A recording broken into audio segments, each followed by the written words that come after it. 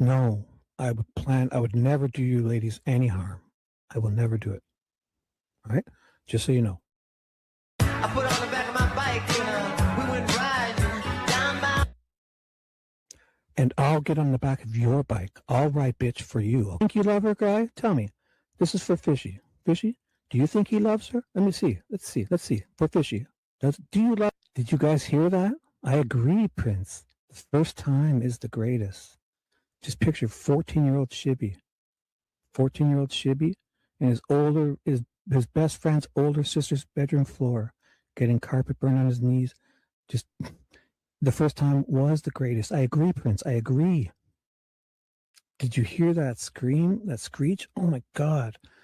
Tell us, do you think, does the background singer, the guitarist, I forget her name, do you think she... Oh my gosh. No more rabbit holes. Yes, Fishy, you came in at the right time. Hello? Fishy's here. What's going to happen is that was dedicated to Nicole. Should I do another Prince one? When Doves Cry? We can't just... No. I would...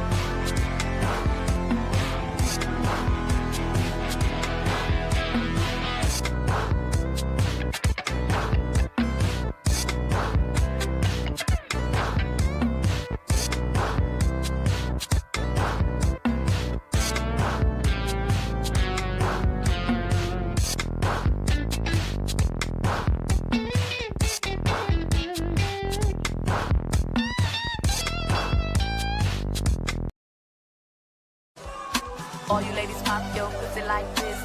Shake your body, don't stop, don't miss. All you ladies pop your pussy like this. Shake your body, don't stop, don't miss. Just do it, do it, do it, do it, do it, do it, do it, do it, do it, do it, do it, do it now.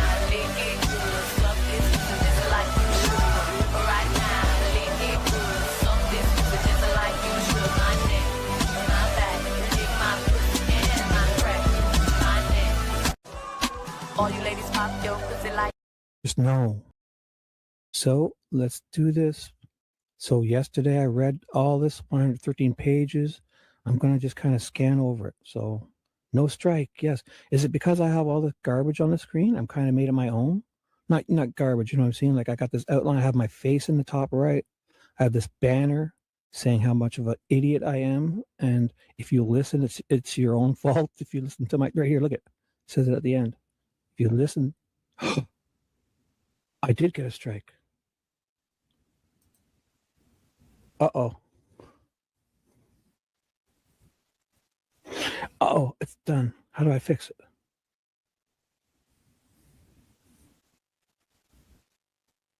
So let's... Oh my God. Let's do this. One last song. Little Red Corvette. It's going to set the mood for the show for all of you. Oh, Becky B, is that about my story?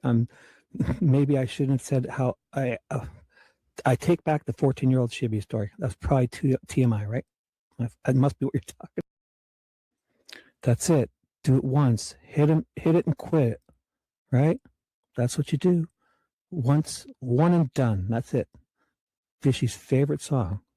One and done, Fishy. I have gas and Energizer batteries, so I'm good to go all night long. All night. Do you, Fishy? Do you guys have enough gas? For Nicole? Yes, Nicole. This is for Nicole especially. She wanted Prince. This is for Nicole. Actually, it's for everyone.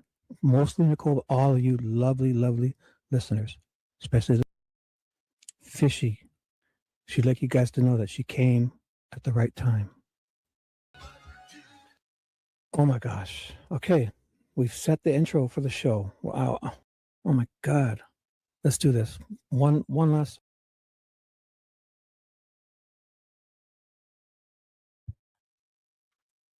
And away we go.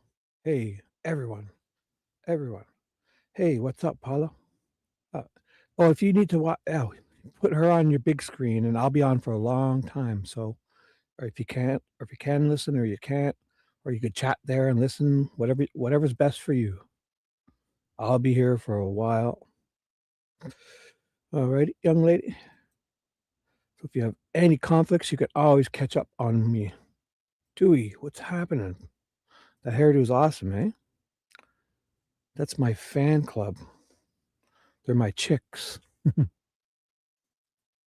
My chicks. Uh-oh, I gotta refresh my computer. One sec.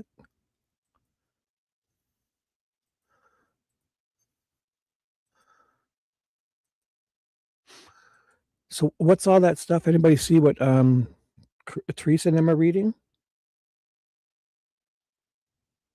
Isn't it is it new stuff or what?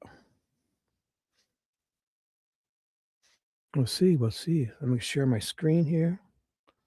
Everybody, look at the people piling in. Calm down, people. Take a number. Ooh.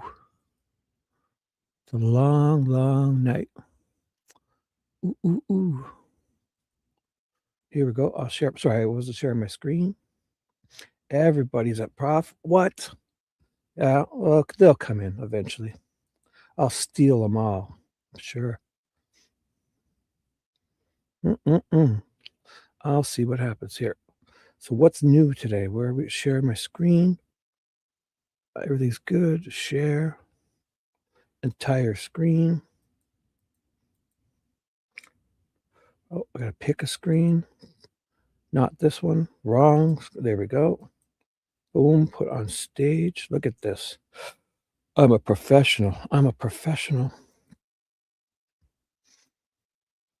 So what's this new Turco stuff? Is it like new? I gotta find some new stuff. I guess it's new. What are T and them reading? I'm listening to them in my other ear on criminalities. What the heck are they doing? Oh, I think they're doing some kind of transcriptions. Yeah, it's a long night, Dewey. It's a long night. I may not be the fastest, but I have persistence. I'm that little turtle. Slow and steady will win the race. Dewey, if you need to go finish up with Prof or whatever, it's cool. I'll be on for a little bit. So you guys could, if you got other people, I'll be around. It's nice to see you, but if you guys have other places, it's all good. You can catch up to me on Chipmunk Speed too. I'll be going. I realize I've been going a lot lately, so I mean, I can't expect people to always come and hang out here. But I did find this new thing here. It was interesting. So I'll read over this. I'll just catch up on stuff until, if any more people come. This is, which one was it I was reading? It's the new, I don't know what it was. It was 4 pages. Somebody's I forget her name. I'll find it. It had an interesting, oh, here we go. This is probably what Teresa and them are reading, the excluded stuff. So I'll catch up on that. These are all excluded things. So, but it was, there was some woman that I'm looking at. It's a 4-page thing. I gotta find her name. Oh, not this. No. No.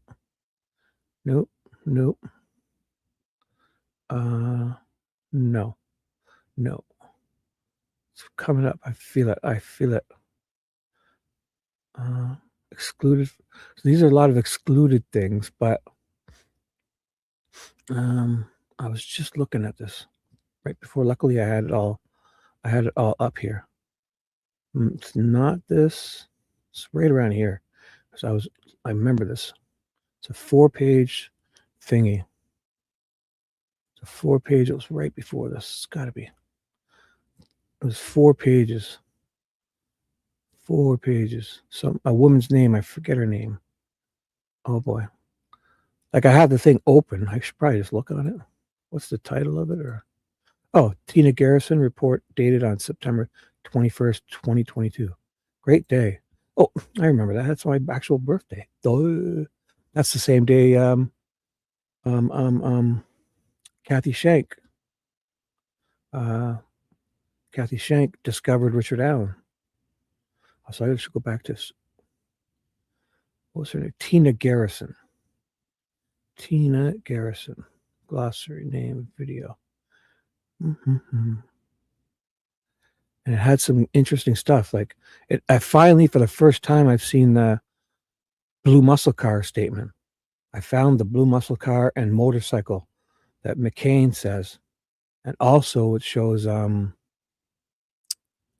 guess, can I be heard, right? Let me just double check. Let me just double check on my other computer. I can actually just listen for a second. How great do I sound? Oh, I sound great. I sound great. I'll get turn the volume up there. Oh, I sound wonderful. I'm going to mute that. That's too much sound. Okay, perfect. There's Derek German says, Dave McCain says he sees Derek German at 2:45 at the Mears entrance. And Derek German in his statement said that he arrived at he crossed the bridge at 3:11. But Derek German, what's his face, is saying that he sees Derek German at 2:45. I'm glad I have this open. So I'll just read it. It's here. It's from September 21st. It's from September 21st. Tina Garrison. So it's got to be right here. November. Glad I have it open. Affidavit. PCA sealed. It's 4 pages. Position. Todd Click. Documents excluded. No. Oh, no. It's got to be right here. I remember looking at all these. Anyways. Oh boy. See, this is funny. See, I have it open. I just wanted to show you guys, so I shouldn't even bother. It's on there. I'll find it after. So Tina Garrison report dated September 21st, the same day Kathy Shanks, excuse me. Sorry. Kathy Shanks finds the tip, the lost tip. She finds it since her husband, her belated husband's birth date, her dead husband's birthday, which is my birthday. And this is when Kathy Shanks finds it on this day. This person writes this. And if you see this in here, it says David McCain is observed arriving on video at 2:44. McCain arrived at 2:44 and said that there was a large pickup truck, the guy walking the dog, when he arrived.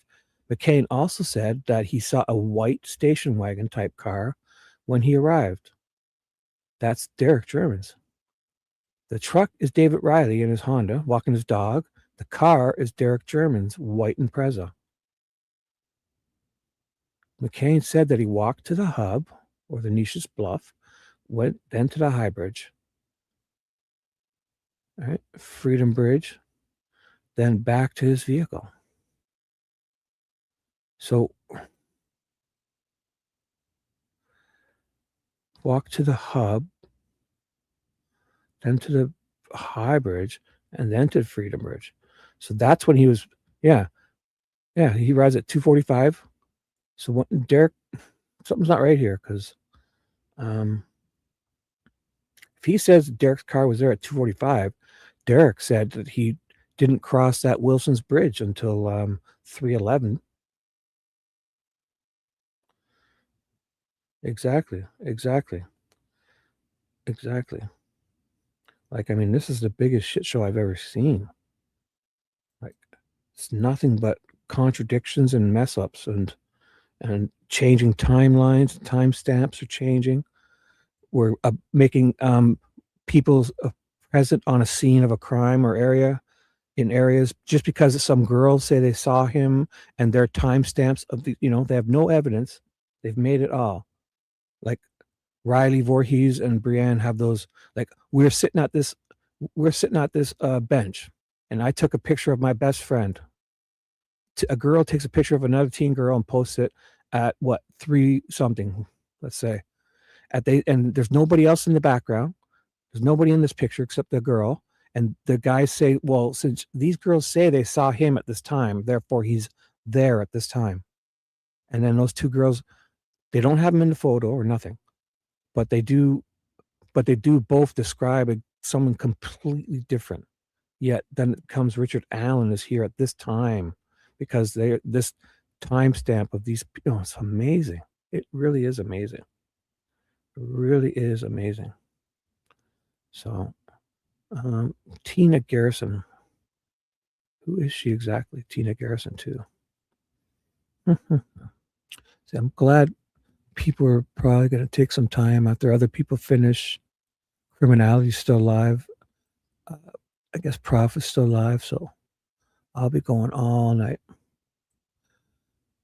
Slow and steady will win the race. Ooh. Okay, I got that working. I got like 2 computers going. My security cameras are going. Man, so what's going on, people? Anything new? Anything new? I'll find that after I have. You know what I'll do? I'll get what I was going to do tonight ready. I'm pretty sure. Yeah, I should go here. I'm going to read Bozanovsky. I finished Jerry Holeman. Oh my goodness. Can't take it. I'm going to just do what I was going to do. I'm sure Bozanovsky's first. Just double check. Bozanovsky's 15 to 156. And Cicero. Excuse me. Major Cicero is volume 6. Yeah. So Bozanovsky's first. I'll close this down. Let's see if I even make it there. Man, 109 pages. Oh my goodness. I'm not going to mess around tonight. I'm going to start. So I'm ready to go. So the show is ready to go.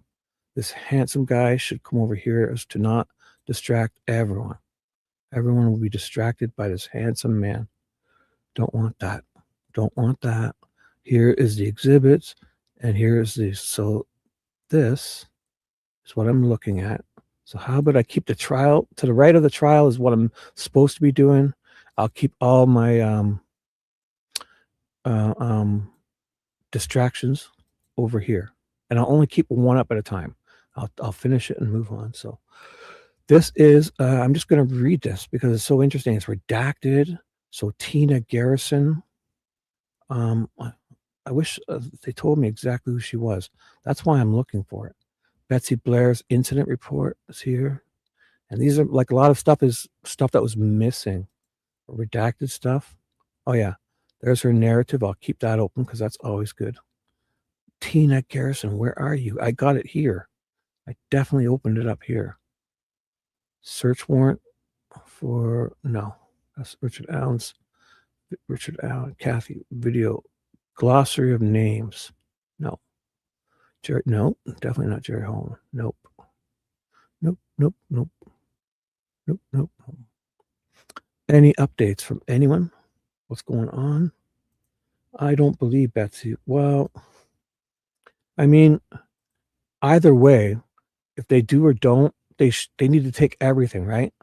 Because so if they're going to take what Betsy says, I think they messed with her timeline for sure. Her timeline was messed with. Either she's in on it or she doesn't know, because that screenshot of her, then all these timestamps, the Hoosier Harvest Store timestamps have been shifted. Yet the affidavit here, look at this affidavit. So I won't get too far, but this is Ron Logan's affidavit, right? Now look in here. Like they say, the FBI says the girls were 1 p.m. dropped off. Like, how does the FBI get it wrong by 50 minutes? And then at this time, they're the ones who said the timestamps were off by 54 minutes. So wouldn't they say here 1:54 or if they arrived at 12:55 or something. Then they would say 1:54 or something. Or I don't know. Or is like they're saying 1:49. They're saying it was shifted to 1:49. You know, the FBI says the Hoosier Harvester was off by 54 minutes, and they said that weeks before they wrote this, weeks, because they say that on the February 19th, like 2 days after, and they're writing this what day? They're writing this on. They wrote Ron Logan's warrant on the 17th of March. So 1 month earlier, this woman is at the Hoosier Hardware store saying that the timestamps were off. 1 month earlier, she filled out papers to say Hoosier Hardware store was 1 month off. No. I'm not starting at all. I'm totally. I have here. Like here's the show here. I'm doing a whole distraction campaign here. Look at V. You're just in time. The shit show's about to start. Welcome. Definitely not starting at all. Totally. There's a bunch of other people live, so I was waiting. I'm just going on a hunt. So look at so the FBI says on this day, 17th of March, 1 month earlier, this woman, Nicola Robertson, is at the Hoosier Hardware store. You can see it here. It's number 211. 211. That woman has paperwork at 1 month earlier. So how does she get it wrong? How does she put in a PCA, Ron Logan's, that the girls arrive at 1 p.m.? How? It's just not possible. That we have to go at that time. Girls were dropped off at 1 p.m. They have to have been. Fuck this whole bullshit. They're so full of shit. As if the FBI is getting that wrong in a PCA. Literally. Here it is. Right here, 211. And they don't, it's in 211 and Bree Wilbur's bullshit. And it's that same woman too. It's right here. I think it's here. I don't know. Well, she didn't put her name. So 54 minutes in. Downloading stuff to hard drive, smart player.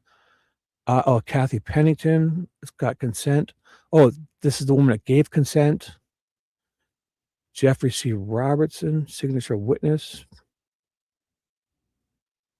Special agent, federal FBI. Nobody saw whatever. So nobody, I'm positive. Well, the FBI knows at this date, February 19th of 17. So the FBI knows. So that's the person that works there. Jeffrey C. Robertson. I guess he's the FBI guy. But this is the FBI. Are we saying that she's writing a thing for the FBI and she's not told or doesn't know that it's off by 54 minutes. Here, look it. We're telling you, the FBI is doing this. FBI says this. This person from the store gave him consent. It's the FBI. FBI. 10/7. What is this? Date. Oh, this is the other stuff. So this is a whole other thing here. Jeffrey C. Robertson on behalf of the FBI is Jeffrey C. Robertson did it from the FBI. So are we to pretend that this Nicole Robertson of the FBI doesn't know that a month later? So Jeffrey C. Robertson of the FBI is saying on February 19th, 2017, the times are off by 54 minutes, right? A month earlier than this guy here signs it, Mr. FBI. It's an FBI paper. This is from the FBI. So the FBI on 14, after the girls, 5 days after the girls are found, the FBI knows those cameras are off 54 minutes. Then this happens. Nicole Robertson of the FBI on this day, a month later, March, so almost exactly 28 days later, she writes this and puts this in it? How is she wrong? Because she wasn't. That means that this time they hadn't changed those cameras yet. It's the only thing, like, they're saying they wrote this on, they say they can put any date they want, right? They say February 19th, but I mean, how do we know when they did this? How do we know? Version 3.0, like, how many times have they printed this out? I don't know. This is amazing. Unless we believe that the person from the FBI, 5 days after the murders on the 19th, he goes to the hardware store to say that the cameras are off 54 minutes. Then a month later, another FBI agent writes this warrant for Ron Logan and says on February 13th, 2017, at approximately 1 p.m., the victims were dropped off. Like 1 p.m. This isn't 1:30. This isn't 1:15, you know.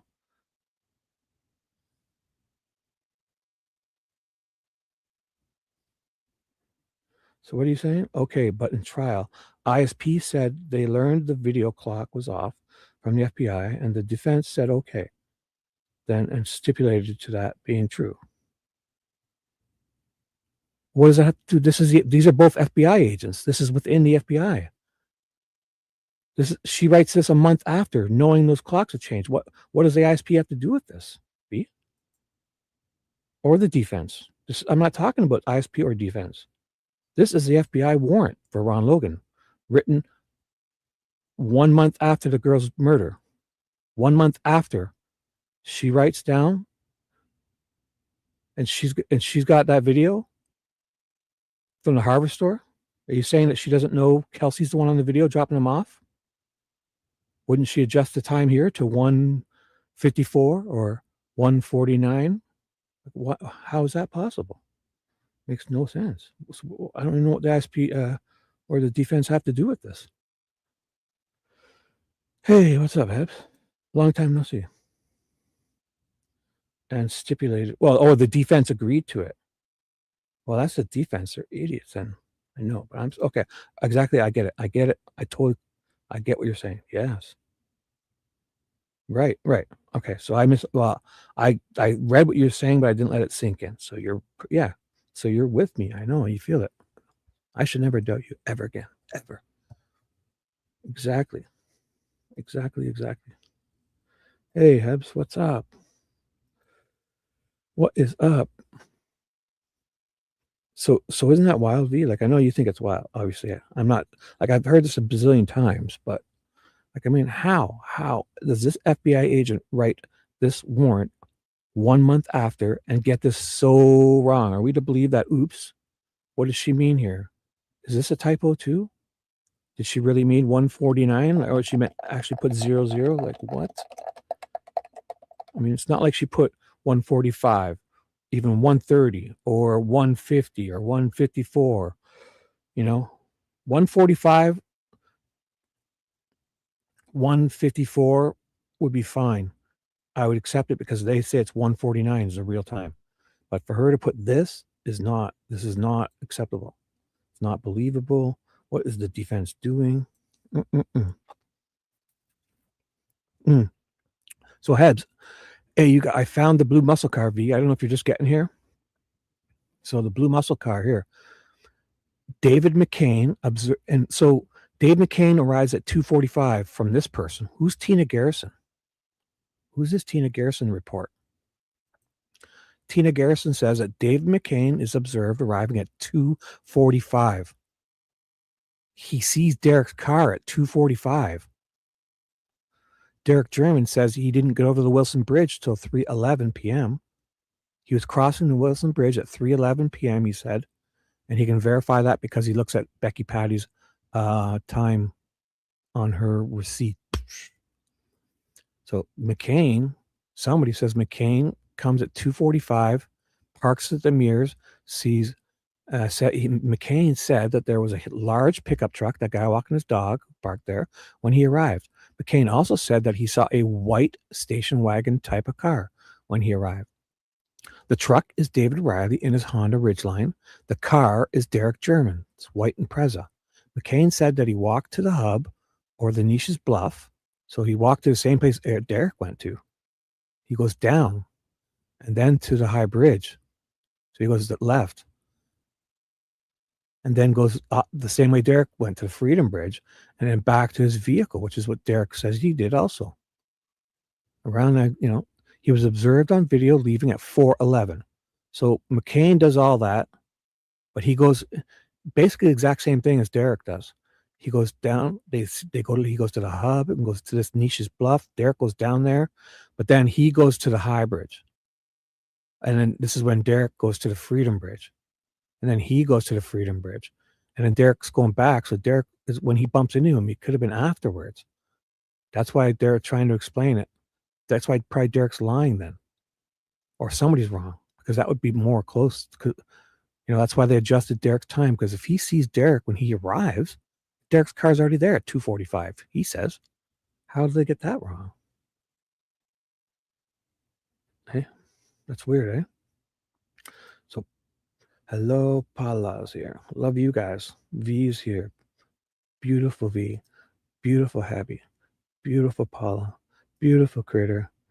And most beautiful Dewey. Look at this handsome man. Handsome young man. Let us do this. 13 people in the house. So do you guys, I'll read this all because who's Tina Garrison? Should I know this? That's what I should probably know this, right? Or they have so much redacted that's probably here. Like Tina Garrison is who? I should find this out. I know it says it here. It's right here. I was almost on top of it. A list, it's 3 or 4 pages. So it should stand out. And it has my birthday written on it too. Discovery of turnover. Yeah, here it is here. Well, it's probably in here. Oh, this is that. I don't want to get into there now. No, too much. TMI. Boop, boop, boop. Maybe it's that's the right date. It's 4 pages. So no, I'm not going to go in there. 2 pages. Special agent. It's 4 pages.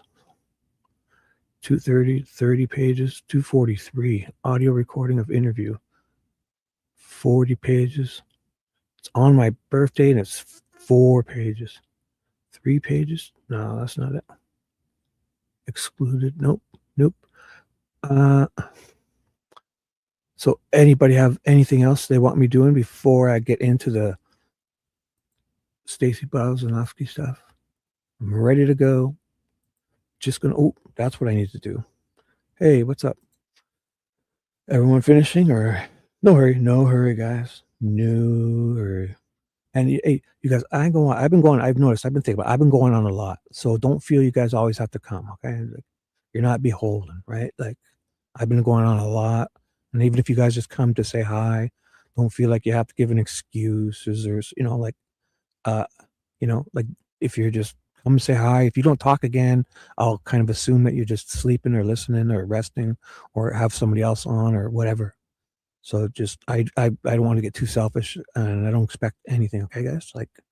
So just know I'm not I understand. Don't feel like I appreciate you and you guys are here more than I ever thought you would be. But I've been going on a lot and I don't want to be selfish and hog all this time or your times. So, who else now? I feel like I'm missing something. Criminality's on. I'm listening to them on my other ear. Where you been? I don't know. Prof was on. He just finished, but you don't listen to him. So assume you're sleeping. Well, you know what I'm saying. Duh.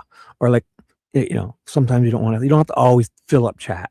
I appreciate you. And I'll just know if you come and say hi like this guy and disappear, I'll know you're lurking all show. I'll know it. I'll feel it, fur baby. And even if you fall asleep to the sweet sounds of Shibby, dude, I picture you sleeping and me talking away to you. Wait, when you disappear in a couple hours, I'm going to sing you a lullaby, FBD, all right? Abby, remind me when FBD disappears and falls asleep, remind me to sing him a lullaby. Lullaby, My pickle friends. Da da da da da da da. I'm not a 2-ear. Oh, that's right. That's right. I'm a weirdo. Well, I'm a 2-ear listener, but I listen to 4 things. Good. Thank you for reminding me. I got to put my other, because this is not enough. This is not enough. I need more stimulation. V, stimulate me, girl. Here we go. There we go.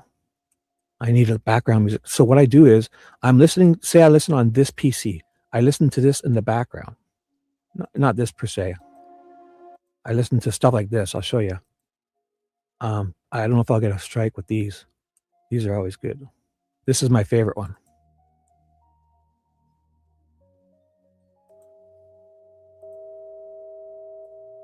This is 369 tones.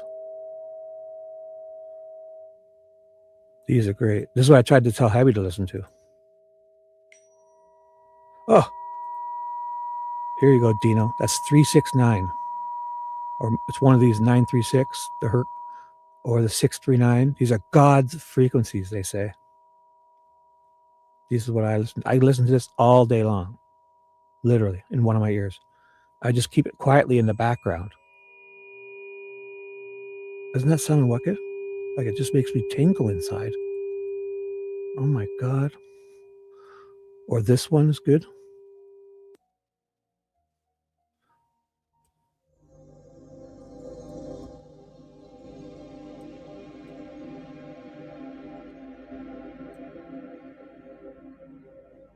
Now, picture you're having a massage.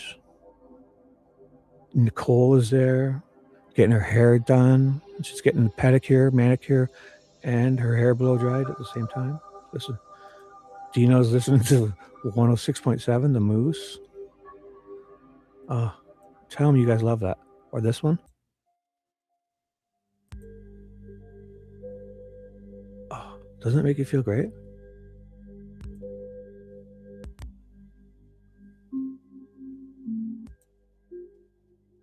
Or this one.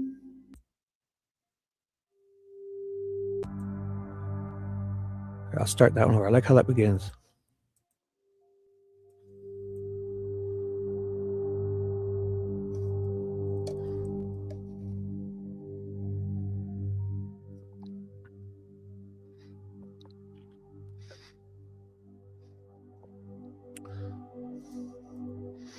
See, Abby? When I tell you to do your little meditation, this is what I tell you to listen to. You just make your room completely pitch black. And you listen to this, and then you think, you go inside Abby, where I always go. Go deep inside. Forget about, you can't think about anybody else. Just think about inside. All your energy comes in. See, it's coming in. Into Abby. Into Abby. Inside Abby. Think this. Pitch black room. Lay on your, just look, put your hands wherever you feel comfy. I usually put my left hand on my heart and my right hand below it on my sternum and just lay there. Think of Shibby. What can Shibby do? Forget everyone else. Who cares? Who cares? Who cares? Fuck you. Fuck you. Fuck you. Shibby, Shibby, Shibby. Try it. So awesome. It's all you got to do, Habs. You love it. I know it. Nicole. Here. Nicole's feeling it. That one's a good one because that has a picture. I like that one, eh? So let's go inside Nicole right now. We're going inside Nicole. Everyone go deep inside Nicole. Nicole, shark, a squirrel. See? That's it, V. Perfect. All the sharks, all the squirrels, forget them all. Picture the squirrels and sharks all around here. You go inside here, deep. Yes, critter. Oh my God, look at this. She's got is that pie or pizza? Oh my God, you guys are so right. You're so right. So here's my favorite. This is what I listen to almost all the time in the background.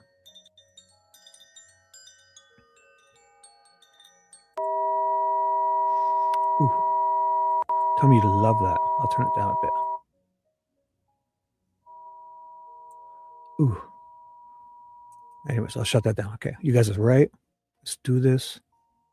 Normalcy. Turn this up a bit. All right, the show is ready to begin. Unless I'll double check with chat, see if you guys want to do anything else. I'm going to just go over that one piece. Oh, I found the blue muscle car. That's where my last distraction is. The blue muscle car, I found it. Where are you? After playback, play the next file. Then shut this down. Boom. Minimize. Boom. So, hey, you guys, Hebs, Nicole, what is criminality them talking about? I'm listening to them. They're reading Turco stuff. If we find that, is this new stuff from Turco? Like, what are they reading? I'm listening to them in my other ear. Teresa's digging through stuff. So, oh, I have it on my screen. What are they playing? Oh, April 7th, 2017. Where the hell's that? Goosey just said. What? April 7th, 2017. What happens then? No, I haven't, T. I'm listening to Teresa on my other ear. She's saying, I haven't, T.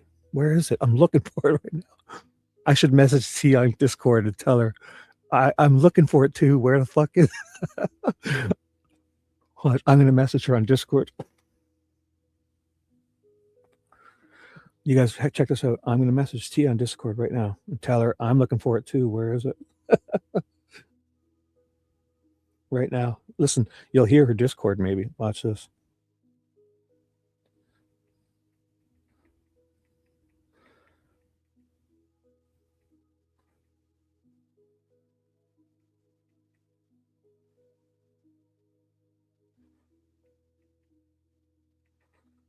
Where is it? Listen, I just messaged her now, Teresa from Criminality.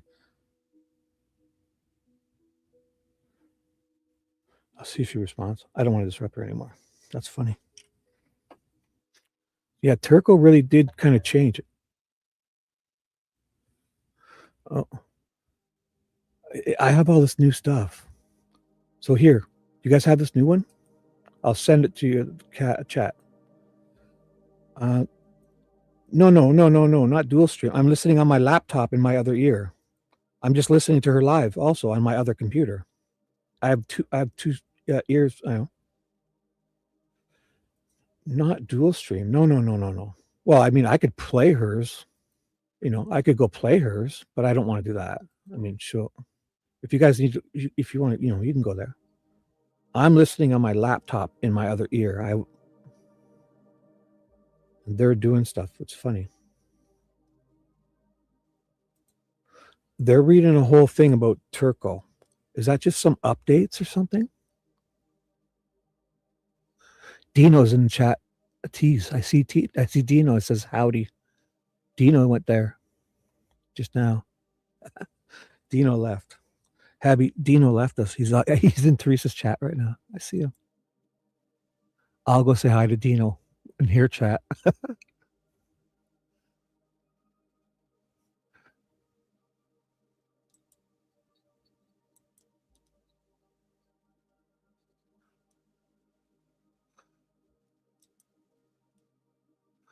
Oh, Fishy's there too. I saw Fishy. I was there earlier.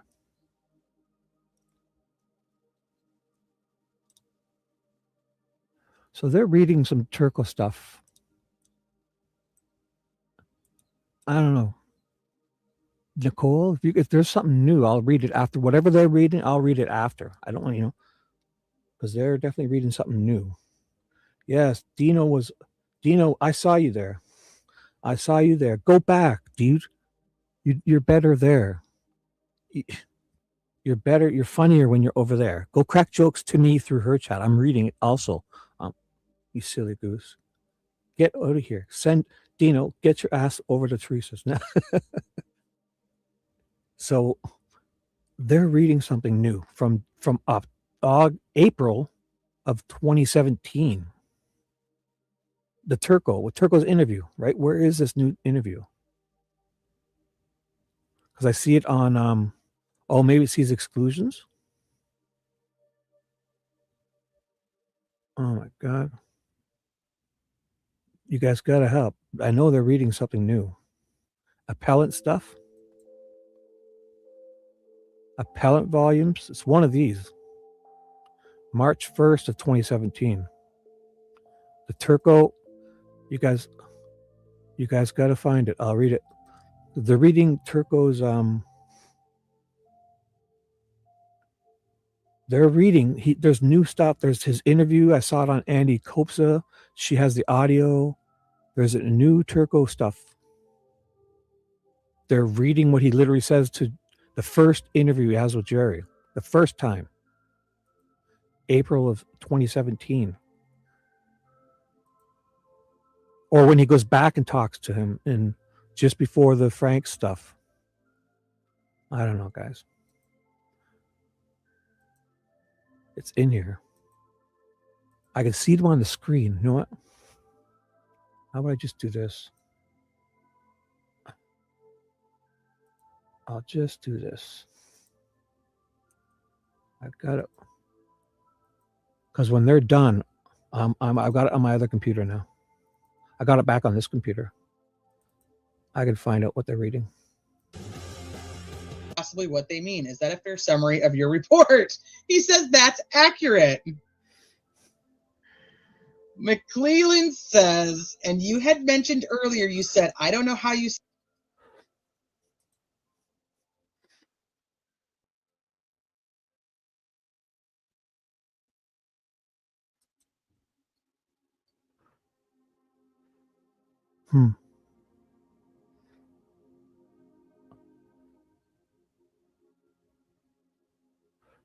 Oh. So they're talking about the truth of Turco stuff. It's here. If we can find out what they have, look at. I'll kill the chat and go full screen. If I can see what the hell they're reading up here.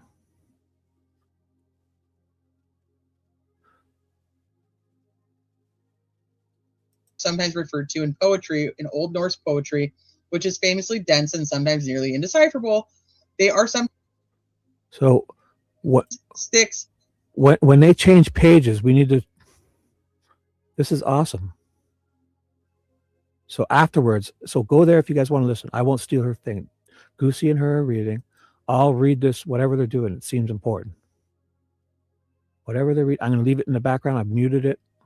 I'm listening in my other ear on my laptop. So whatever it is, it sounds interesting. It's new. It's here somewhere. It's interesting.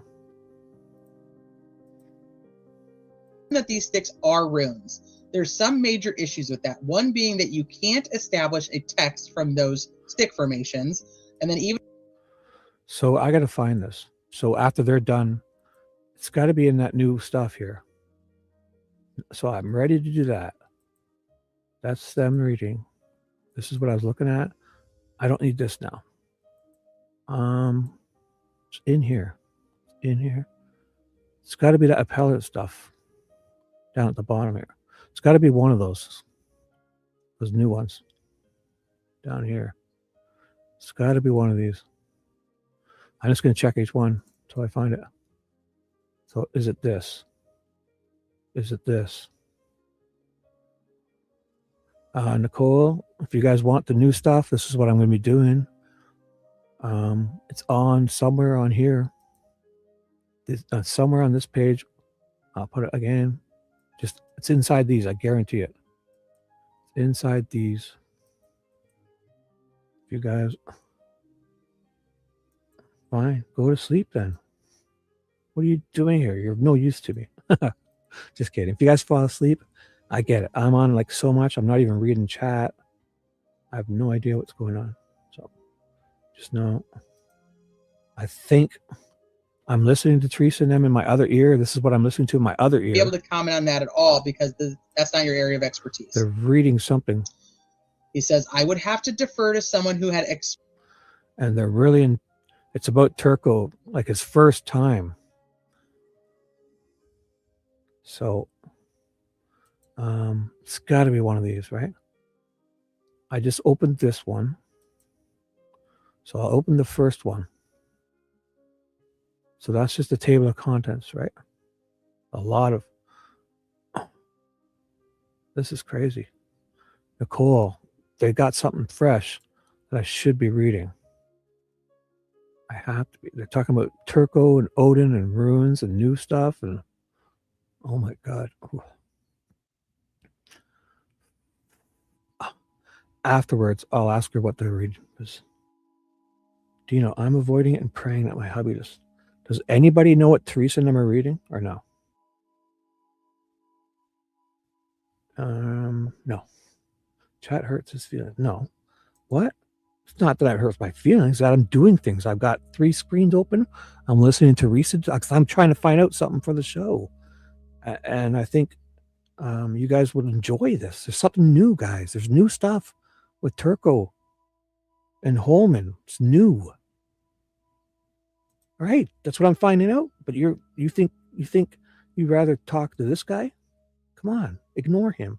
Ignore him. He's a distraction. He's a peanut. TJ's here.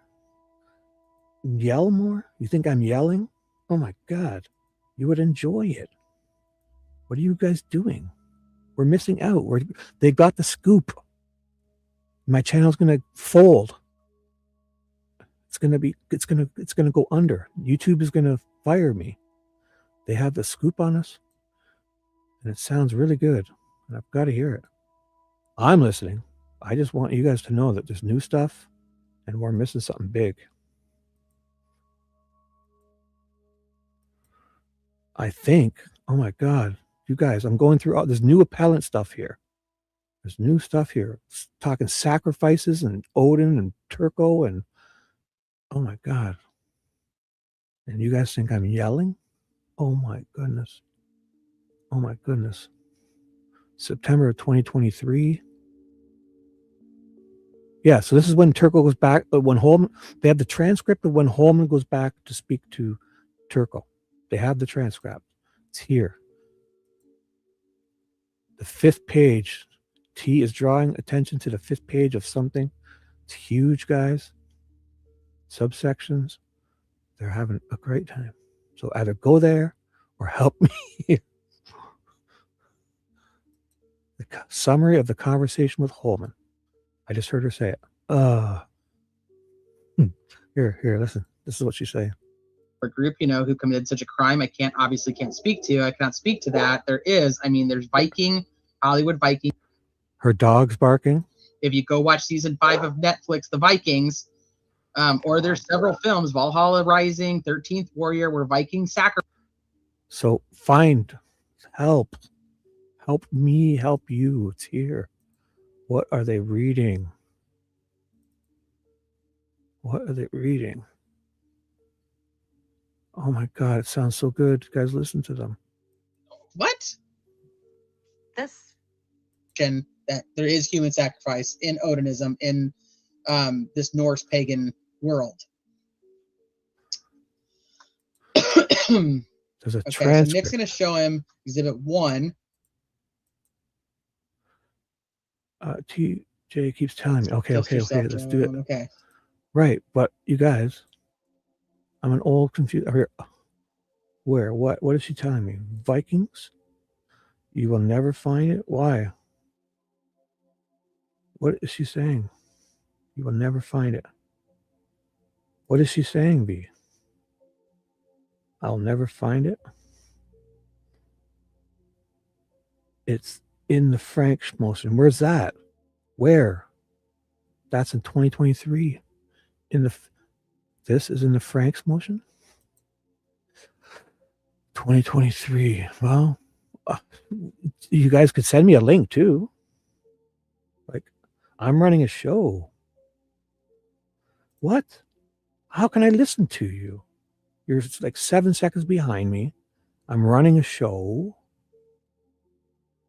Oh my God. You guys think I'm ignoring you intentionally? Oh my goodness. I would never ignore you. I don't. I'm on StreamYard. I only see the last 3 comments on StreamYard.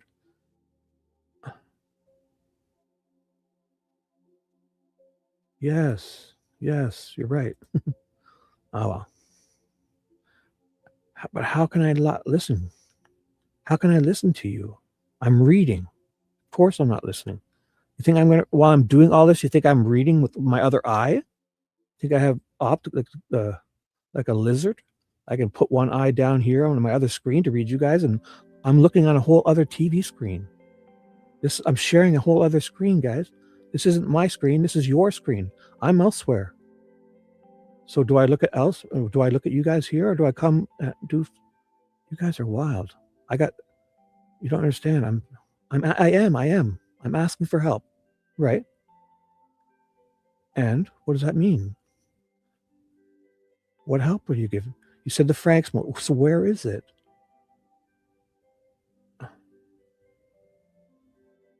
Go back. Get back here then.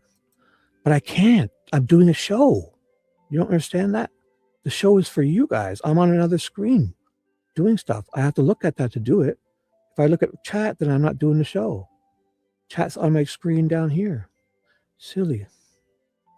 So Frank's motion. So it's got to be in the Frank's motion. I've read all that. This is new stuff.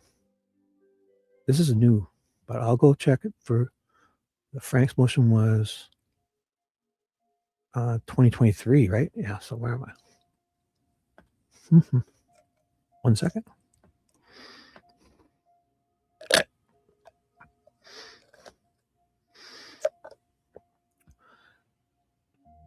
New stuff. What?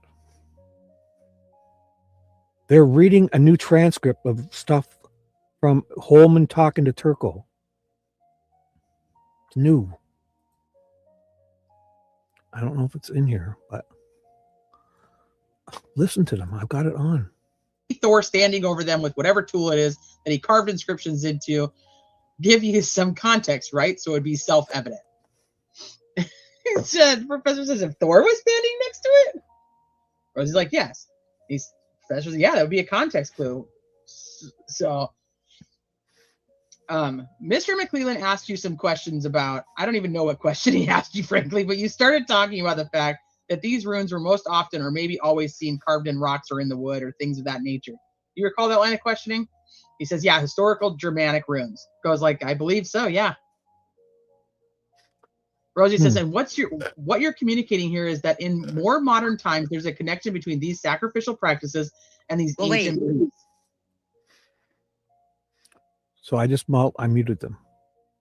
Oh, fuck. So they're reading, are they reading from Jerry's deposition?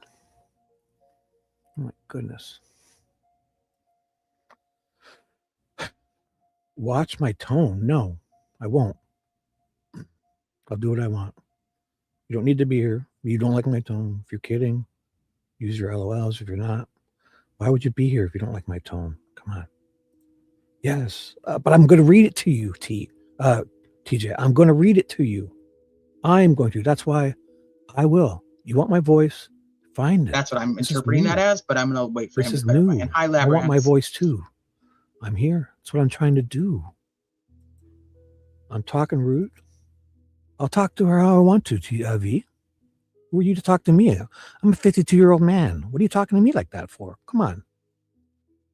I'm frantically here doing a live stream trying to get stuff for you guys. And I'm frantic. Think that's rude? Oh my God.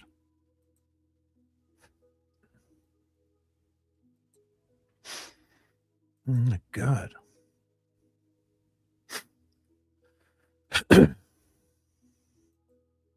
So we're going to go find the TJ's Frank's edition. I don't think it's in there.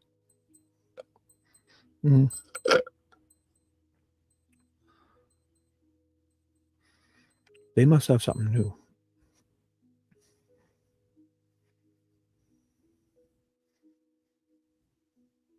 be nice. I'm freaking out. And you guys are just telling me what to do, not helping me. I've sent the links, guys. Come on. I'm not going to say another word. Yeah, I'm not being nice. I'm a jerk. I'm a mean jerk. Come on, guys. Help me. Seriously. There's something new.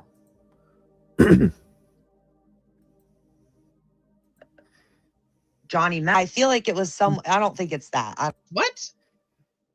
This feels gaslighty. Yeah, like you Talking didn't about- hear me say that. I don't know what you're talking about. Viking sacrifices. Turco talking to Holeman. Oh, it's in the transcript. Well, you didn't hear my body language.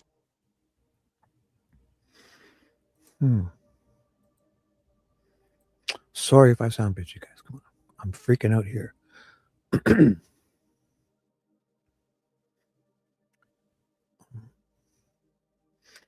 What does this mean? Stop scrolling? What does that mean? Stop scrolling for what?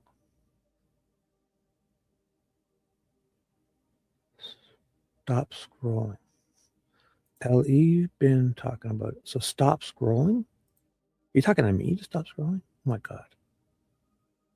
I have to scroll to find stuff. This is how you locate them. If you guys would send me the link, I would rather do that. Oh my goodness. I'm just going to message T and ask her to send it to me. I'm going to message her. Even if she tells me after her show. I am bitchy, V. I am. So who's looked for this? Tell me, V. Has anybody helped look for this? What I'm trying to look for? Okay, I won't be bitchy. I'm sorry. I'm sorry, guys. I won't be bitchy. I've been frantically looking for something. Can you please help me? Anybody? I put the link to All Eyes. T and them are reading something. There's all these different new things. It's new. It's excluded stuff that's been redacted and it's all this new stuff. Exclusions, transcripts. Help me. December 1st.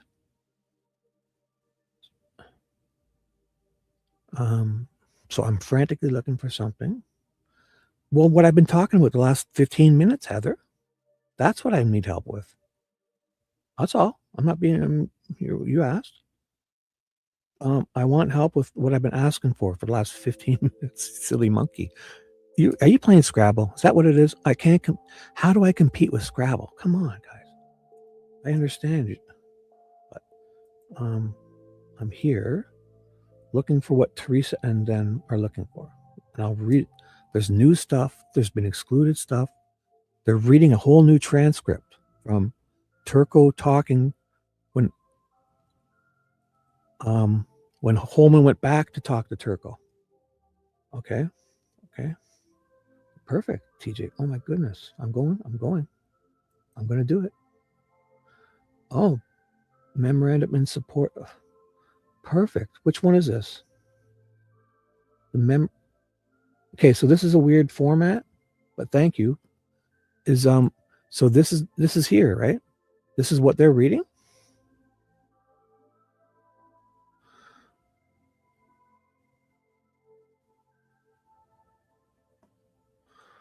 No, I don't see it yet because it's back and forth. It's like them talking back and forth. So it's a transcript. So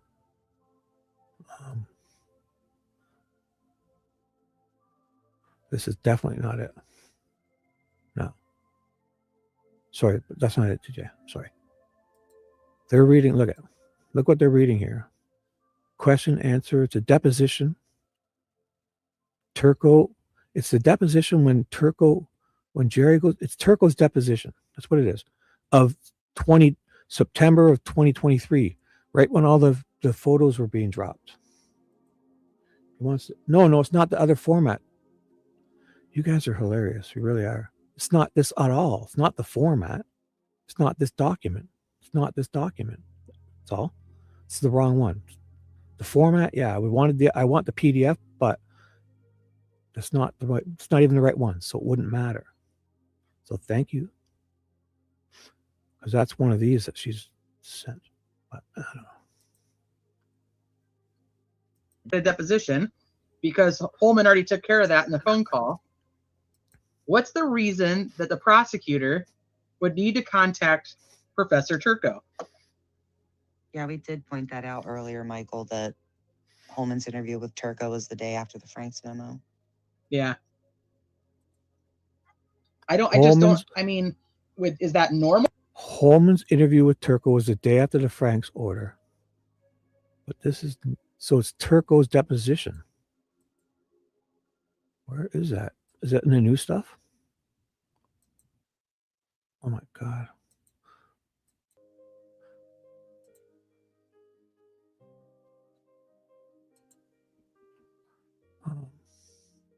Okay, so I see some. Hello, read the table of contents. You are wrong, sir. Oh my God. How am I wrong? That was the right one? What page? I'll go back. What page? It's like 130 pages.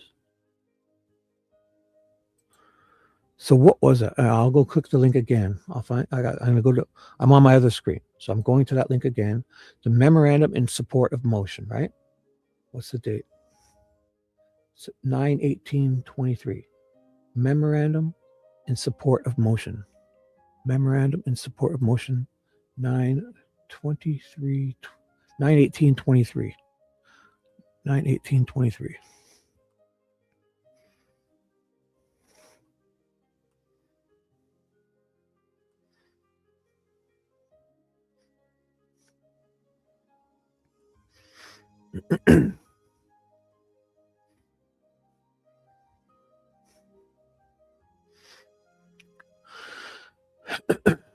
So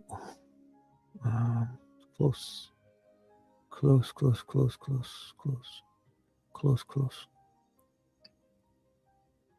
9/18/23. Ooh, I must pass it. June, August, September. Memorandum in support of motion. Memorandum in support of motion. Where? 18? It's one of these, right? Motion for Frank's hearing. That's it. It's 136, and yours is one. So this is it. So this is okay. So this is it. This is what TJ sent me. So what page now? I'll check. I'm looking in chat now. No. I want to do my own show. Sorry. If you want, you can go there and listen. I mean, I'll read it after she's done. So if you guys want to listen, it's there. But hello, you want me to read the table of contents? Well, that was a long time ago. Sorry, I shouldn't go back. I don't even know. You guys, whatever I want. That's what I'm trying to do, Habs. But I can't find it, and I'm asking for help to find it. I want to do it. I really do. I'm doing what I want, and I'm trying. And what I want to do is find that, whatever they're reading.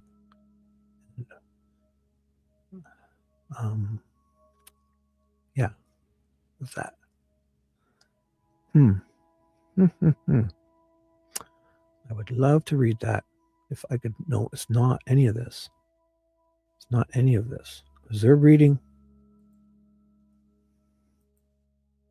I mean, I get what you're saying. I do. I really do. They should have put him on the stand for well, if they'd had a Franks hearing, they probably would have. Oh, Michael said they should have never deposed. Yeah, they should never have deposed. Yeah, I agree with that.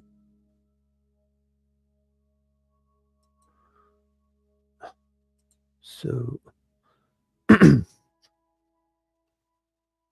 true. But I don't even know where it is. I mean, I understand that's definitely the next best idea, but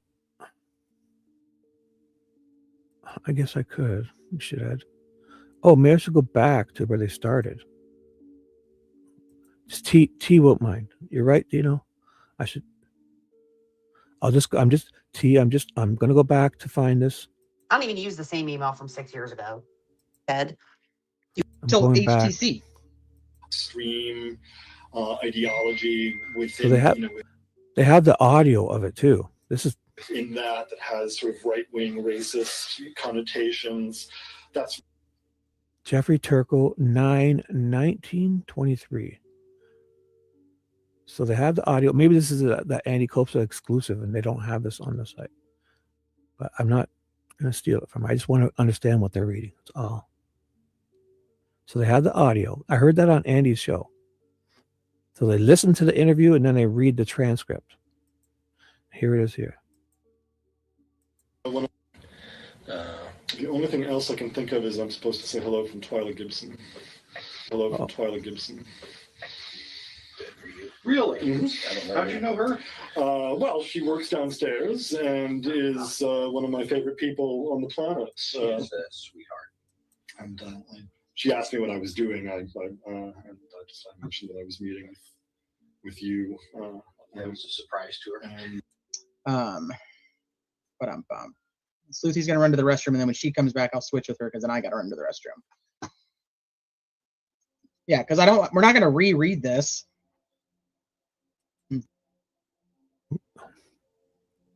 And go through all the little nuances of like the who's who and the what's what.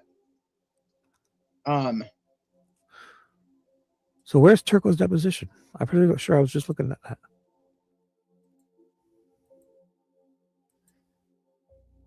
Isn't there a bunch of depositions here?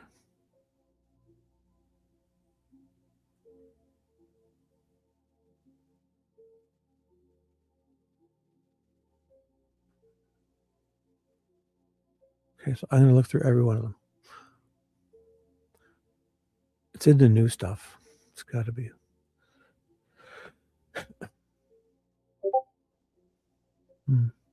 Here we go. It's in this here. So somebody's just messaged me. Hopefully it's T. Oh, it was T. I'll go check on my phone. Oh, wow. T just messaged me. Oh, my goodness. I'll tell you what she said. Oh, she says something. Looking for what? What you're reading.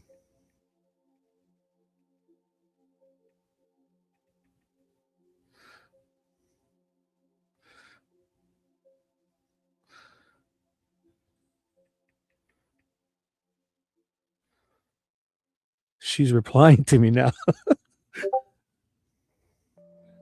Which one? The Depo? Yeah, sure. I just put yes. I go live and see what she's still on. She's typing me now. In the interview. Oh, she Okay, is somewhere live. I have Discord open and I don't know where, so I hear it beeping, and if it's annoying anybody, I don't know what to tell you because I don't know. I'm sorry, T. That's me. Oh, hold on. It might be over here. I'm somewhere. sorry. I can't hear it at all. But also, we told your kid 13 minutes shit. ago you'd be out of here in 10. Oh, shit. Oh, okay. All right. I'm sorry. It is All right, way everybody. worse. If you guys have not watched Andrea Burkhart on shit. Brother Counsel, Oh, it was so good. It was so good. Just Was that looking just at his yesterday? face. Oh my God. I watched it twice just so I could like Oh, shit. She was saying her Discord's open and she's hearing messages. And I put, I'm sorry. She was literally typing me. pay better attention to his face. It's Tuesday today now. Oh, So. no, for you. Yeah, so it was just yesterday on Brother Counsel's channel. It was a great live. And I agree with that. They would have been better. It will take for you to put on something to show me. Listen, this is the part where I went back a couple minutes. You're going to hear me messaging her in the background. Listen.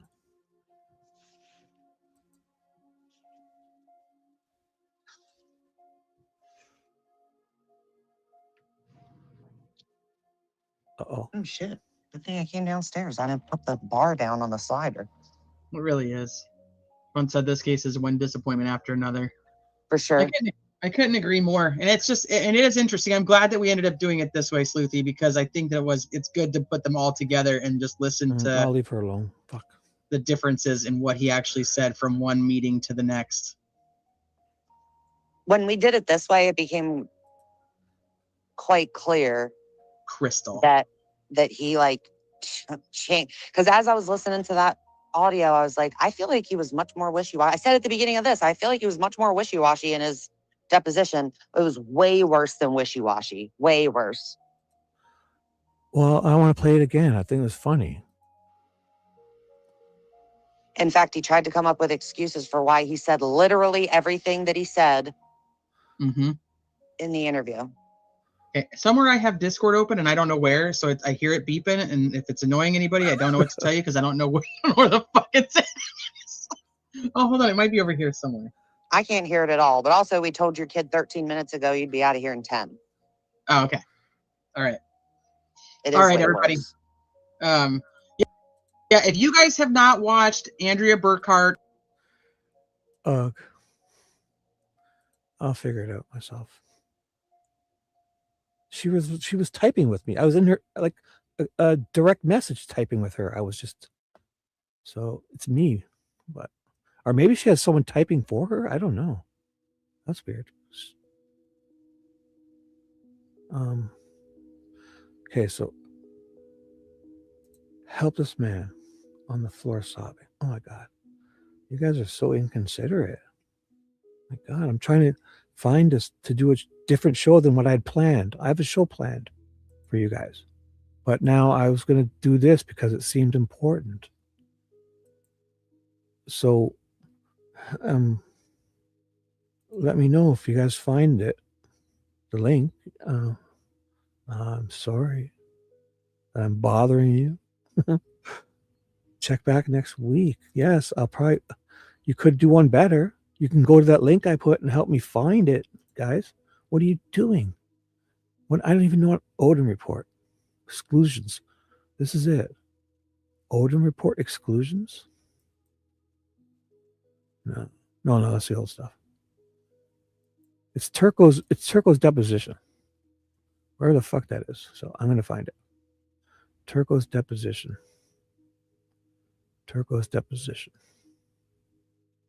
Or maybe it's one of Holeman's depositions.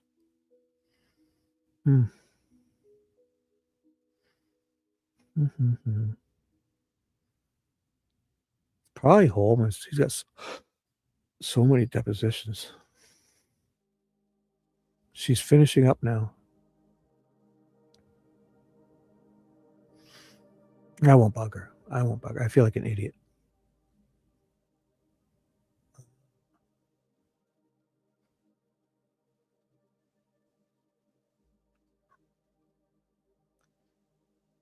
Does anybody know where Turco's deposition is? Where do you see Peggy? Oh, what are you doing here? I'd message you on Discord, but you unfriended me.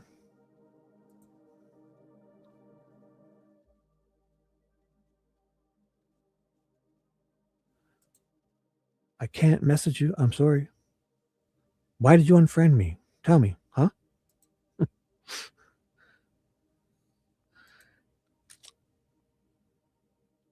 Okay. Wait. We got an update. Turco dated September 2023. Okay. 2023, September. Thank you, TJ. Thank you.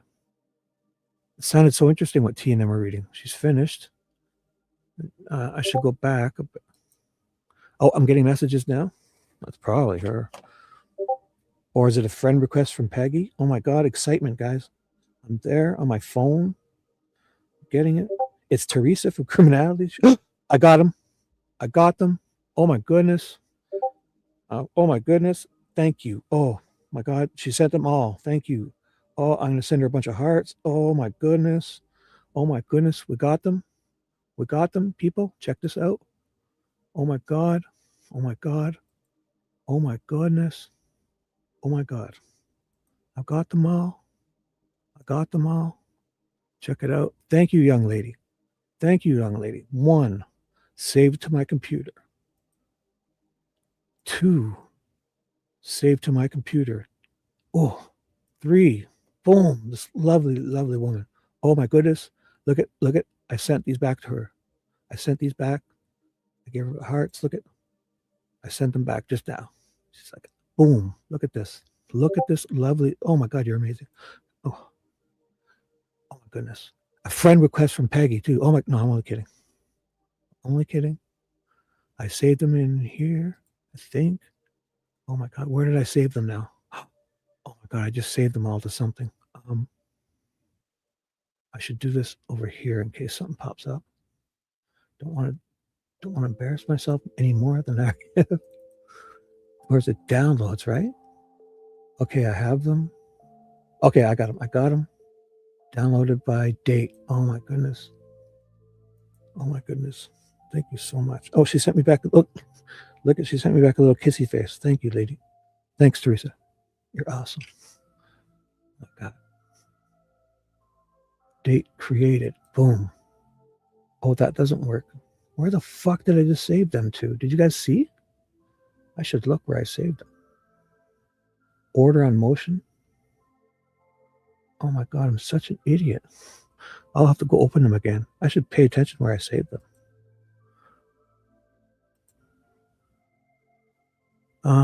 So where am I saving these? I'm going to save them to, my StreamYard. Okay, I know where they are. Look at, she sent me back a lovey face. Boom. I'm in. I've got it. Okay, I was in the wrong folder. I found them. I can come back to you guys as not to embarrass myself too much. Sort by date created or date received, whatever. It's got to be these. Motion, 1, 2. Motion, order. What were they called? I'm such an idiot. So it's the Turco. What are they named? They're named Turco.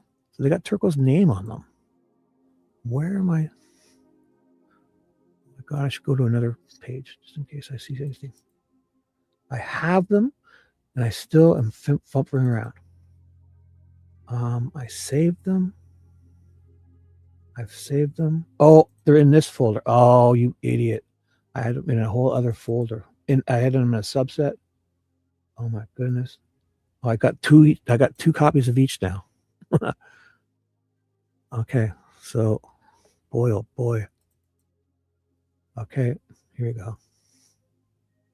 I got them now. I got them. Oh my goodness. I'm an idiot. Boom. I've seen these before too. Let me see. I'm just getting my stuff back. Okay, there we go. Thank you. I should shut you down. I should come here. I should.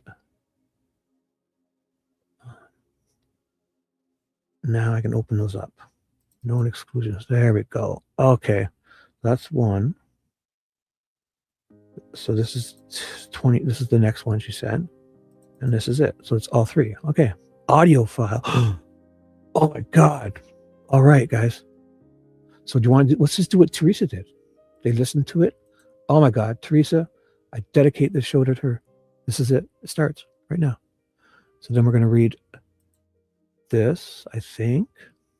Known exclusions. I'll put on this side. And then there's this on this side. I don't know. This is what I was going to do. This is where I was getting lost. This is cool stuff. This is where I was getting lost. Because look, I found the blue muscle car. It's right here. The blue muscle car is here. So I won't get distracted ever again. Somebody saw somebody in a blue muscle car. It's right here. You know what? I'll say that. Here it is here. Blue muscle car. So McCain saw Maya Abbott in a blue muscle car with a blue muscle car and a fucking motorcycle. So, but I'm not going to fall for it. Palance volumes. Nope, that's not where I need. Sorry, guys. T has saved the show. Oh my God. Ugh. Sign in. What? Oh my God, that was a tease. Oh my God, I shut it down. Wait, what was that? I thought it was an audio. Well, whatever. I guess we can't listen to the audio. What was that? Let's try that again. It was a login?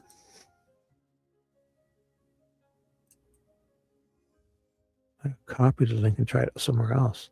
Sent me to their website. That was weird.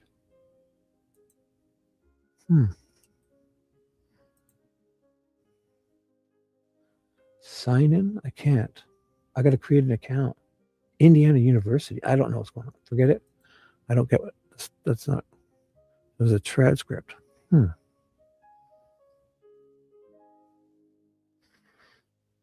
23 pages. Okay. Guess I should just read this one first. Oh my God. I'm sorry, guys. I guess that's it. I'm not even looking at chat. Sorry. Okay, let's go. The show begins now. I'm sorry if I yelled. Bruh, what? Right click the link. I did, but it wants me to sign in.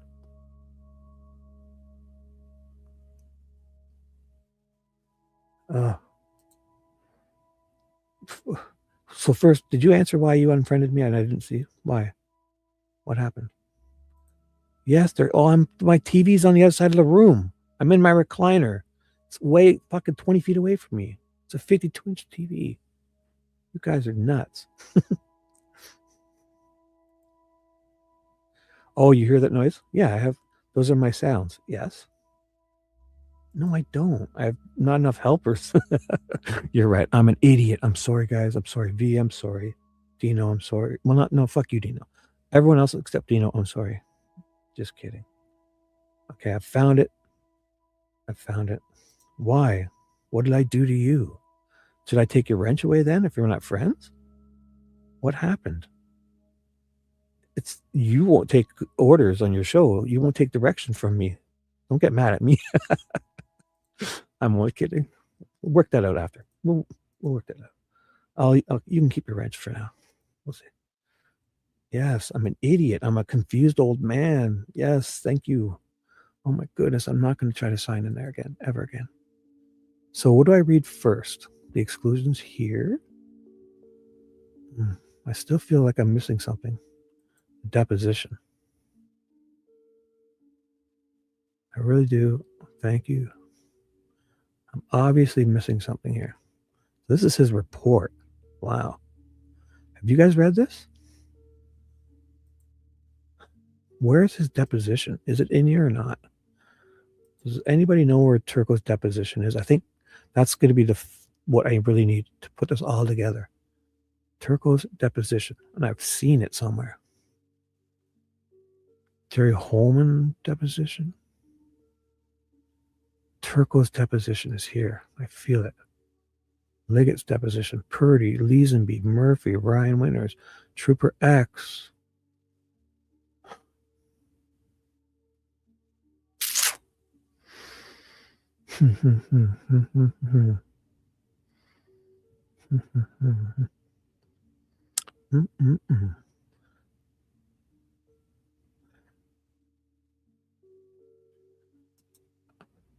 Yes, you are. Everyone, Peggy says hi. We all say hi. I say I'm sorry. I'm a confused old man. If I talk like an idiot, look at boom. This stays on the screen. You're right. Don't want to be a Canadian idiot. You're right. Yes, Dino, don't leave. Yeah, I'm ready to do the show. Fine, leave. Where's Turco's deposition? I think that's the missing link here. I've lost everybody. I meant to shut this down. I don't even know what I'm doing. I might just shut this down. I feel so deflated. Ugh. I know if I close the show down, I'll probably find it instantly. Oh, here it is. A fucking about time. Jesus, how hard was that? This is it. Okay, we're in. That's it. The show begins now. It's 1 hour and 30 minutes in. Everyone's pretty much left. The show I had planned is here, just in case. All right. Let's begin. Because you know what? I've not yet, even if this is what I was supposed to do in the beginning, I didn't.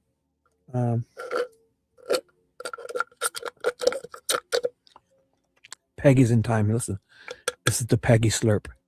I'm going to clean my cup.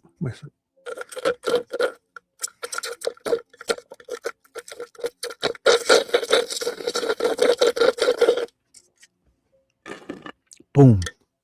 Dedicate that to Peggy. The one who unfriended me on Discord for no reason. Let's do this. Deposition of Jeffrey Turco. Okay. Perfect. Let's start the show. What? Fishy just messaged me, said I can start the show. Let's do this. I dedicate this to my unfriend from Discord, my lovely my head moderator. Dino's leaving. Everything's perfect. Dino's leaving. Look at. Everyone's like, get out of here. Get out. They bye. Don't let the door hit you in the ass, Peggy says. You guys are awesome. Oh my God. Yes. Emojis. Oh, thank you. My head mod. I'm so kidding. I'm just kidding. I've been competing trying to get Heather's attention. It's just all here Scrabble. I'm like, fuck. How do you compete with Scrabble? You can't. You just have to wait. Yeah, I have to wait until you get bored of Scrabble, I guess. And Peggy maybe sends me a new friend request. Until then, I'm just going to sit here in darkness, alone. Darkness. The darkness. Welcome to my nightmare, guys. Oh my God, Jeffrey Turco has been sworn in. This has probably been there the whole time. I think, because when I started doing all this, no more distractions, but that's probably way in the beginning, and I skipped through, like now I'm professional Shibby, right? Like, you see what's happening here. I'm professional Shibby. Thumbnails, I'm doing, but when I first did those, I was lost. Like this, the beginning, I was lost. Look at this. Every day, 10 hours of streams. Oh my goodness. You're nuts, dude. You are fucking nuts. Yes. Well, you know what? Being last place in your life, Heather, it's more than I deserve. Slow and steady, right? Oh, I've said it before. Yeah, yes. Oh, it's a long race. Oh, what did I say before? What was it? Yeah, it's a long race. I'll work my way up, Hebs. That's what I've said to someone before. Not you, but guess I can rehash the lines, right? Right. So Turco has been sworn in, dedicated to Abby. My head mod. The person who unfriended me.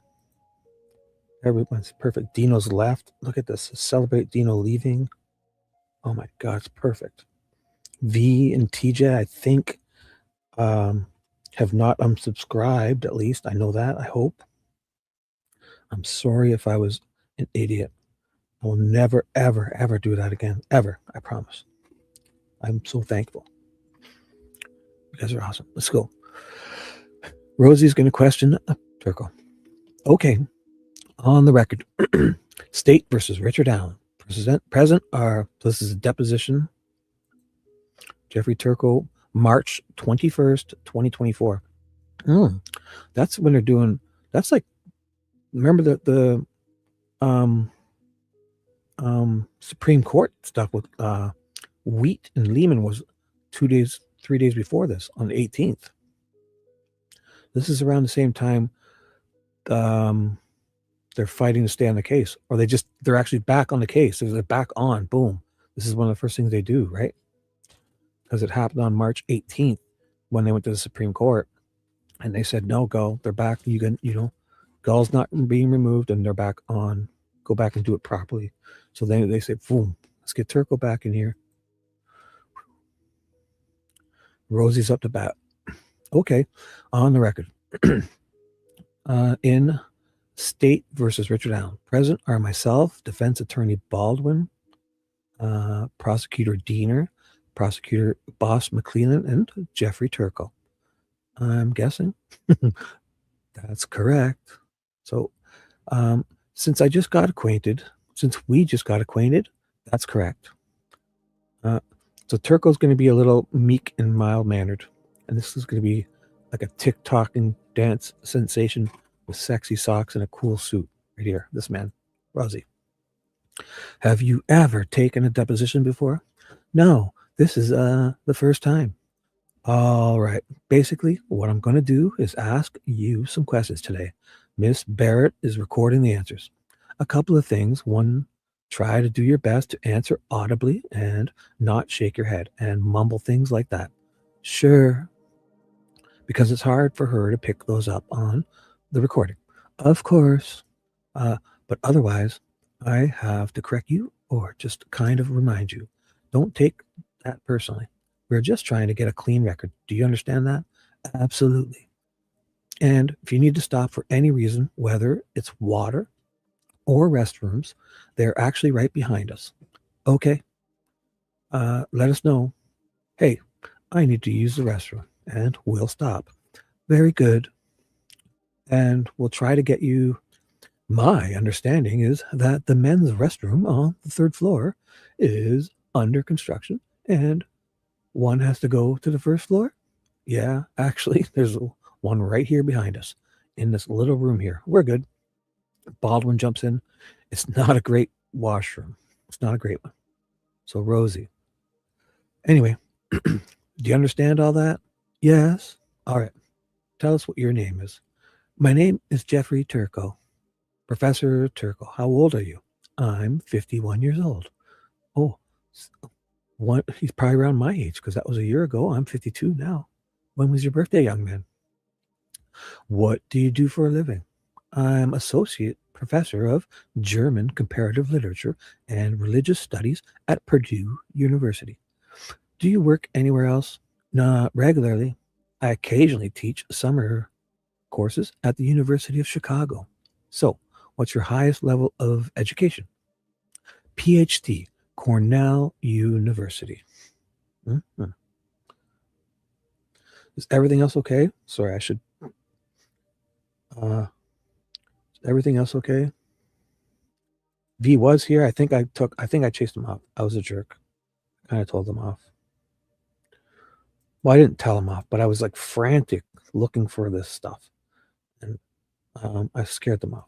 But they're V and TJ are super. They're listening. I'm sorry. They'll be in chat once. Yeah, they'll be back. You watch. I will. I was frantic. I didn't scream or yell, but I may have been a bit of a dick. Only because I really wanted you guys to have this. So it's in your honor. I was rude to you for your own good. It's like this is going to hurt me more than it hurts you kind of thing. So it's for your own good. Trust me, one day when you guys grow up, it'll all make sense. All right?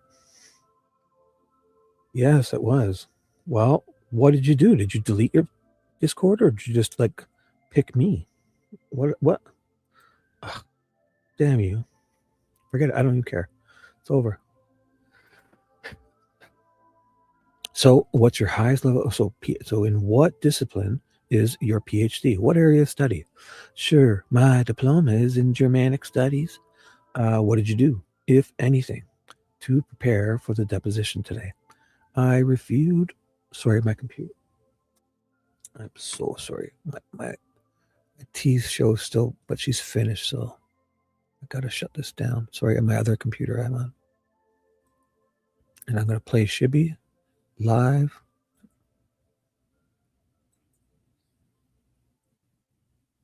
Okay, I sound perfect. I'm gonna mute that. So I reviewed the report that I wrote and submitted to the authorities in 2017. I reviewed the image files. Oh, so that's his report. Okay, guys. Okay. So this is his Turco's report. Should we be looking at this first? So this is what he originally says. So you guys want to refer to this? This is what he originally says. You know, this is bullshit. Is this what it was on Libby? Oh.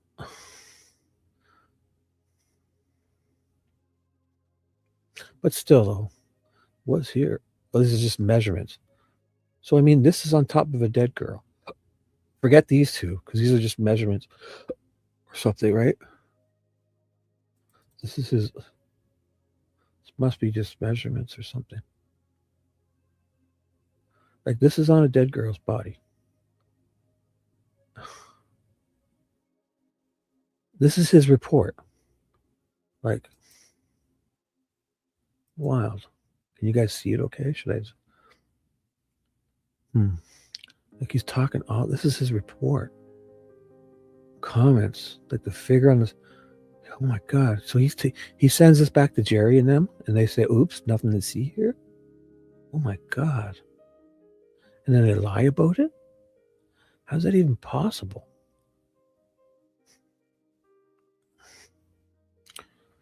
So he's like, to my knowledge, the Thursday, the Thorn rune, was not used by the Nazi SS. This is a rune for dummies. Rune, if someone wanted to make an inscription look runic, this is a character they might well use. Like, oh my God. He sent them back some white, general conclusion is, of course, this remains speculative, but the series of Hagla's Wolf's Angels Thursday is the simplest theory. So basically what he's trying to say is they went back to talk to him, and he did all this because he thought they were asking, but then so they must have got to him. I always felt that he kind of changed his tune in his deposition, but this is way back in the beginning, right? Oh my God. No guess here. So, hi Paula. Hey, so I have to take, like, should I be going through the original stuff first, or should I read his new deposition and then we go back and kind of go over what he said? Because this is his original stuff. Like, look what he sends him. So Jerry Holeman received all this from a Turco report, Purdue professor, and then he goes and clears Brad Holder. And he receives this from Turco. Like, oh my goodness, it's wild. But then in this deposition, he's gonna try to say that, oh, he thought they were asking, for him to kind of get in detail. Like, I don't know. Is this a signature or declaration, or just someone's ideas of powerful symbols? Wow. So I'll read his deposition now, and then we'll go back and double check, because I guess we should read this because he's going to bullshit about. We kind of know in the beginning he was talking like it was, thing, and then here they got to him right before he goes back. Jerry goes back to talk to him, and they're kind of get to him. I think either they not threatened him, but made him feel pressured, like his Oh, you're welcome. Thank you, Paula. Thanks for being here. I hope V and TJ are still here, and I'm glad you guys are all here. I'm grateful. I'm sorry if I was a dick. I was a little bit of a dick, or if I was, I'm sorry. Thank you to Teresa from Criminality, if you ever listening. It's awesome. So I reviewed the report that I wrote and submitted to the authorities in 2017. I reviewed the image files, the figures that I was provided with at the time, and I reviewed some other notes in my possession. So this is Rosie talking to him. You mentioned your report. I have in front of me what is actually an 11-page report. 10 pages are numbered, and then there's some markings, so we can go back and refer to them, because this is what they're going to talk about now. Some diagrams on the last page that's not numbered. Is that the same thing that you were talking about? I believe we are talking about the same thing. Mine is only 10 pages. I'm not sure where the 11th page. I'm just going to show you here. As we are sitting here, here are the diagrams that I have. Oh, I see. That were color-coded. Is this something you recognize? Yes, that is my coloration and markup of this figure here that was provided to me by the authorities. So what was it again? Just going to show you here. Here's a diagram that I have. Oh, that were color-coded. Is this something you recognize? So a color-coded diagram. Yes. This is it. Yeah. Is that color-coded? Must be it, right? It's got to be this one. It is something yeah. That is my colorization of markup of this figure here. Oh, so he made this from the pictures, right? Right. I'm sorry. This isn't what they sent him. Turco's making this from the looking at the pictures. Right. This isn't what they sent him.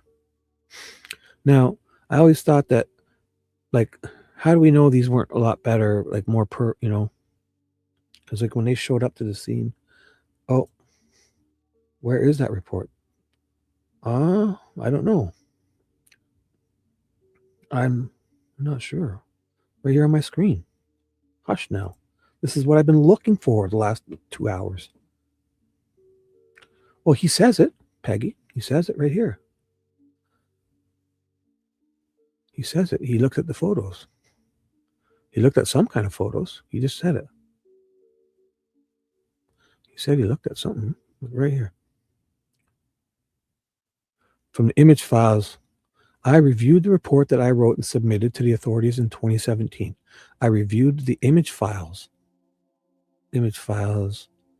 You'd have to think they would send them the photos. No? Maybe they sent them something else? I don't know. You're right, Peggy. You're right. It could have been just like pictures they drew. You're right.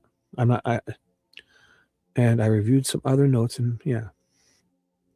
So I guess he doesn't say the literal photo. So who knows what they sent him, right? You're right. You're right. So we'll have to find that out. So if you guys, I agree. I'm not sure. I agree with you. So how about this? When I keep reading, if you guys hear, or if I see anything where they talk about what photos they actually first sent him, or what he says, image files. So it could be anything, right? Jerry, I wouldn't put past Jerry and them to just draw something and try to throw him off. But unless these are what they sent him, I'm so sorry. I don't even know. I'm not even sure. So we'll have to figure this out after. What's the premise? So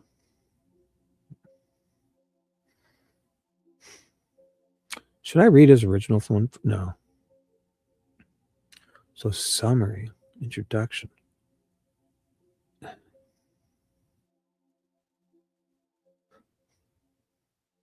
I'm just going to read the new one because basically we know he was kind of, I always felt he was in the beginning more and then at trial he almost changed his tune because they probably browbeat him or kind of reminded him that if his tenure at his university, they might have influence with the state because the state university, or who knows, maybe Turco has aunts or uncles or a dad or a brother in like the government, or in, they could kind of they could make people's lives living hell. I'm not saying that's what happened, but I felt with all these people that changed their tune at trial, they browbeat them and just kept bugging them and asking questions to them.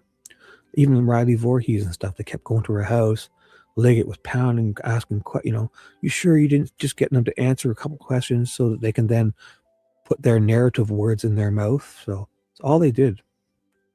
Okay, I want you to look before you answer. Just compare that with the image you just showed me. Or the sketches you just showed me. And make sure it's the same thing with the exception of the coloration. Just so we're comparing apples to apples. Yes, it corresponds to one of the two image files that I was provided with. In addition, there is a more complete rendering. So one of the two image files, it's got to be the body photos. Okay. Of the line drawings, and in my report, so Baldwin jumps in. Here you are. We are going to be in this circumstance where we are throwing stuff across the table. This is where the wide table turns into a disadvantage. In addition, there's a third iteration of those images on page 2 of my report. A third iteration of those images. There's a third one. So you must have set this one, and there's a third. Oh, okay, so he receives them and makes this, and then this. So what's the difference here? Attached image black 01A. Attached image black 01B.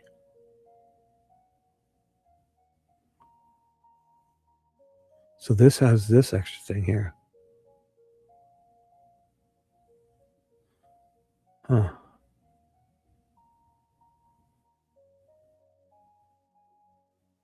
I guess he probably saw an extra stick or something. Oh, yeah. We may have to clarify some of these unnumbered documents later, but I think we're all looking at the same thing. Do you generally agree? That seems to be the case, yeah. All right. I'm sorry. I asked you what you did in preparation. You said you reviewed your reports and some diagrams and looked at some notes that you had. That's correct. One sec, sorry.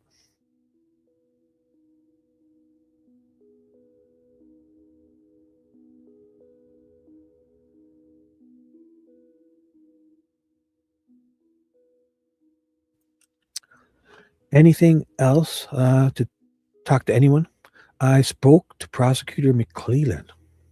Right. So this is, again, remember, this is him. This is Turco coming in for a deposition. March 21st, right after the wheat stuff in the Supreme Court. 3 days after that. But McClellan's talking to him. So I spoke to Prosecutor Boss McClellan. When was that roughly? Well, just yesterday. Wow.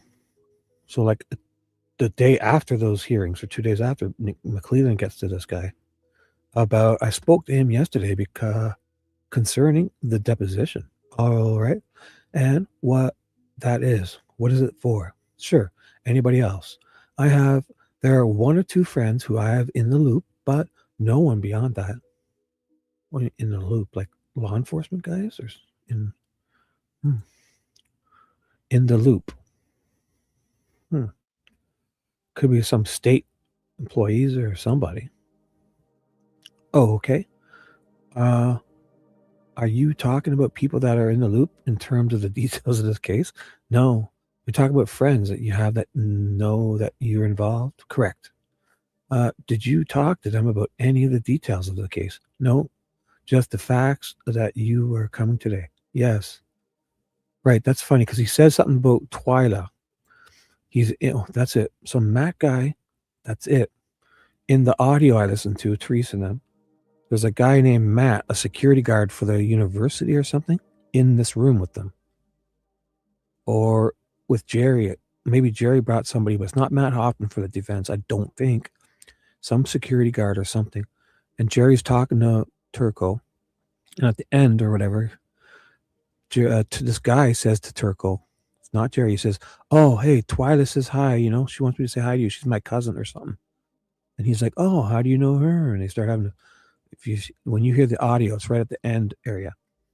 It's on Teresa's show earlier too. So I'm sure we'll find that audio. But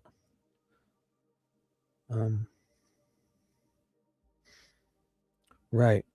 Yeah. I believe that too. I always felt that, yeah. Because these guys are sending him.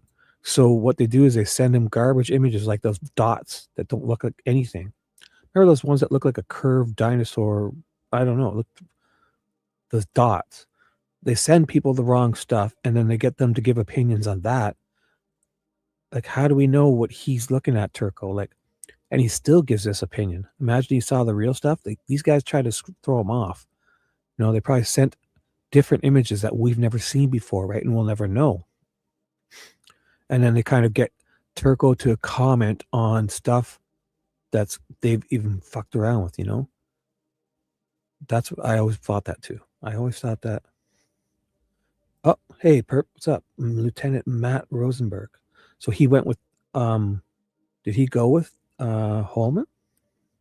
Whoever it was, he knew somebody was his cousin or something, or he knew somebody named Twyla. And he's asking Turco about Twyla, and Twyla is like, so I guess somebody that works there and a really good friend of his or something in Turco, and they have this exchange at the end. And it's not Holeman. Holeman's just kind of like going along, but this Matt person and Turco know a person named Twyla, and it might be one of their cousins or second cousins, and Turco says she's the loveliest dear friend of his or something. And so that's right. All right. Kind of in a nutshell, if you would, describe to me what it means to have a PhD. in Germanic studies. I don't want to be too loose about this, and I'm apologizing already if I am.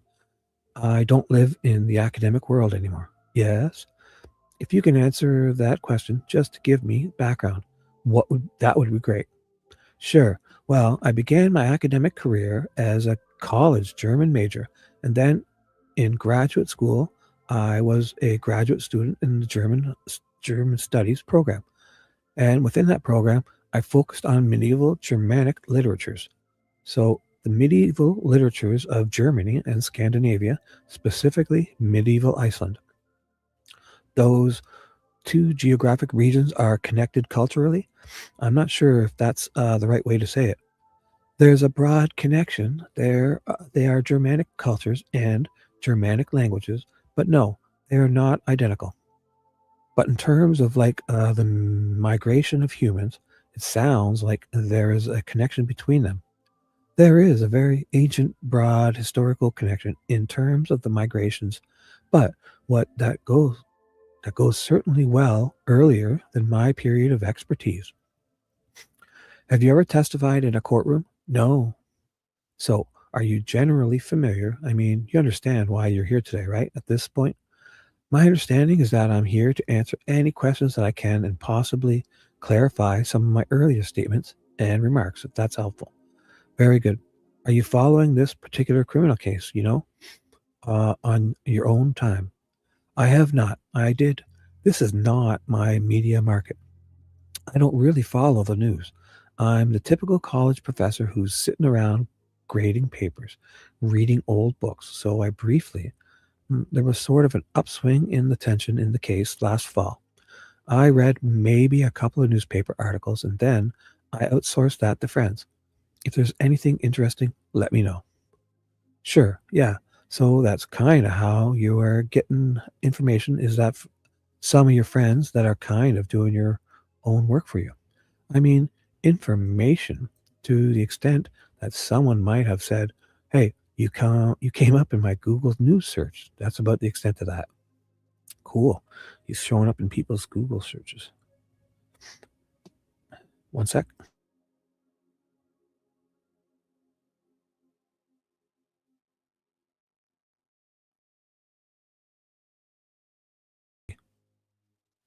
Sergeant Buckley of the State Police.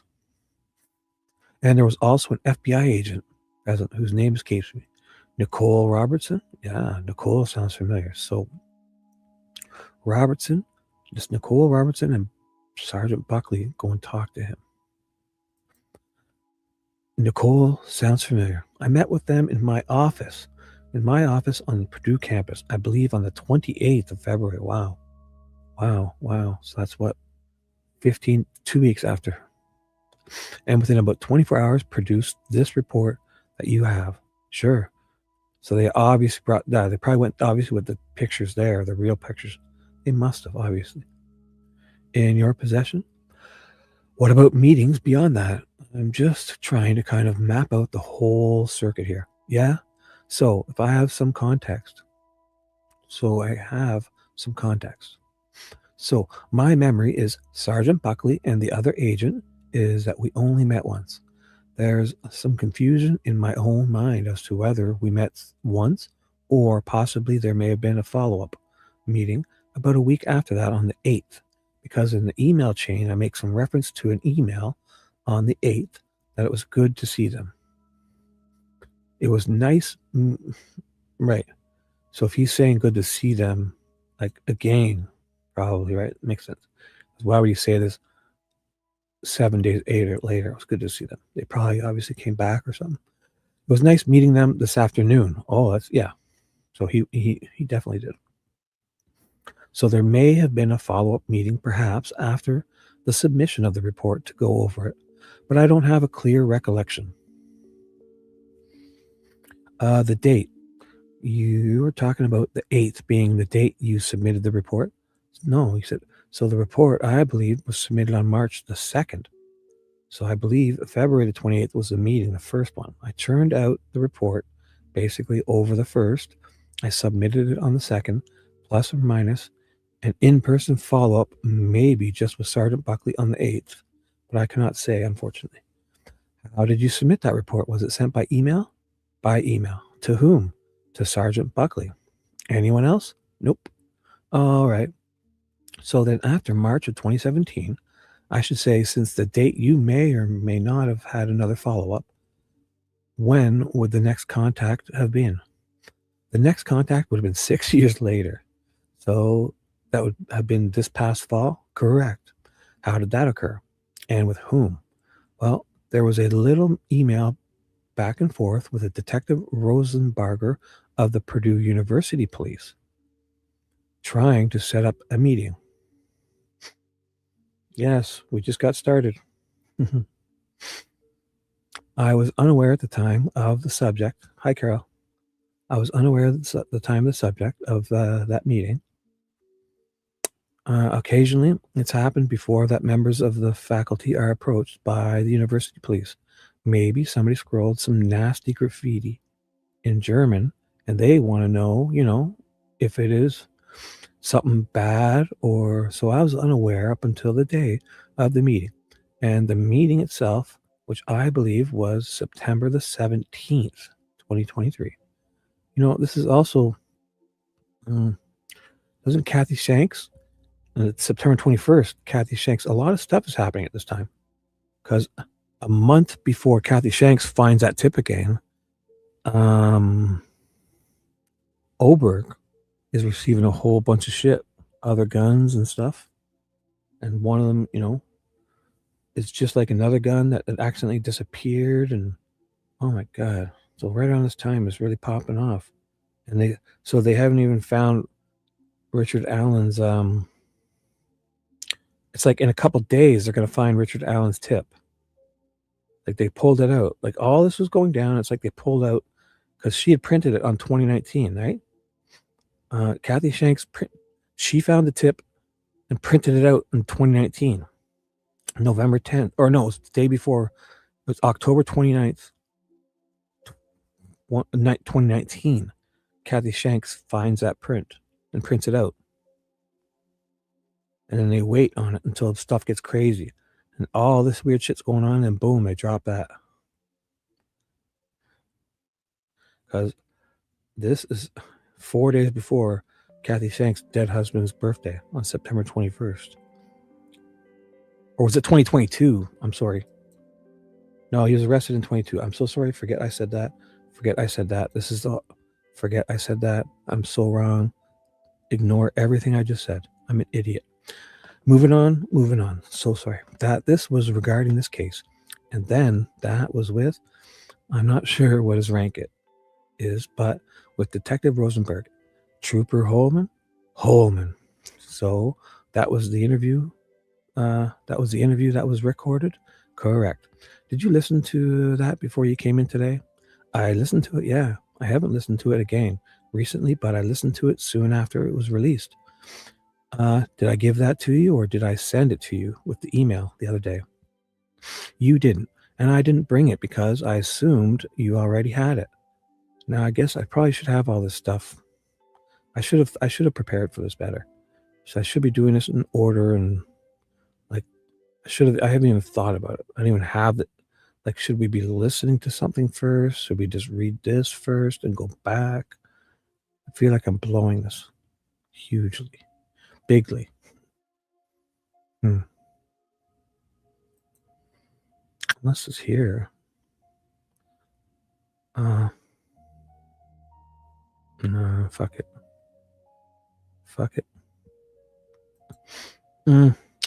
I'll do a better show tomorrow. This is probably a throwaway if anybody's even still here. It's 20 people, but I totally biffed this. I know it.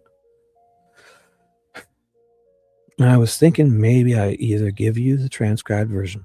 I haven't seen a transcript. Okay. So any other contact since that meeting with Trooper Dick Holeman, other than your meeting with Mr. Boss McClelland? There was a phone call from Trooper Dick Holeman. I could give you an exact by checking my phone, but let's say about a week or two ago, advising me that a deposition, a subpoena rather, was forthcoming. That was it? Just kind of logistical or scheduling issues? Yes, but just give me a heads up. No, talk about anything else. No, not really. Well, tell me. Let's take ourselves back to 2017, February and March. Right. What information were you given? I know. Just had a discussion about some diagrams. Mm-hmm. But just tell me in totality, what information were you given before you issued a report about this case? So maybe he's thinking at this time he might have also been a source for the photo leak stuff. I don't know. Right. I was provided with these 3 image files. This is sort of the more complete rendering of the linear figures. This is some investigators' cleaned up version of the same, including those lines that I believe were felt to be more intentional. And in addition, there was this rendering, which I could never make anything of and never commented on. But beyond that, there was the discussion with Sergeant Buckley and the FBI agent, and there was not a great deal of information provided. Of course, the initial contact that I had received was with the subject heading, Request Regarding Viking History. So there was already a kind of interpretive framework in place with that email. Right? Yeah. I guess you would think something's up. And why would they even be contacting you if something wasn't up? So, and of course, if one comes to a professor of German studies with strange looking markings, there's already a kind of framework imposed on that. Right. That there's might be some suspicion that there's potentially a runic background to these figures. So if anybody sees that, hey, Fishy, where can I find that audio? Fishy, do you know? T sent me all these. But the audio link is in the top of that one, but every time I click on it, it tries to send me to the Purdue website or something.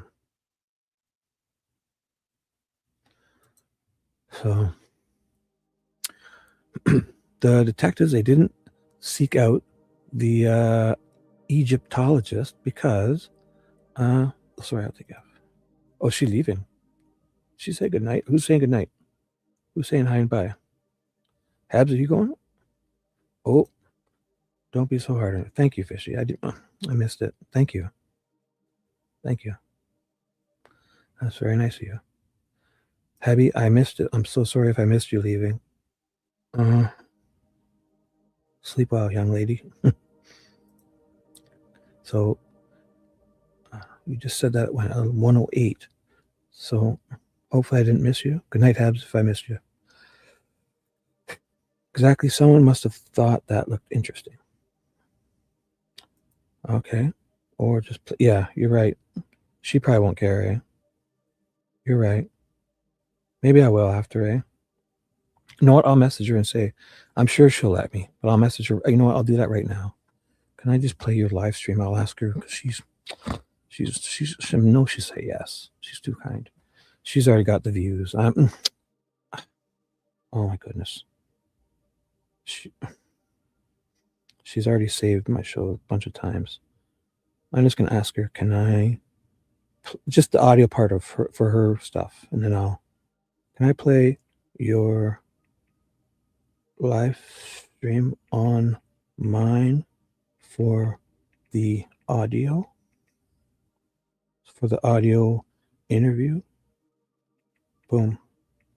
I'll put and more in case we feel like, I know she'll allow me here. So can I play your live stream on mine? Can I play the replay of your live stream? Can I play the replay of your live stream on mine for the audio interview? Boom. You watch. I know she'll let me. You're right. So what's going on? Did somebody slip something in your drink? Should I take? Yeah, I should try and take advantage of it. So you do seem extra talky. Oh my God, she already messaged me back? Holy fuck. No, so she said always. Oh my God, she's typing now. Oh my God. Thank you, T. Are you listening, T? Type. The interview is on its own video if you want just that. Oh my God. So she did it like the oh my God. Thank you. OMG. You're awesome. Oh my God. Thank you. So she says the interview is on its own video. So on her web, like, remember the Crime Con, no, I'm talking with her direct message right now. She just gave me permission. That was her. She already replied. I said, can I play the replay of your live stream on mine? And she's like, always. The interview is on its own video if you want just that. I was like, thank you. OMG, you're awesome. Wow. My God. So basically what I was going to say is like the Crime Con. So they do their live stream, but then she also put up just the Crime Con video in case we didn't want. That was actually good. She did that with the Crime Con one, September of 2025, because Goosey had, oh, you're behind? What do you mean? Oh, I guess. Yeah, I am a bit ahead of you. Sorry. I should remember that. I'm probably like 7 or 8 seconds ahead. And just thank you guys. And if I'm ever a jerk, oh my God, I'm so sorry. Confused old man who doesn't deserve any one of you guys. So thank you all. You're amazing. I'm so sorry. So basically, like the Crime Con, they do their live stream, which is like 2 or 3 or 4 hours. And it's actually like a 45-minute video. So T also puts the video up. She said I can check either one. So actually, you know what? I still had that up, didn't I? Or no, I should do that over here on the screen. So I have it up here. Here we go. I'll get it ready. So you guys, Fishy, if you're still here, what would be the best? Should I be reading this or listening to the audio first? This is the new stuff. Should I read the old stuff first and work my way up? I'm just an idiot. I'm an idiot. And this is his stuff, the latest one. Like, I feel like I'm biffing this really bad. And I know I'm probably just thinking way too much about this. I feel like maybe we should listen to the audio first. So I'll go to hers. Oh, I'm the wrong. Oh my goodness. I'm trusting me. I'm doing something on my other monitor. I'm going to go to her channel to show you guys. But I got to get the right account. There we go. There she is on her page. Okay. There we go. Live streams. Okay. So now nothing bad can come up. Just in case. So tonight's live stream was 4 hours and 25 minutes. Here, watch. Let's see what the video is. She probably put it up. Yeah, here it is. It's 20. It's 20 minutes. Hi, V. What's up? I was gone for half an hour and was catching up again at 2:03. I had 15 minutes, but couldn't stand being behind, so I fast forwarded to here.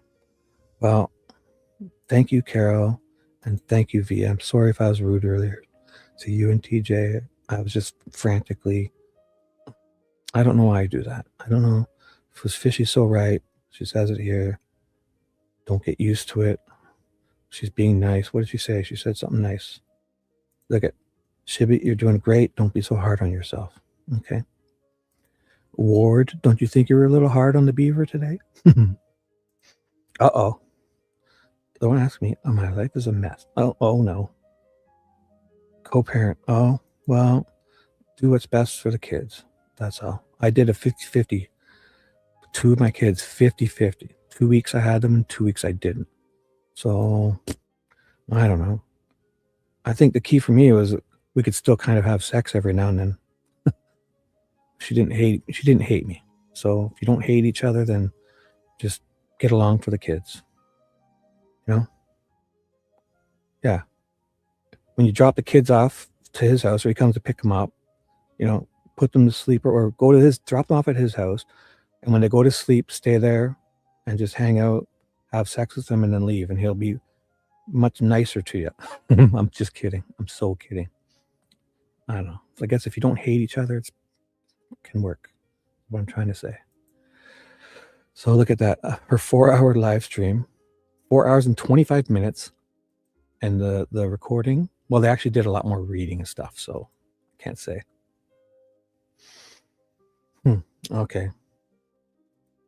So if you're in a good mood, what you guys, if you guys want, Should I play this video first and we listen to the audio, or should I read this? Oh wait, because this is the audio of what I'm reading, right? So shouldn't we? What would be best? I'm such an idiot. This is the audio of what I'm reading.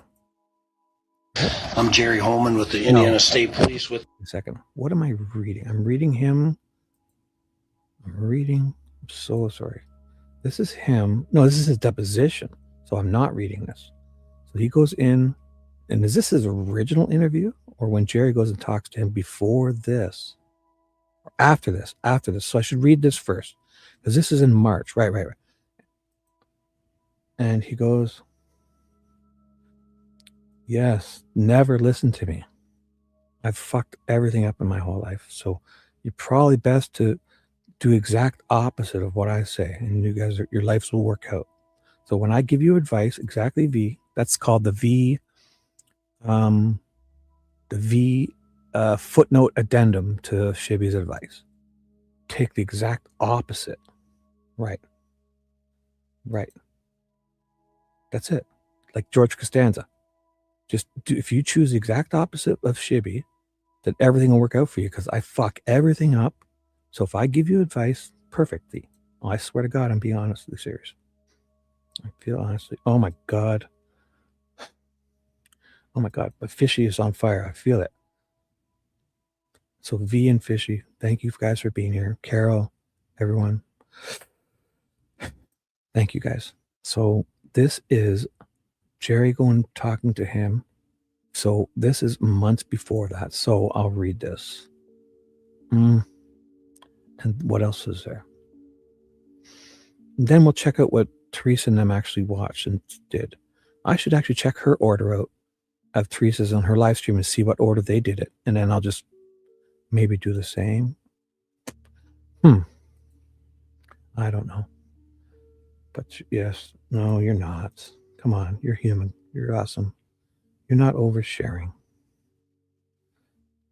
It's not, I won't put that one on the screen though, but it's okay. You guys are awesome. Just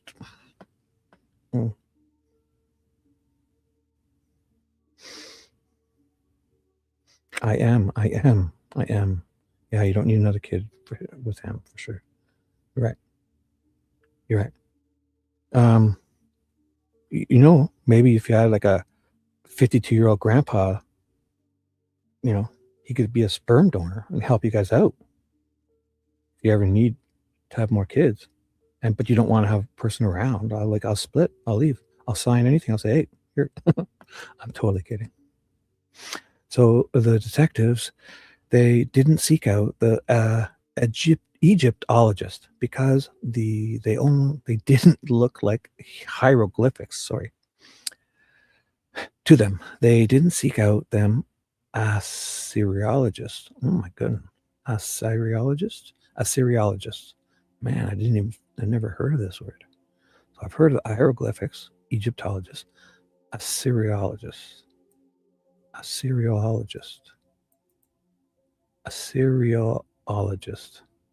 Didn't look at the cuneiform writings. They didn't look like cuneiform writings. Assyriologist. Add cereal. No. Assyriologist. Specialist in this. Oh my God. Study of blood and saliva and semen. I can't forget it. I'm sure it's something to do with like.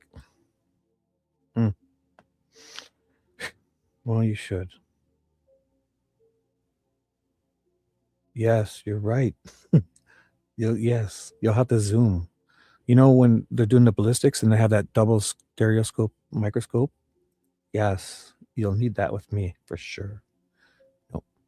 Honestly, guys, yeah, you're sharing too much. You're not. You're very welcome. Yes, I'm a modest 6-incher. You know, it's my charm and personality that make it feel like a 9. But hey, let's all share too much. All right, let's move on. So seriologist because they didn't look like cuneiform writings. So the fact that they came to me already was suggestive to my mind of what they might have been thinking. Okay. And the subject heading of the email again was part of that framework. Otherwise, I was not at no point. The only information I was given were these renderings. So they weren't the photos, right? When you call something a rendering, isn't that like a drawing, right? I'm serious.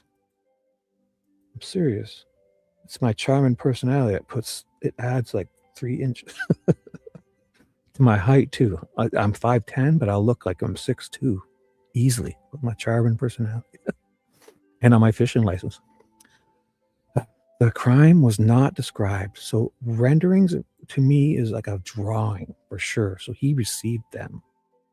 He's not receiving the crime scene photos. They must have, when the FBI came to him, like they probably would have just showed it to him, right? You'd think. They must have.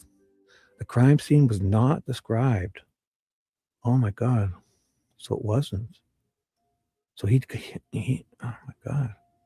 So he just looked at those and came up. That's even more. Isn't that more? Because he's just looking at this saying, like, he doesn't picture Lib. You know, I don't know if they showed him Libby's here and Abby's here. They must have told him the bodies are here and their feet are almost touching. There's a big tree, you know, like, sounds like you just seen these and they wouldn't even show him. Wow. Otherwise, I was not at no point. The only information I was given were these renderings. The crime scene was not described, so they didn't show him the photos for sure. The agents were very tight-lipped. They appeared to be careful not to provide too much information, and I agreed to to study the images and see what I could come up with. And obviously, since they had come to me and given the framing of the emails, I had it in my head that they might suspect a runic background. Again, why else come to me? And I offered to exhaust that possibility as a kind of working hypothesis. That is to say, if these were some kind of runically inspired figures. Thank you, T, oh my God, she's highlighting all these for me too. Check it out. Awesome. Then certainly for the purposes of a criminal investigation, one would want to know then what they say or what they might possibly mean. So that's the framework of my 2017 report, to give the strongest possible reading of those figures, if that's what they are, as potential evidence, and to exhaust it. So that's my task in the 2017 report. So picture this, guys. Jerry Holeman receives this report back after an FBI agent goes there and with the heading, whatever it was, Viking stuff, and Peggy was here. Yep. Did they wake you up? Are you up for good? Did you find out? Did you get out? A T sent me all the stuff. Did you hear that? Criminality sent me all the stuff on Discord. So that's what I'm reading now. I have it all. The show started like at 2 hours in or so. I don't even know where. Such an idiot. B's back. I don't know if I'll ever see TJ again. She probably unsubscribed to me because I'm a jerk. I hope not. I'm such an asshole. I'm going to make it up to you guys. One day, I promise. One day, I'll find the evidence that I'm a good person. I'll prove it to you one day. You just wait and see. Okay. So, my distraction. So, Holeman receives this from this fucking guy, and then he goes and clears Brad Holder. He fucking receives this from this guy. He knows Brad Holder. I don't know if he knows Brad Holder's got those little hand markings just yet. But whatever it is, he receives this, describing a guy exactly like Brad Holder. And then he fucking clears him after that and lies about it and then obfuscates this. Like, how is that even possible? Jerry Holeman, he's allowed to lie to suspects, right? But not in his sworn affidavits and court filings, right? Yes, she did. She totally did. She on Discord, she said, oh, she also said I could watch her thing again too. And she gave me permission to watch her video. So I actually didn't like the video myself. I did it right now though. Oh, the audio part? Yeah, it's right here. So tell me, we'll do it afterwards because T gave me full carte blanche. Just check it out. Here's proof. I said to her, I'm looking for it. Where is? Looking for what? What you're reading? Which one? The Depo? Yes, yes. Boom, she says it. Boom, she said, boom. I said, got you. Love, love. We love each other. Can I play the replay of your live stream? She says, always, dude. You're such a hot dude. You're the hottest guy. That might not be there. The interview's on its own if you want. Just that. Do anything you want with my with all my content, she says. Boom. And I was like, oh my God, you're awesome. We'll finish this later, young lady. We'll finish this later. Let's do this. I have full permission. Here it is. Me as Lieutenant Matt Rose. Not going to do it now. We're ready. Full permission to do anything I want. I'm just kidding. So, I clicked the. So, okay. I was just asking you about what you reviewed. And what you're telling me is basically those 3 exhibits that you had there. Correct. And you talked to some police officers briefly, but they didn't give you much information, and that was the information you had. That's right. So you took that information back in the time, Jerry Holeman, and you fucking lied about what he says. You lie. You say he says things he didn't say. You lie about things he did say. You omit other things he did say. And then you completely obfuscate the whole report, pretending that other guy didn't tell you who it was, or how, the other cop, Buckley or something. That Jerry pretends he didn't know anything about this, and the guy, he didn't even know how to get hold of him or her. He didn't even know if it was a guy or girl. But Jerry Holmes is, oh my God. He had, and he clears Brad Holder after lying. Okay. Like, yeah, that's right. I'll read that again. So maybe I skipped this. So, okay, I was just asking you about what you reviewed. And what you're telling me is basically, this is Rosie, if you're not sure. Rosie and Turco. I'm sorry, March 21st, 2024. Right after the wheat hearings. 3 days after wheat hearings in the ISP. They're doing a deposition with Turco. So you're telling me is basically those 3 exhibits that you had there? Correct. And you talked to some police officers briefly, but they didn't give you much information. And that was the information you had? That's right. Okay. I think I was able to coax out of them that at some point, that again. Wait, I think I was able to coax out of them that at some point, that again. Rosie's terrible with that.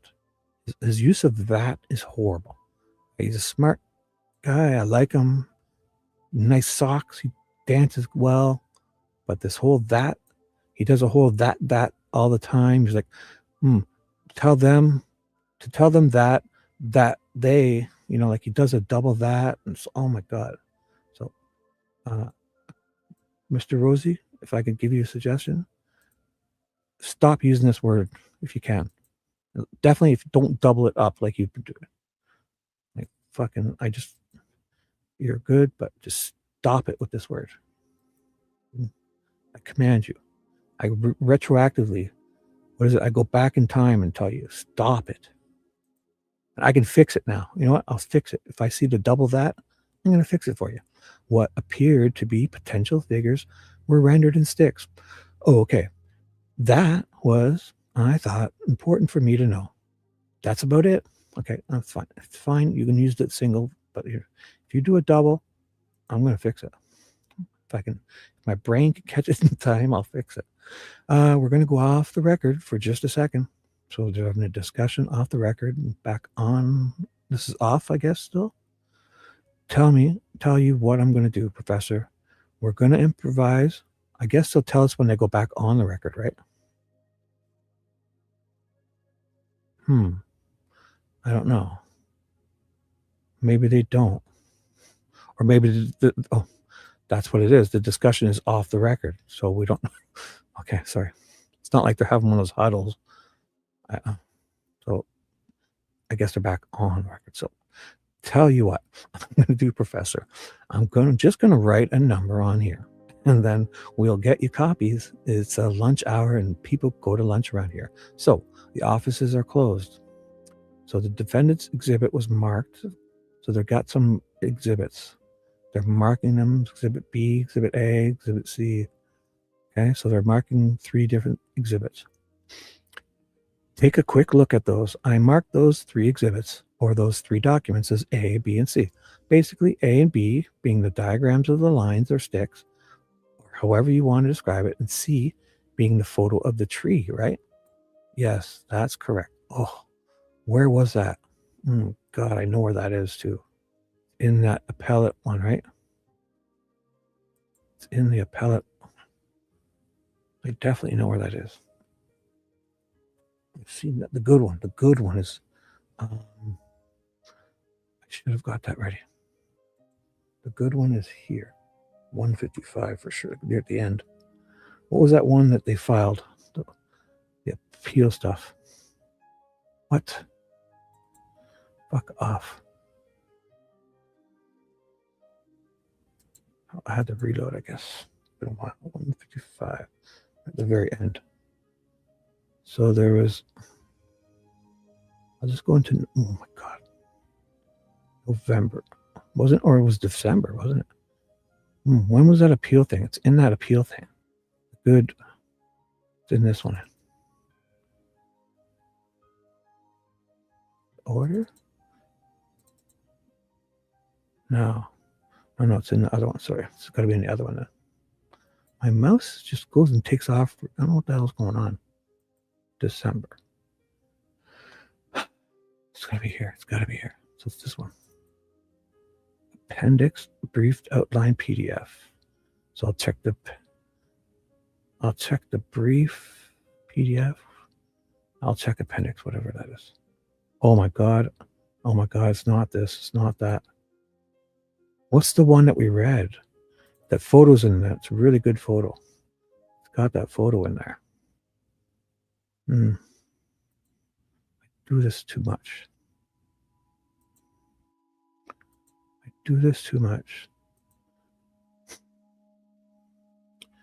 There's that one they filed recently. Fuck you.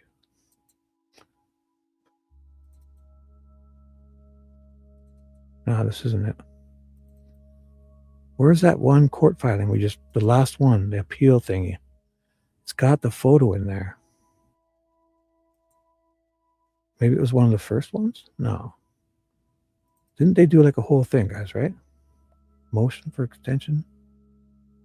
No, these are the motions, so it's not those. It's got to be in here. There's the whole order, right? Please be it. Yeah, this is, no. Oh my God, it has the F picture in it. It's so perfectly clear. I'm a fool. Hi, Becky. What's up? I'm reading. Yes, V is awesome. Yes, as long as, is Dewey here? Did I miss Dewey? Oh my God, hey Dewey. Hey guys. Yes, I've been an idiot. Basically, the first hour and a half, I scrambled around like a fool. So I hope you guys can laugh at me and definitely not with me. Fuck this. I'm just going to move on. I know I've seen that F photo of the tree. It's in it's in there. That latest filing. It was in the filing, the appeal thing. Do you guys know what that was? I can't get it out of my head. It's an amazing photo. And I could have sworn it was in there. Or was it this? Oh, probably was this, right? Oh my God. It's got to be here. No, last time. So it'll be here. F tree.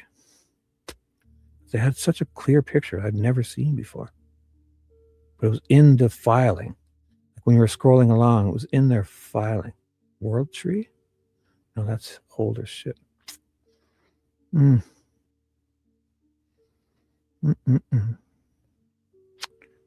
F. Sci-fi confidential. Well, that's not bad, but this is the one we originally saw, I think. It's the bright one. The other one that they had in their, not the confidential, it had in the filing, there was an amazing photo of that F tree. And I'm probably gonna hate myself, but it's an amazing photo. I found it a bazillion times. It's got to be in here. Was it December? It must have been December, guys. How could I not find it? Where did they file that stuff? We had a whole appeal thing. It wasn't this appellant's brief? Appendix outline. I'll try this. Which one? I don't even remember what I did. No. They had a thing, so it's not the... Such an idiot. Here, I'm going to do it again, guys. Sorry. I did the same thing again. I'm an idiot. It's like nothing works when you want it to. So I must have done this. Okay, here it is. Fuck, it's in here. And Teresa's, Betsy Blair's sketch of the thing is in here too. There's an act. Oh God, it took me forever. How can I not find this? There's a nice Betsy Blair sketch. She's got her date. The tree picture is here. Coming up any second now. Oh my God. It's only when I'm looking for this stuff I can never find it.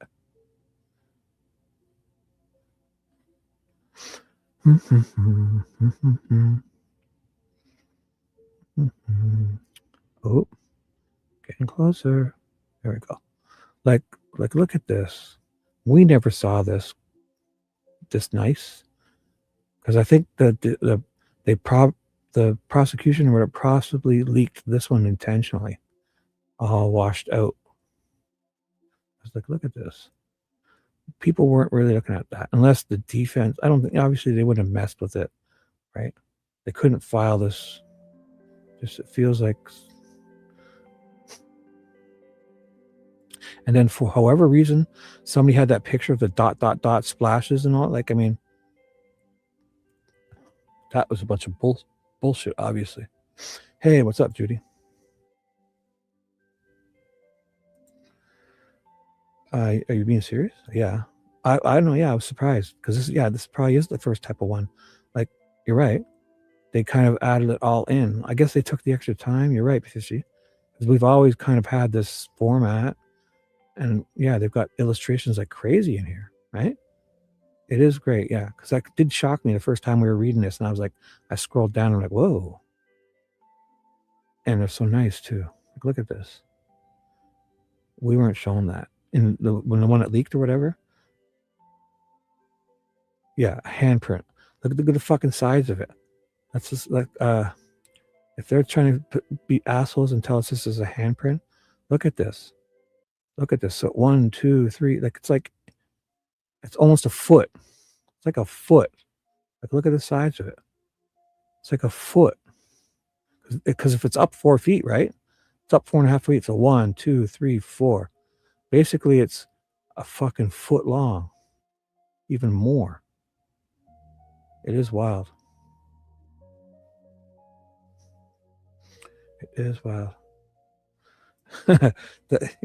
Exactly, Dewey. Exactly. That's his average in school. You're right. Yes, a Sasquatch. Sam Squanch. It wouldn't even. It is wild. So they leaked. I believe they leaked this version, obviously, like a washed out version, and also, you never really got the context of how, I guess they made it feel smaller. If they took off some of this too. Like, it feels like they kind of maybe took off some so we could believe it was, I don't know. Definitely in no hand. Look at this fucking. Your hand is a foot long. One of the options I've just saw recently, like, imagine somebody's hanging upside down from a tree. And like their shoulder, elbow, and hand swinging upside down. Because when they do this thing, they don't hang you from a branch and you don't dangle. they put you up against a tree and they wrap it around with a rope. You know, when you see that hangman, he's on the base of the tree, right? When you see Brad Holder's hangman stuff, they're on the base of the tree. Holder, when he does his thing, he's on the tree. He's not hanging from a branch.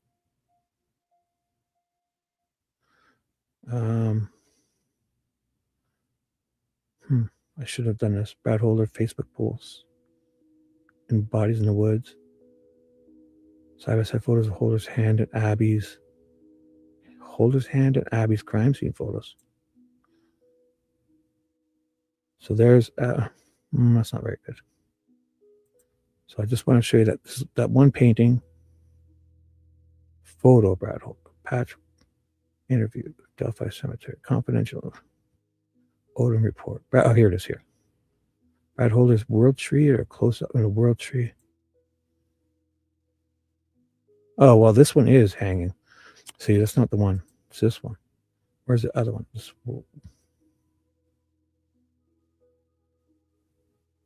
gotta be this one. Like when they do this, well, again, I'm wrong. But all the ones I saw is the other one where you're up against the base of the tree and you're kind of wrapped to the tree, not hanging from a branch. So you're right. Let's do this. I was on a roll there. So if you're just getting here,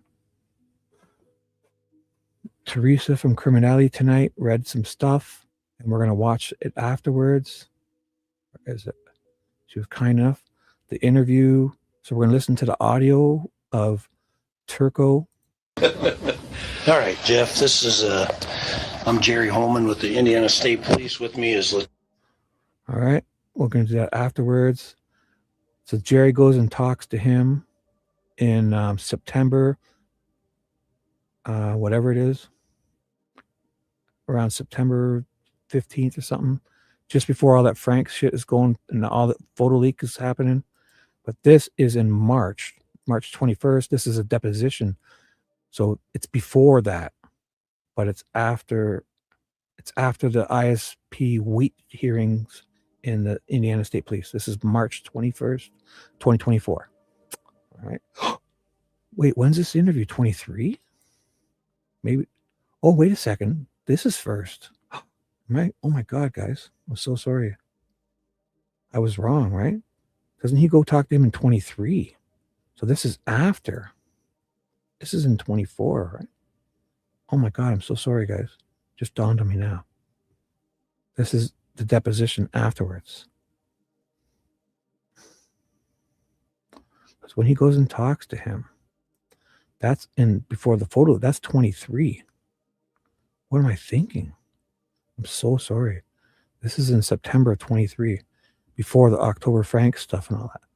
This is when Holeman finds him again. You know, he didn't know who him and her was. And then this is the original stuff. This is the original stuff, his original report in like February of 2017. The first 2 weeks afterwards, he sends this report because the FBI is going to talk to him and giving him emails and stuff. So this is his report then. Then Jerry lies about that and goes and finds him. So I'll put it in this order. So in September of 2023, Jerry goes and has to, I have to run back and talk to this guy because this motherfucker, you know. And then this is in March 21st of 2024. Yes, so my fault. Thank you, guys. They're doing another for the trial. They want to depose him to catch because Jerry did a whole bunch of lying about this. And this is Jerry trying to cover his lies up, but everything he lied about. And his affidavit was before this, you know. So, and then the original report. Okay, guys, sorry. I'm getting this worked out. Up the interview with Holeman. So yeah, the Depo. You're right. I'm a fool. Like, I mean, I don't know. That's my problem my whole life. I can see the complex things and I think and I missed the little things. I'm an idiot. I admit it, because I think I overthink things. You're right. So take a quick look at those. I marked those 3 exhibits, or those 3 documents. This is Rosie talking to Turco in a deposition. A and B. See, basically A and B being diagrams of lines or sticks or however you want to describe it. And C being the photo of the tree, right? Yes, that's correct. And at that point, then after you were approached by law enforcement officers, did you feel like you were adequately equipped with information to render an opinion? I wasn't sure. Did you ask for any more information from them? No, I did not. And you spent some time and ultimately generated a 10-page report, right? That's correct. So you didn't see any crime scene photos or anything like that? That's correct. Wow. How could they ask him? That's wild, eh? One sec.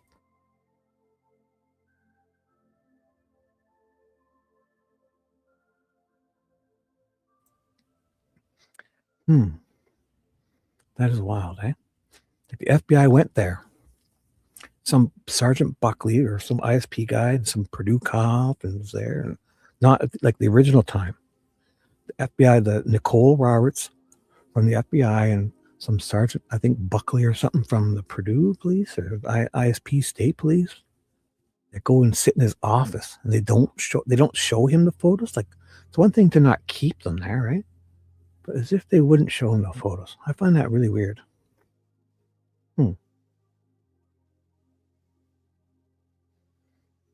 Oh, what? Sorry. Oh, so you haven't seen it, Carol? How about I blow through this? How many more pages are there? I can't see. Oh, there's only 60 more pages. I'll blow through this, Carol, and we're going to play the audio. Okay? I'm going to blow through this, and we'll play the audio, okay?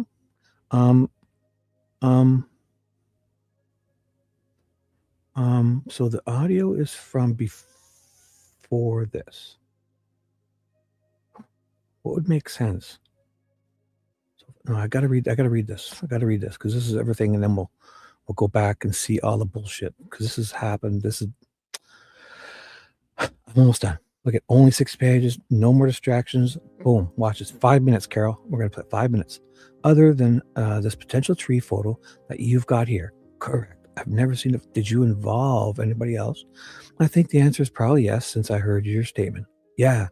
You called somebody overseas, is that right? He may have been overseas at the time. No, I reached out to a colleague in the field, and what was his name? If it's possible, I would prefer to keep his name off the record. Context of his involvement at the time was predicated in keeping his name off of it. That's fine. Where did he teach? I think that's already in the documents. He was at Harvard. Professor Harvard. You talked to him? Professor Harvard. Okay, so that's what we're going to call him, Professor Harvard. That works. I mean, hey. As if Purdue professor would lie about it. He wouldn't even need to talk to this guy. It's just, that's fair. Because obviously you don't, if they start bringing the Harvard name into it and all, because these clowns, the police would try to spin, who knows what they could have tried to do to this guy. Especially if they had this guy's name. Jerry would be banging on his door, trying to fucking squeeze him for some stuff. I don't know. So it's like a clue game. That's fine with me. Sure. Why did you call Professor Harvard? Well, foremost, because I'm not a runologist, and runology is a very specialized subfield within Old Norse studies. And so I have the knowledge of, say, a general practitioner in the field. I'm an ear, nose, and throat doctor.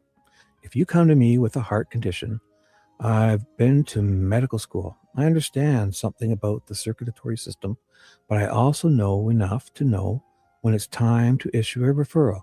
So this was me getting a second opinion. Okay. And so I reached out to him. He himself, as I believe I mentioned, is also not a full-time academic runologist. There, to my knowledge, really are no such specialists in this country. They tend to be in Sweden, Denmark, Norway, countries that have significant sources, significant runic inscriptions and stones. We have none. I think you mentioned that in your audio statement, that you might be able to even get a referral to somebody overseas. Is that what you're talking about? I certainly would be happy to provide the name of such an expert. So, you sought out assistance of a friend or colleague. Both, yeah. Who also has a deep wealth of knowledge? Yes. I'm assuming if he teaches at Harvard, one can assume he's probably pretty well versed in this particular area or time period in history. Can we just be that general about it? That's certainly accurate. I'm not going to get into a vocabulary war with somebody that speaks a language I don't. So bear with me for being a little loose. Of course. So let's talk about your report. All right. If you have that in front of you, I do. So first paragraph there, I'm referring to where it says summary. The first sentence says, it's not self-evident that these markings are runic descriptions. Do you see that? Correct. Okay. Do you agree with me that in your audio statement that you provided, or the statement that you provided that was audio recorded back in September of 2023, that you did say that those markings certainly appear to be some sort of an attempt at a runic script? You said those words? I would have to check the record to see if those are my exact words. I think any perceived contradiction between my considered opinion as stated in a report and the interview is in appearance only.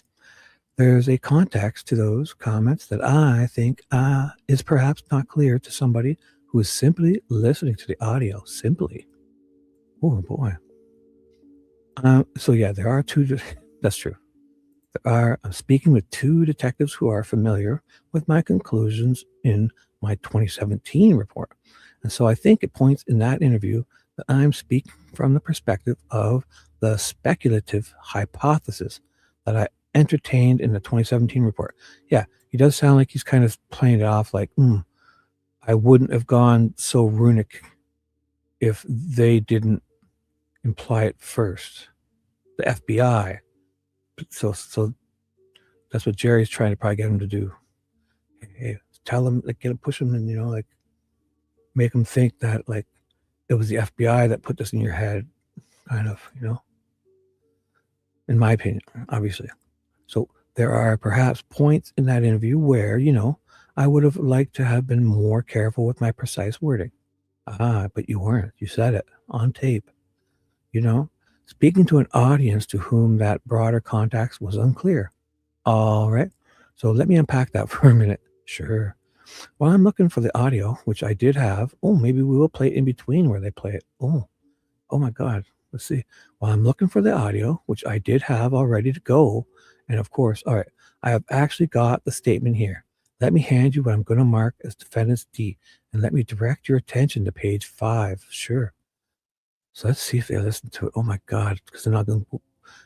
Then I can cut in and play it so everything will work out. If they do that, oh my goodness, I would have stumbled on this so luckily, and I should just shut my mouth and pretend I knew this was going to happen. See, I had it planned out.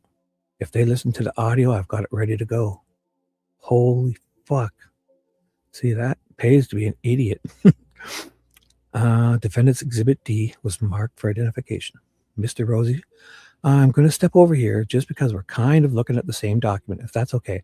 Yeah, and this is, you want to look at the cover sheet just to make sure I'm not buffaloing you with something? Is that a thing? Buffaloing? It's an interview here that you did with an Officer Buckley on September 19th of 2023 at 3:09 p.m. So Buckley, wasn't it Buckley at Holeman? No. This is a separate one. Because it's that Matt guy, right? From the Purdue police and Holeman. So, and that's at September like 13th or 15th. So this, 2023. Wait a second. Yeah. After, but before all the Frank stuff, but after Jerry finds him. So that sounds right. The officer you mentioned earlier, Mr. Rosenberger, was present. Oh, maybe this is, sorry. That's right, yeah. And this transcript was produced by, I'm not sure who did it. Maybe Sharon here, actually. I thought maybe I checked the back page to see if there's any. I don't see anything in there. I'm on there. I'm not sure who it is, what was produced by. I think I had Sharon do it. So page 5 at the top here, specifically line 1, read lines 1 through 9, if you would. That's, I believe, Holeman speaking. 3 through 10? Yeah. No. I'm just asking you to read the lines. Just read them. Yeah. There's no question yet. No, that's what it says. Read them to yourself. Oh, I think, oh, he was probably thinking he wants me to say these and put words in my mouth. It was Jerry's. But he's like, in your head, doofus. But he should have been more clear, because I thought he was wanting him to read it out loud. And I thought, so I see the hesitation. I know you haven't done this before. Just read them to yourself, and then I'm going to ask you some questions about those. Those are your words, right? Yes or no? They appear, as far as I know, they look familiar. Would it be better if I just dug this audio up and let you listen to the whole thing? Oh my God, I did stumble on it like a big buffoon. Oh my God, that's fine. I mean, I want to, please play it, please. We can take a break and oh my God, please. I mean, I want to make this as easy. I don't want you to think I'm trying, I'm trying to put words in your mouth. Please say yes, Jeffrey. I'm just asking you if these are your words. Well, they look familiar. Not having heard the audio recently, I can't say what the precisely my words. Give me a fucking second. I'll find the audio for you here and we'll just do it. Yes, it's better. Yes, Bradley. God, do a little TikTok dance for us too. Oh my goodness. Let's do it that way, Professor Turco. Oh, fuck yeah. There's what I'm going to do. I'm just going to cue this up and we're going to fucking listen to this for Shibby and everyone. Oh, that idiot Shibby got lucky. So it's fresh in your idiot mind. But what he said that we don't have to keep referring to it sounds good. Oh my fucking God. Look at this bee. Oh my God. I stumbled into this. Oh my God. You see, Carol? It pays to be a dope. Sometimes you get lucky. Oh my God. Because I was debating, play the audio first, do this, do that, do this. And I was like, no, fuck it. We're going live. I was like, no, fuck it. Don't write it. I'll just read it like this. We're going live. Freaked out a little bit. I was an asshole, but I'm sorry. Look what you get. If you just stick with me, you'll get some gold eventually. Look at this. 20 minutes. Oh my God. Fuck. Sounds good, guys. Here we go. For Carol, I dedicate it to you, to beautiful V, to my love Carol. Who else is here? To Dwayne The Rock Johnson, Dewey the Man, anyone who's still here, fucking Fishy, Judy, anyone who's still here, Becky B, anyone, whoever's here, I dedicate this to you. Let's fucking do it. Look at this. I stumbled right into this. Oh my God. I'm so lucky. Here we go, guys. Look at this. Make sure to like. Definitely, you're wonderful. Let's do this. Let's do this. We're going to listen to this 20 minutes, okay, guys? And I'll be right here. I'm going to go to the washroom, but when I come back, every now and then I'll do this and we'll check the time, but make sure the speed is good. Best quality is chose. The speed is good. Right? Boom. Let's do this, guys. Let's do this. All right, Jeff, this is, I'm Jerry Holeman with the Indiana State Police. With me is Lieutenant Matt Rosenberger with Purdue and Professor Jeffrey Turco. It is Tuesday, September 19th, approximately 3:09. And I appreciate you meeting with us. I know Matt's been trying now for what, three or 4 weeks to find the time, but I'm busy, you're busy. We're all busy, but I appreciate it. It should only take maybe 10, 15 minutes. Oh, sure. Do you recall meeting with a state trooper probably back in 2017 and an FBI agent talking about the Delphi double homicide? That's right. And do you recall doing a report, or was that report that we have from the There Your was colleague. There was a document. No, I did. To my knowledge, I'm the only person who put anything together for them. And there was a document. This being, you can look at. Yeah, that looks. Yes. Yeah. And do you remember did you give that to them that day, or did you email it to them later? I think I emailed it. Okay. Or maybe I had a paper copy. I don't recall. Yeah. Yeah. This is mine. Okay. Perfect. And they gave you, they didn't show you crime scene photos, but they basically gave you like a sketch of the formation of the sticks. That's right. And then did they give you a picture of the tree that had the F on it? No. Okay. Just the sticks. Just that kind of rendering there. Yeah. Okay. And it's been, 6 years probably since you wrote this. And don't let me put words in your mouth if you want to look at this. But from what I gathered, and I talked to Steve Buckley was the trooper, and Nicole Robertson was the FBI agent. That's right. Okay. And when I talked to them, Steve Buckley said, "Oh no, I didn't get a report." So I'm thinking later on we got a hold of Nicole and she got the report somehow from.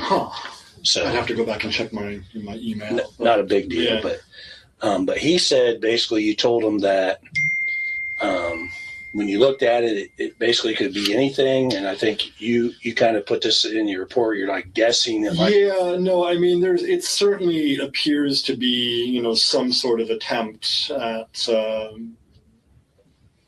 a kind of runic, script. But as to deciphering, any meaning behind that with any certainty, that's a bit of a guessing game.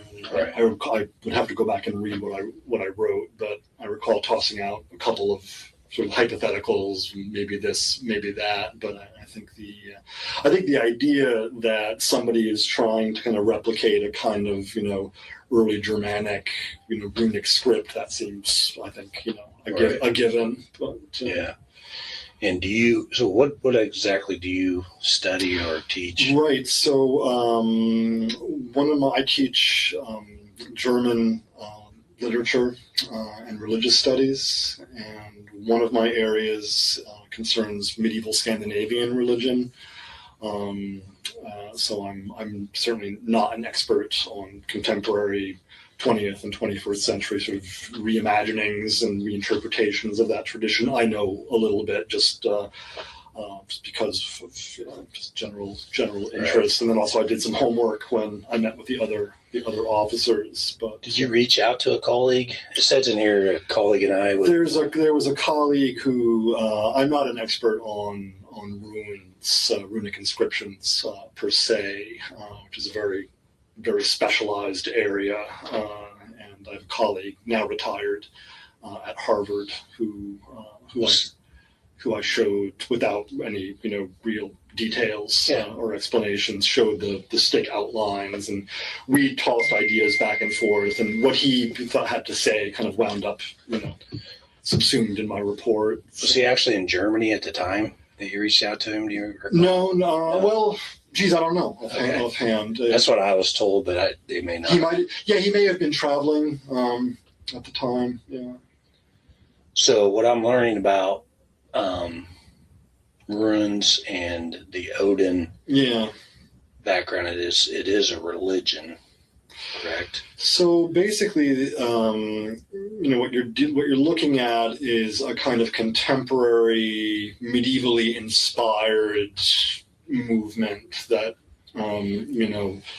doesn't necessarily have all that much to do, right, with medieval and ancient traditions, but takes its sort of point of departure, sort of these mythological sources that come down to us in the 13th century. And in point of fact, there's not, and this is maybe getting a little bit too much into the weeds, but there's not a great deal that we can say with certainty about actually existing Norse religion. We're always dealing with our earliest sources are already Christian, writers, or seeing things through that lens. But what you have in really in the very late 18th century and then really throughout the 19th century. And this is sort of in the wake of nationalist movements, throughout Europe, right, where there is no such thing as Germany, right, until 1872. There is no such thing as Italy. You have these sort of loose confederations, and so they go looking back for great sort of ancestor traditions on which to kind of found this idea, right, of the nation, right? And so this is sort of part of what comes to be known as Germanic mythology. You probably know the Brothers Grimm, the fairy tales. They also collected a lot of the earliest sources and edited these texts that were written in Icelandic, which is what most of what comes down to us is written in Iceland, and so there's a great deal of interest in this tradition, but this kind of neo-heathenism or neo-paganism, of which Odinism would be sort of one kind of extreme ideology within that has sort of right-wing racist connotations. That sort of really comes into its. For TJ, basically, I'll give you a quick update here. We are in. I was lucky. I was reading this, and in page whatever it is, page 27, Turco, Rosie tries to get Turco to talk about the audio, and then so they stop in the deposition to play the audio. So I took this opportunity to play the audio. Okay. So we're reading, page 27. He can't remember some of his words, so Rosie cues up the audio. It's a 20 minutes, and that's what they're doing right now. They're following the audios played, which is so. That's what we're doing, okay, young lady. Thank you for earlier. And if you're resting, and I'm so sorry if I was a jerk. V is lovely. You are lovely. Dewey, you're lovely too. All right, guys. So criminality has given me full permission to do anything I want with all her content. I'm just kidding, but she's allowed me to play this. So we're 7 minutes in to that audio interview, okay? Okay, I think you're not delirious, young lady. You're perfect. You guys are awesome. I'm sorry if I was a dick earlier. I was being frantic, foolish. I'm a confused old man. I don't deserve any of you. I'm grateful you're all here. I love you all. Okay, just know that if you stick with me, I'll eventually stumble in to doing this, which worked out because I couldn't decide, play the audio, do this, do that. And then on page 27, Rosie says, hey, fuck it, let's just play the audio. So that's what I'm doing. So picture Rosie in his sexy socks doing a TikTok dance in front of Turco as they in front of Turco as they catch up on what he said to Jerry, in September 19th of 2023. Boom. Oops. Its own in the 20th, late 19th, 20th century. And, there are sort of so-called neo-pagans, and neo-heathens. The heathen term tends to be more associated with the right, pagan more with the left, but essentially they both are referring to this sort of revival of Norse religion, which again, often has precious little to do with the original sources. Right. People just kind of making things up because this stuff is up for grabs, right? But so, I mean, that is to say that the fact that somebody, is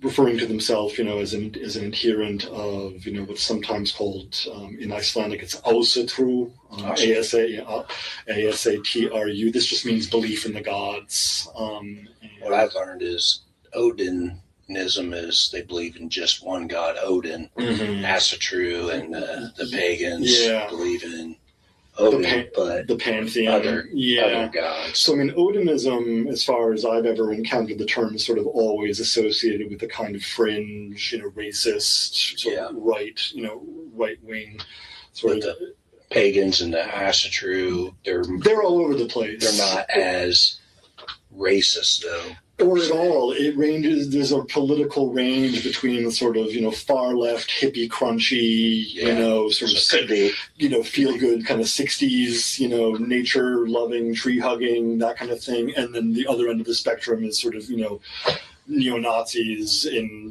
lockup with runic tattoos who hate black people and whatnot. So the fact that I'm interested in sort of Norse religion in this country, I think it's more of a right-wing phenomenon. In Europe, it's more of a left-wing phenomenon, but it's not necessarily sort of a smoking gun either way. And again, my knowledge of this is way low, but human sacrifice back in hundreds and hundreds and thousands of years ago was something, but in today's society and over the last couple hundred years, what I've learned is human sacrifice isn't something that this religion would do. It's debated whether that was ever part of Norse religion, and it may or may not have been. The archaeological record is very inconclusive. There were certainly executions. People were thieves who were hanged and whatnot. Now, you look at it, you find a body that's preserved in a bog with a rope around its neck. You're a detective. You tell me. Not a very good one. Is it a? That's probably not a ritual. Is it an execution? A judicial execution? Is it a human sacrifice? People argue back and forth. I think what's probably more important from your perspective is that it's widely believed in the 19th century sources, which are the kind of things that are freely available online.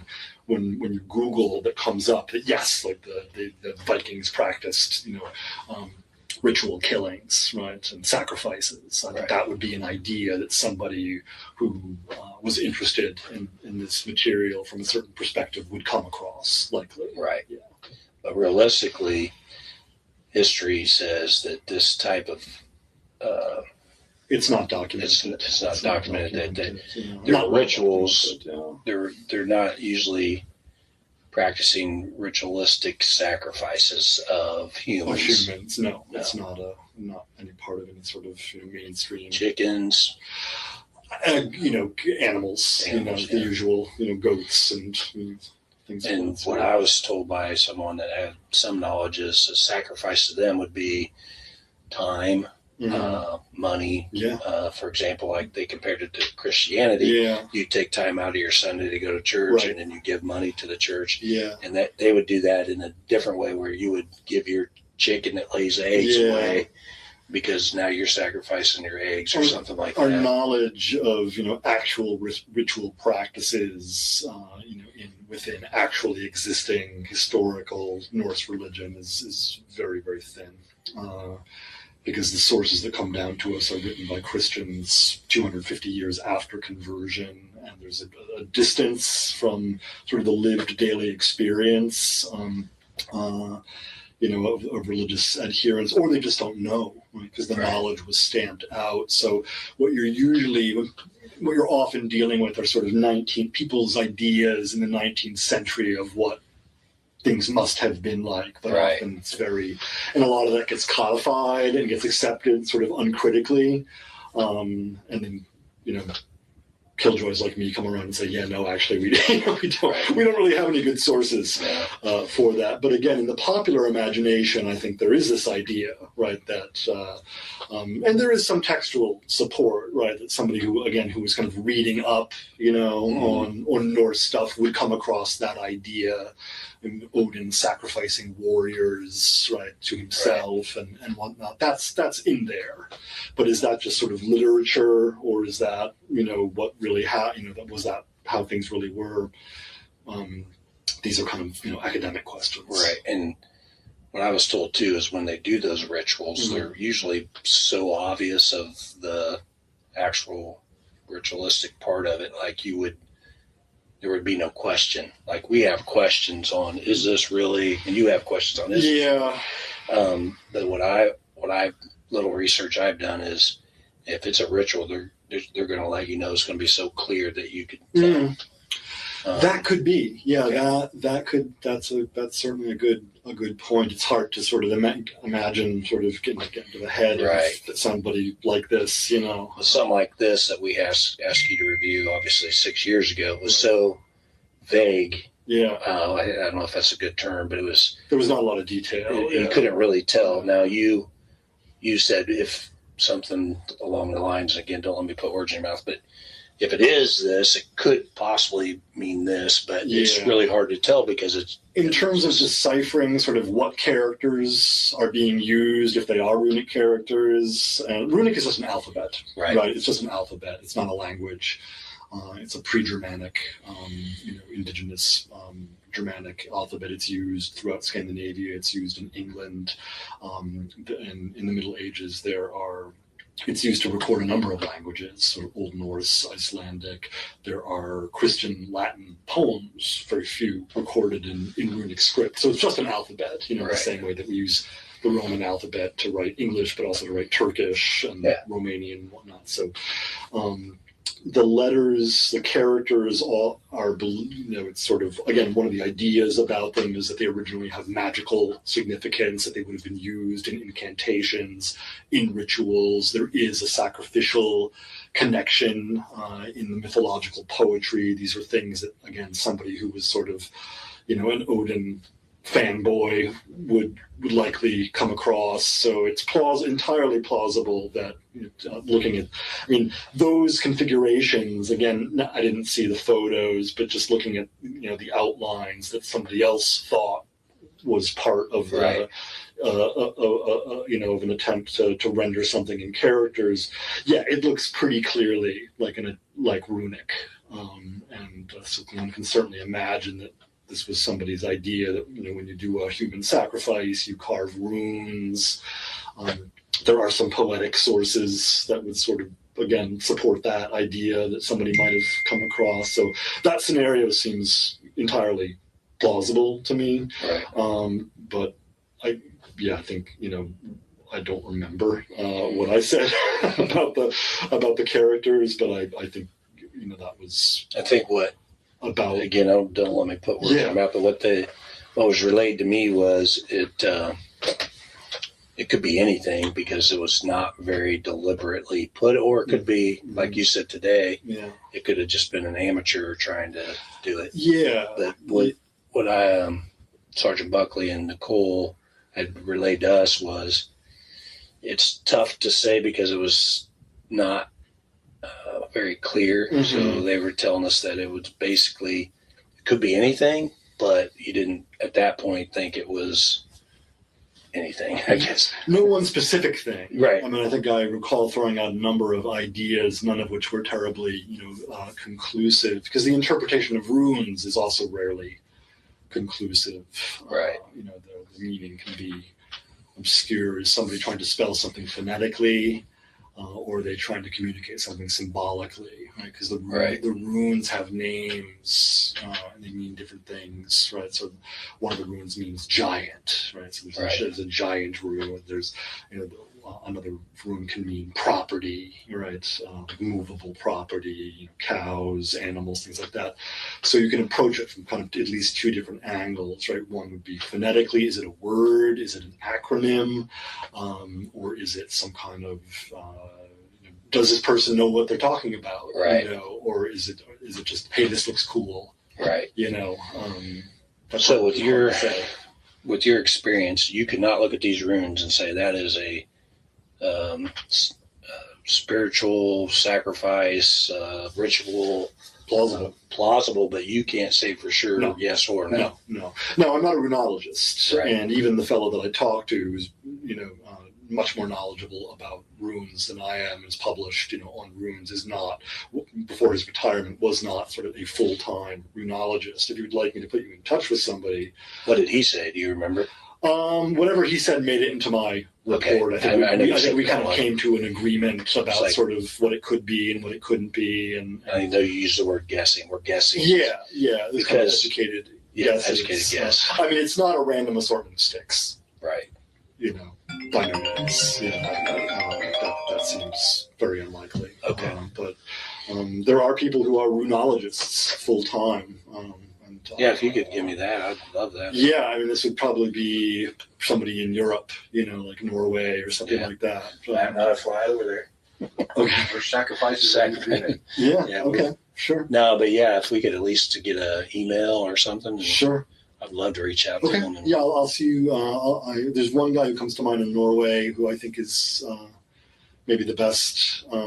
I'll go home and do some homework. Yeah, just you have his contact information. Yes. And I think I have yours. I'm quite certain because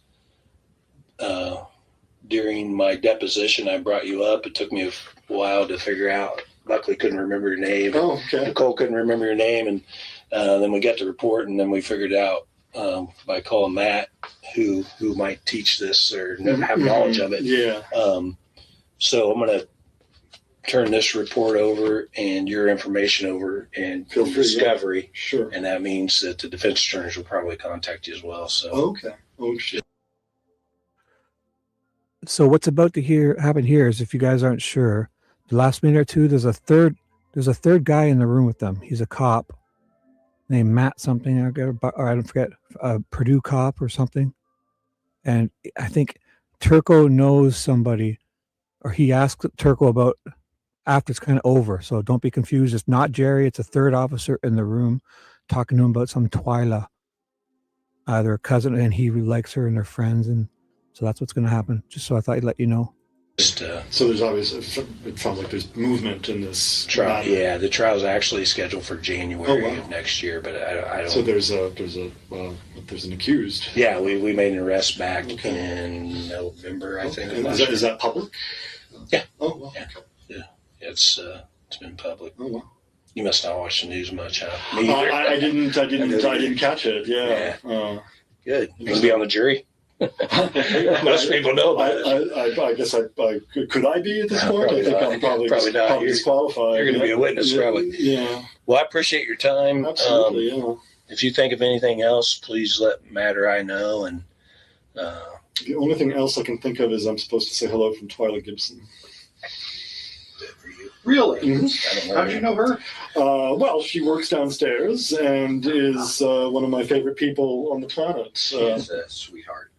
And she asked me what I was doing, and I mentioned that I was meeting with you.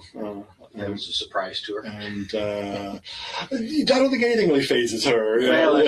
Yeah. And she said, "Oh, that's my second cousin." All right, I'm going to go ahead and turn this off. I'm going to conclude this interview. It is approximately 3:30.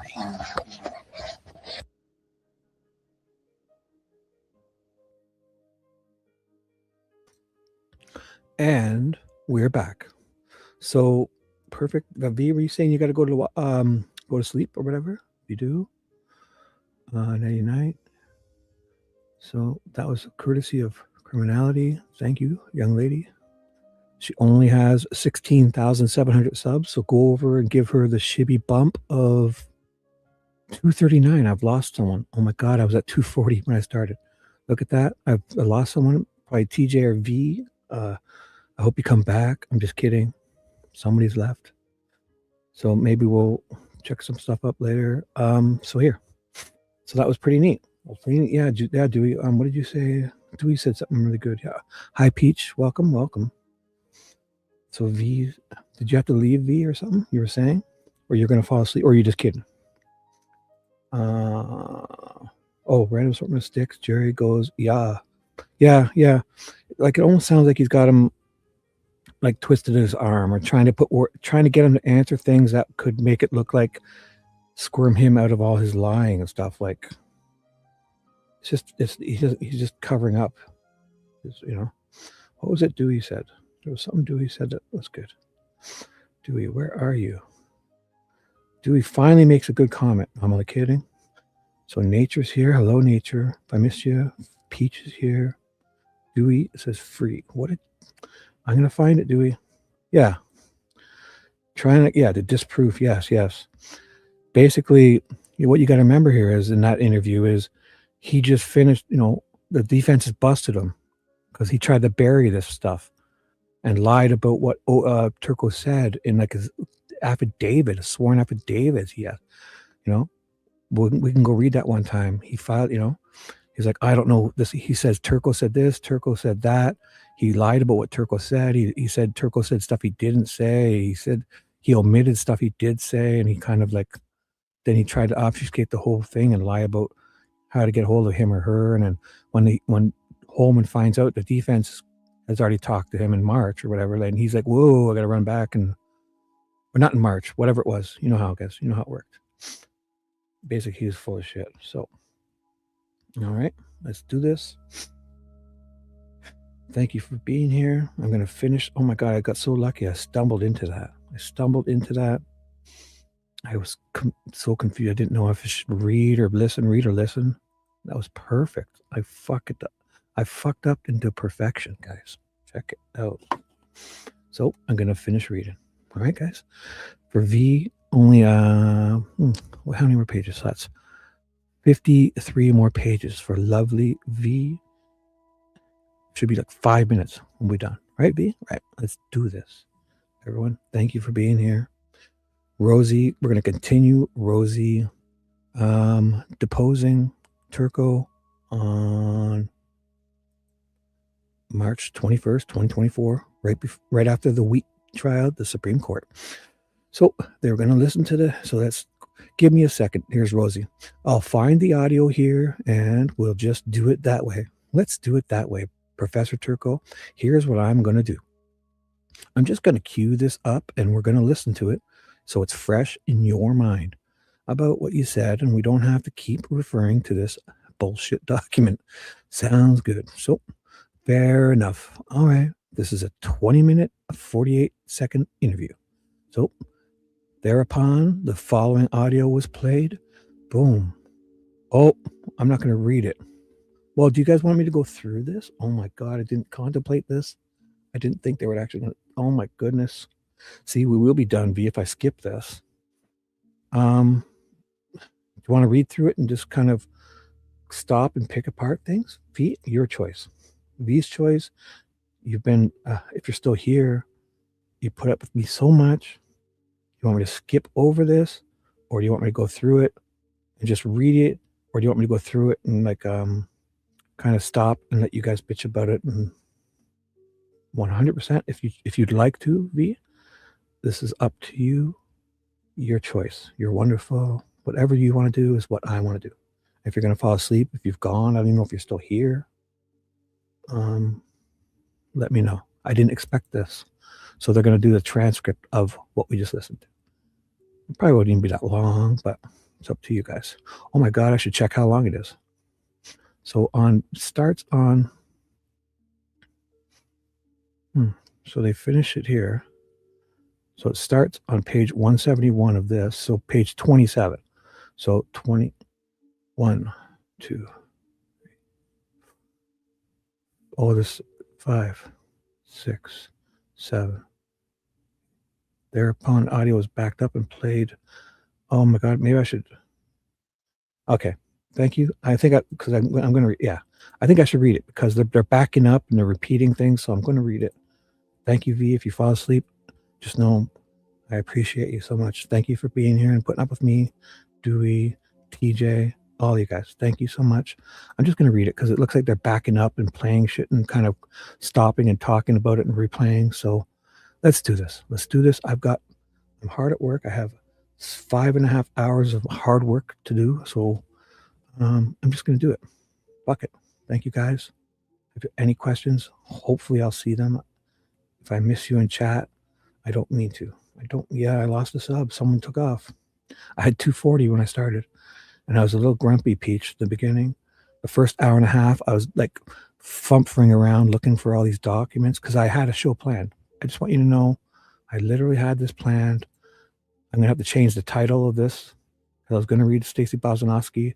See, I'm going to have to change the title of this, and I'll push Stacy Bozanowski will be tonight, 11 p.m. I swear to you. I'm so sorry, guys. But then I got this stuff here and this deposition, and that we played it, and then there's the report from Turco and a bunch of redaction stuff. And so page 27, I'm just going to read it. So they're going to talk about it and they're going to replay things and rewind things. So it's probably important. So they listen to the interview, and then after the interview, there's a transcript here of what the interview. I'm going to read the audio transcript, okay, of what we just listened to. So I'm Jerry Holeman with the Indiana State Police. With me is Lieutenant Rosenberger with Purdue and Professor Jeff Turco. Jeffrey Turco. It is Tuesday, September 19th, approximately 3:09 p.m. And I appreciate, 1 second, sorry. Yeah, I lost the sub. Sorry. Turco was the wrong guy to talk about rules. Well, it sounds like they kind of browbeat him, eh, TJ? I think, because the guy who wrote this didn't sound like, it's kind of like Jerry browbeat him. And maybe he has something to hold on his head. Maybe he has influence at Purdue University. Maybe maybe one of these guys' buddies, like maybe Doug Carter, called up to the Purdue, whatever, the dean, the guy who runs the university, and says, hey, talk to your guy and have him kind of reword, so when Jerry shows up, he knows he's kind of supposed to sound a little differently this time. Like, oh, I wouldn't have really gone this far about the runes if the FBI didn't send me all those emails and stuff. So it does sound like he changed his tune a bit. And maybe Jerry is, pointing a gun at him. I'm only kidding, but to me, it sounds almost like that's the type of question you would kind of do to somebody. And if you could see their eyes, they would be like blinking and then winking and trying to say, hey, well, I'm being held hostage, but I'm only kidding. But I kind of got that sense that they do this to everybody. They just keep going back and bugging the shit out of them, like Riley Voorhees and all them, until they say something that they can then give their narrative to and spin. That's what they want. That's exactly what they've done this whole trial. They want to push people to say things close enough to what they want, and then they can spin it in their narratives. It's all they've done this whole trial. So absolutely, yeah. Matt's been trying for what, three or 4 weeks to find a time, but yeah, busy. You're busy. We're all busy, but I appreciate it. It should only take maybe 10 or 15 minutes. Okay, sure. Do you recall meeting with a state trooper probably back in 2017 and an FBI agent? Yeah. Talking about, right. The Delphi, that's right. Double homicide. That's right. And do you recall doing a report, or was that report that we have from your colleague? There was a document. No, to my knowledge, I'm the only person who put anything together. Okay. For them, there was a document. This being, you can look at it. Yeah, that looks, yeah, that's it. That's what. And do you remember did you give them that to them that day, or did you email it to them later? I think I emailed it. Okay. Yeah. Or maybe I had a paper copy. I don't recall. Yeah. This is mine. He's looking at it probably. Okay. Perfect. And they didn't show you crime scene photos. No. Like, I agree. This Turco, I agree. But I think they got to this Turco, right? Think about it, TJ. This Turco that wrote this 2-3 days, or what, 2-3 weeks after, was it? Not even 2 days. When was it? Like, very soon after he writes this. This isn't the person I'm hearing in this interview. This guy was a little, I wish we had this on audio when they went and talked to him, the FBI agents. Yeah, they definitely browbeat him to change his tune, in my opinion. Because I remember hearing that the second time, like, what? So, but they basically gave you a sketch of, right? No pictures, just a sketch. The FBI, Nicole Robertson, and some other Purdue or some other cop from the area. So, formations of the sticks, that's right. And then did they give you a picture of the tree that had the F on it? No. Okay. Did we have that? I thought I had that still. Did I close that down? I couldn't have. There we go. They let him see this tree. Or they probably took this to him, the shitty one that we all saw, like the washed out one. But because this is, I don't recall seeing this back in the day, because when one leaked, oh, sorry, TJ, if you're on. Hey, Ja, what's up, bro? Good morning, dude. How you doing? If you're we're just reading some Professor Turco. Basically what we're reading here is a deposition from March 21st of Professor Turco, Rosie asking Professor Turco, but we just played the audio of that tape. We played the audio clip, and it was 20 minutes of their interview in September 19th. And now this is the transcript to that September 19th, 2023 interview, but it's in the deposition of March 21st after the Supreme Court stuff. That makes sense. In 2024. So this is a Rosie, the defense deposing Turco, but in it, we're reading a transcript of the taped conversation of Jerry Holeman and Turco from September 19th of 2023, before all that Odin stuff dropped and the whole photo leak was happening and people were freaking out about the Frank's motions in 2023. They were all freaking out right before, and then they dropped that Frank's motion, and hell went crazy, went nuts this time. So not 24, not 20, back in 23. They're talking here in 23. Transcript, let's do this, sorry. Okay, just the sticks, just a kind of rendering there, yeah. Okay, and it's been, 6 years probably since you wrote this, but don't let me put words in your mouth if you want to look at this, but from what I gathered, and I talked to Steve Buckley, was the trooper. Right, that's right. And Nicole Robertson, that's the FBI, who, that's right, was the FBI agent. That's right. Okay, and when I talked to them, Steve Buckley said, oh no, I didn't get a report. So I'm thinking later on, we got a hold of Nicole and she got the report somehow from, So I'd have to go back and check my email.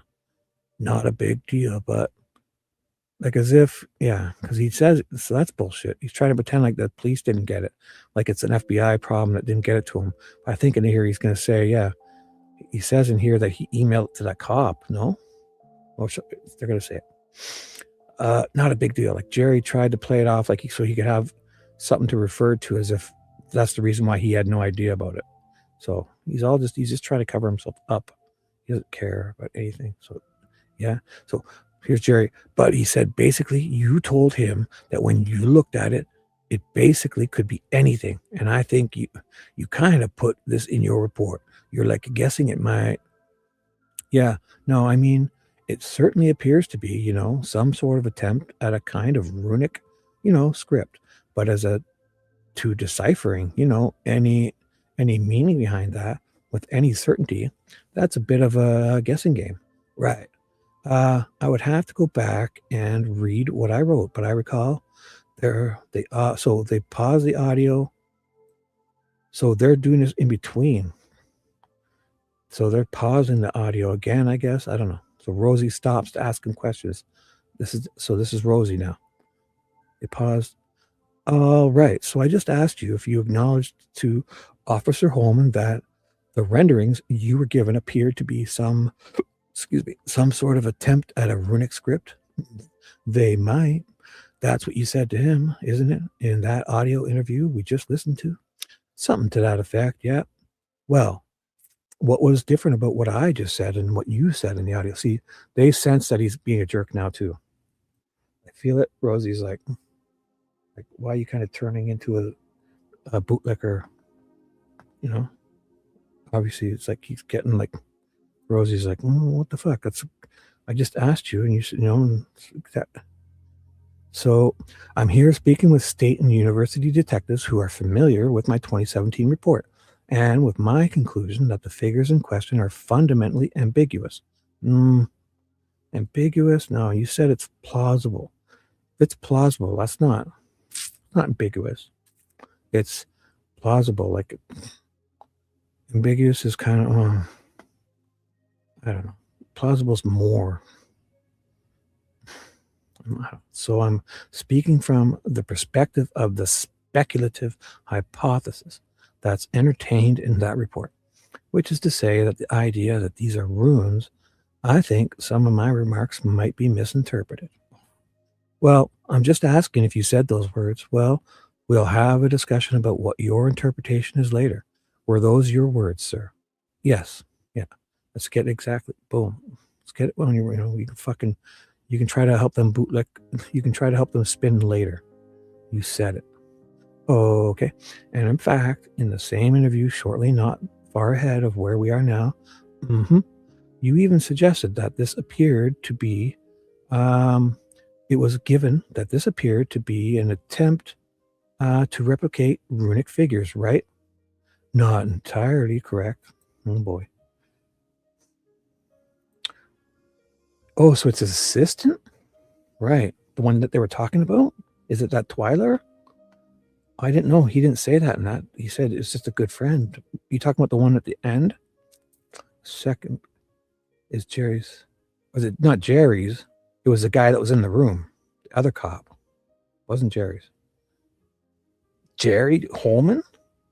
Or the other cop that was in the room? You sure? I don't know. Because he's talking. No, you must have that wrong. Because there's clearly a third cop. Yeah. There's 3 people in that room, TJ. It was the other police officer. Trust me. But you're right. They mentioned second cousin. But if you listen to it, it's the other cop that's there with them. At the end, Jerry was probably thinking I should have turned that off because it got personal or whatever. So then Jerry kind of jumped in. But yeah, you're right. Because the Turco says it to the other cop. He's like, Matt Buckley or something. He's like, oh, I'm told, but Buckley, this guy didn't know. So I don't know. He said second cousin. I don't know if it's his assistant. Jerry said second. There's another TJ. It's the other cop. Trust me. If Jerry said that, he might know her or whatever. But trust me, there's a third cop in that room. And it's not Jerry. It's not Jerry's cousin. It's the second cousin of the other cop. And I didn't know. Turco just said he loves her dearly. And yeah, he said she's really great. One of his favorite people in the world. But you're totally right. It's definitely, but there's a third cop in the room. The Purdue cop that's there with them. So trust me. But thank you for bringing that. Yeah, because they do definitely at the end, they say that. It's, we're going to read it here. You know what? here, I did exactly that, TJ. Me and you sit here and we try to figure things out. This is what I do in my head all day long. And if I just would go, it's gonna come clear to us because they say it. I'm reading the transcript. So thank you for putting up with me. Welcome to my nightmares. What I'm trying to say. You're so right. We would have been probably there by now to figure it out. So let me play the audio again and we'll start from now we're at 2:52. So they're gonna start the audio up again. This will be back to the audio. Turco and Jerry. Tossing out a couple of sort of hypotheticals, maybe this, maybe that, but I think the idea that somebody is trying to kind of replicate a kind of, early Germanic, runic script that seemed, I think, right, a given. But so he stops. Rosie stops. They're back to Rosie's back up. Okay, so you were pretty clear about your opinion about what you believed somebody was trying to replicate here, were you not? Let me see if I can clarify and contextualize that. Let me see if I can clarify the question. Yes, did you tell Officer Holeman that you believe that this appeared to be an attempt to replicate a Germanic script? That was not my intention. But did you tell him that? It might be possible to interpret my words that way. That would not be my interpretation. What? Are those the... Yeah, he's really trying to spin it. Are those the words that I just heard on the audio? Possibly. Like, they're not getting along. He hates them. He's pissed at them now. I can tell it. He's gone full bootlicker here. And Rosie's like sensed it, obviously. So you want to listen to it again? I mean, I'm willing to let you listen to it again, and you can tell me if those are the words or not, the words that you spoke. It definitely is. It definitely is, bud. You're so right. Oh my gosh. You think so? Yeah. They're definitely doing. They might not even know how we're related. They're probably like all third or second cousins. You're very true. Well, I know what you're saying. In this small town, yeah, they got to keep it in the family. That's what. So thereupon the audio was backed up, and so they're going to play that again. And he's like, Rosie's really want to get him on paper saying, you said this, right? So Turco, any meaning behind what? That with any certainty? That's a bit of a guessing game. Right. So they're playing the audio again. I would have to go back and read what I wrote, but I recall tossing out a couple of sort of hypotheticals, maybe this, maybe that. But I think the idea that somebody is trying to kind of replicate a kind of, early Germanic, runic script, that seems, I think, right. Given, but so here Rosie's going to browbeat him again. Going to browbeat him. Right. It is. You're definitely right. Are you behind? Catch up, young lady. Move. Glad you're here. Yes, the other guy. Yep. Definitely Matthew. Definitely. So Rosie's going to beat this guy down. Let's go. So you were pretty clear when you spoke about this was in your mind an attempt by someone to try to replicate an early Germanic runic script, right? I would not agree with what an asswipe. He does it again. He clearly says it. And it's not taken out of context. It's just one of the options. And he's trying to pretend like he didn't even say it at all. So I think what I was trying to say, no, it doesn't matter what you think now. What you said then, perhaps muddledly. Oh my goodness, was that the idea seems a given as one idea among others, including the equally valid idea that it's not that. I don't think it would be equal. Nope. I'll give it to you. Obviously, every option is on the table, but to say that you were just kind of 50-50, no fucking way. So I can certainly read you. I have here my own transcript of that section of the interview with my own annotations. So he's prepared. He's not a dumb guy, but he does sound like he's trying to change his tune and bootleg with them. So I'd be happy to read that for you. That might be clarifying. I'll tell you what. I'm going to give you this transcribed statement here. It's a 24 pages, okay? I'm trying to make this easy, and I'm going to let you read it all. And then I'm going to give you an opportunity to tell me if this is what you told the officer on that day. Okay? And if it's not, now is the time to tell us that those are not my words. I'm not asking for an explanation at this point. Perfect. He wants to get him locked in on what he said. Sign this, motherfucker. Did you say this? Yes or no? Sign it. And if he says no, let me remind you, you're under oath here, buddy. And then you can try to spin it like those guys always try afterwards. I'm asking if those are your words. That's it. And if you need this audio to do that, I'm fine giving it to you. In fact, what I'm going to suggest is that we take a break. You go in the room, next door, and get your shit together, dude, because you're going to be under oath here. I'm warning you. I'm fucking warning you. You can take my computer. You can give me your computer. Oh my God. In there, and you can listen to the audio and read through the statement and just simply confirm with me that this is your statement. It's all I need from you. How about we do that? We'll get into all of this, why I said this stuff and that later time. I want to know if these are your words. Does that seem like a cleaner way of doing this? Well, the voice on the audio is certainly mine, and the transcript appears to be roughly correct. I think. I'll tell you what. Yeah, so he's trying to get out of the he's trying to still spin it here. But if he knows if he does it this way, he's not going to be able to do that probably. So, I'll tell you what. I want to make sure it's perfectly correct. In cases of this magnitude, Professor Turco, with all due respect, it matters to us, okay? So how about we let you go next door and you can listen to the audio and follow along with the transcript and figure out if it's an exact transcript of what's in this audio. Fair? If that's what you know, you would not, you wanted to do this because you wanted to do this. And now you're probably regretting it because you're going to end up having to do what you could have just easily done. And now you're going to have to do all this extra bullshit too. So good on you, Rosie.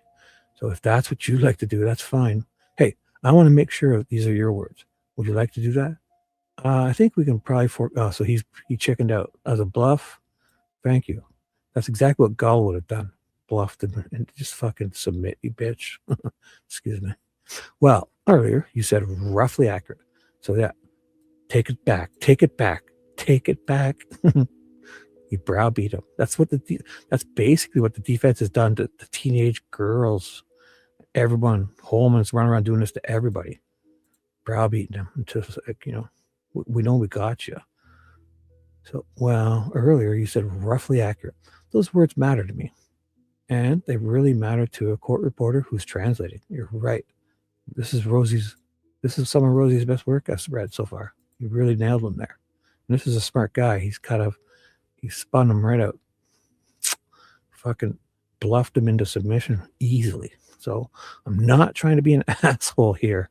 I'm trying to get this clear so that we have a clear idea of what you spoke. So do you want to adopt what's in this transcript, or do you want to keep fucking around, basically? Go read it first. You want to fucking waste your own time? I'm going to go for lunch. I'm going to go get a fucking Subway sandwich while you fuck around with that. You sure? I'm offering up the video audio, whatever you need to do. Yeah, I suppose we could do that. Oh, you're going to do it. Oh, maybe he's like, oh, I've gone this far. I got to double down. So they take a recess. Rosie comes back with a full belly, and Turco's probably pissed he's had to spend an hour alone in a room doing something. So let's see. The question is, well, we took a recess and let Professor Turco review and listen. One at a time here. We let Professor Turco listen to an audio statement involving he and Jerry Dick Holeman and Matt Rosenberger. That's the man Fishy and I were talking about. Matt Rosenberger's sounds like Twyla is his second cousin. And I don't know if it's Turco's assistant, but it's someone that works downstairs of Turco, and Turco is very fond of and friendly and dear friends. So I don't know if it's quite his assistant, but he definitely said that she works like downstairs, maybe in his office part or his section or wing, and she's so I don't know if it's his direct assistant. We'll find out. So it's this guy. It appears to be, looking at my computer, 20 minutes and 48 seconds long. Is that accurate, Professor Turco? I believe so. 1 second, please. Sorry, guys. Ooh. Looking at me. Are you both who? Who, me? Who, me? No, you. Oh, you. What are you guys doing? Yeah, you. Yeah. Always you, Fishy. Always been you. You're the one girl. Oh. 1 second. I need to drink my coffee. 1 second.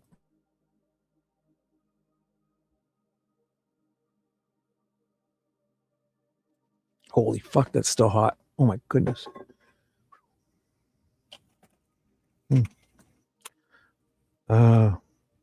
Yeah, Fishy loves Rosie, so I bet this part is making her excited, right? You love seeing Rosie do this, I bet. He's a good guy. He really nailed him there, for sure. And as far as, I also handed you a transcribed or a transcript of that particular proceeding. Did you have a chance to kind of follow along with the written transcript? 1 second.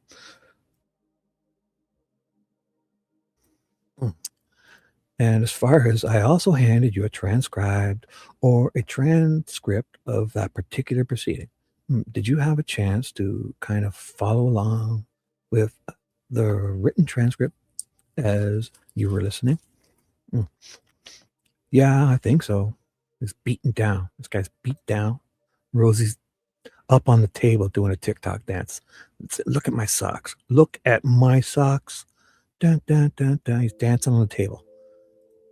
Is it an accurate description of that particular interview now? Will you concede? The transcript, as far as I can tell, is accurate, but it's incomplete at a point. He's still trying to weasel out, eh? Oh, look at fucking call this. Tell me why it's incomplete. Use your big words now, Jeffrey. So this is in reference to, can I see that document? The transcript? Yeah, these two aren't getting along. I feel it. There's most tenses. I feel it. Yeah, the transcript. So there's an omission in the transcript on this page 5, line 18. Page 5, line 18. I think that got mixed up here. Something got mixed here, it feels like. They do a whole lot of, so this is in reference to, so Rosie's the transcript. He's like, yeah, the transcript. I don't know if this is not supposed to be here. So there's an omission in the transcript on this page 5. Page 5, line 18. Something changed here. So yes. And so leading up to that point, this is the section where beginning page 5, line 3. So back to Turco. So something jumped here. So I think the transcript. Yeah, the transcript.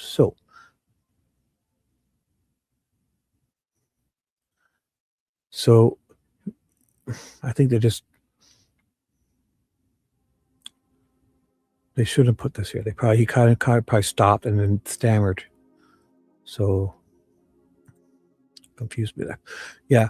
So leading up to that point, this is the section where beginning on page 5, line 3, I say, yeah, no, I mean, it certainly appears to be some sort of attempt at kind of runic, script. But as to deciphering, any meaning behind with any certainty. See, he's going to call him out on this. I feel it because he doesn't want, he wants to just get it on now. Is this what you said or not? So I bet he's going to call him out. Like, dude, I've told you 3 times now. Just tell me if this is what you said or not. We'll get into all the bullshit spin after. So that's a guessing game. He lets him talk. Okay. To go back and read what I wrote, but I recall tossing out a couple of sort of hypotheticals. Maybe this, maybe that. But I think the idea that somebody is trying to replicate a kind of, early Germanic, you see him, he's never stammered like this. So he's, this is the fucking professor. Runic script that seems, I think, yeah, there's this tell. He's fucking got a tell. We can go back. I don't recall him saying that very much until he gets, there he is here, This is where he's starting to get flustered. There. He hasn't been doing this whole time. It's right when he gets flustered. So he's about to choke, it feels like to me.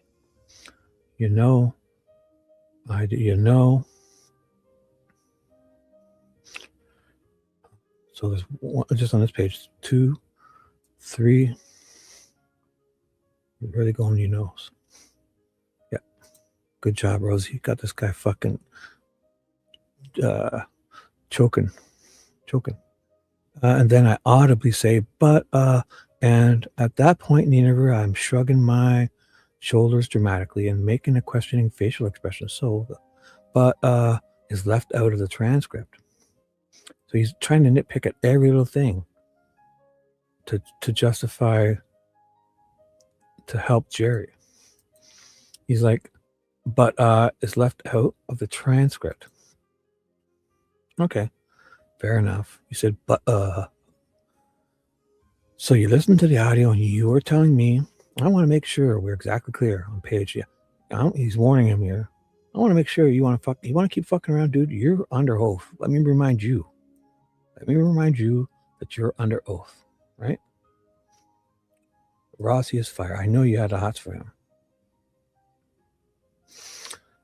Fishy, what are you doing? Taking a hiatus? Well, it's good. Good. You don't need anyone. Do yourself. Do you, girl. Don't let any of these fools ruin it for you. Right? Yeah, watch that Rosie TikTok dance a couple times. That's all you need, right? Thank you. So here you are. So he's got him. So Rosie's like giving him a warning here. Dude, you're under oath. Quit fucking around, right? Here you are. Thank you. You referenced page 5, line 3. Wasn't it 8? Okay, 18. Beginning at 5:3, I say, yeah, no, so yes, and no. So I see that. And then I believe in your document, this is page 5, line 18. After a given, there I say, but you could hear that on the, yeah, it's audible in the sound file. So he's really reaching. He's really simping for Jerry. Man. So let me, for clarification, line 18, there's a couple of hash marks here. This is where you were talking about, right? Yep, right, after that period. I'm just going to write the word but in there. Is your opinion that should be inserted? Certainly, yeah, as well as the after but. Wow, after but. Fair enough. Okay, I'll concede. I'll give you the but. Now, fucking sign this. ... I let my thought trail off at the point. Wow, he's really reaching.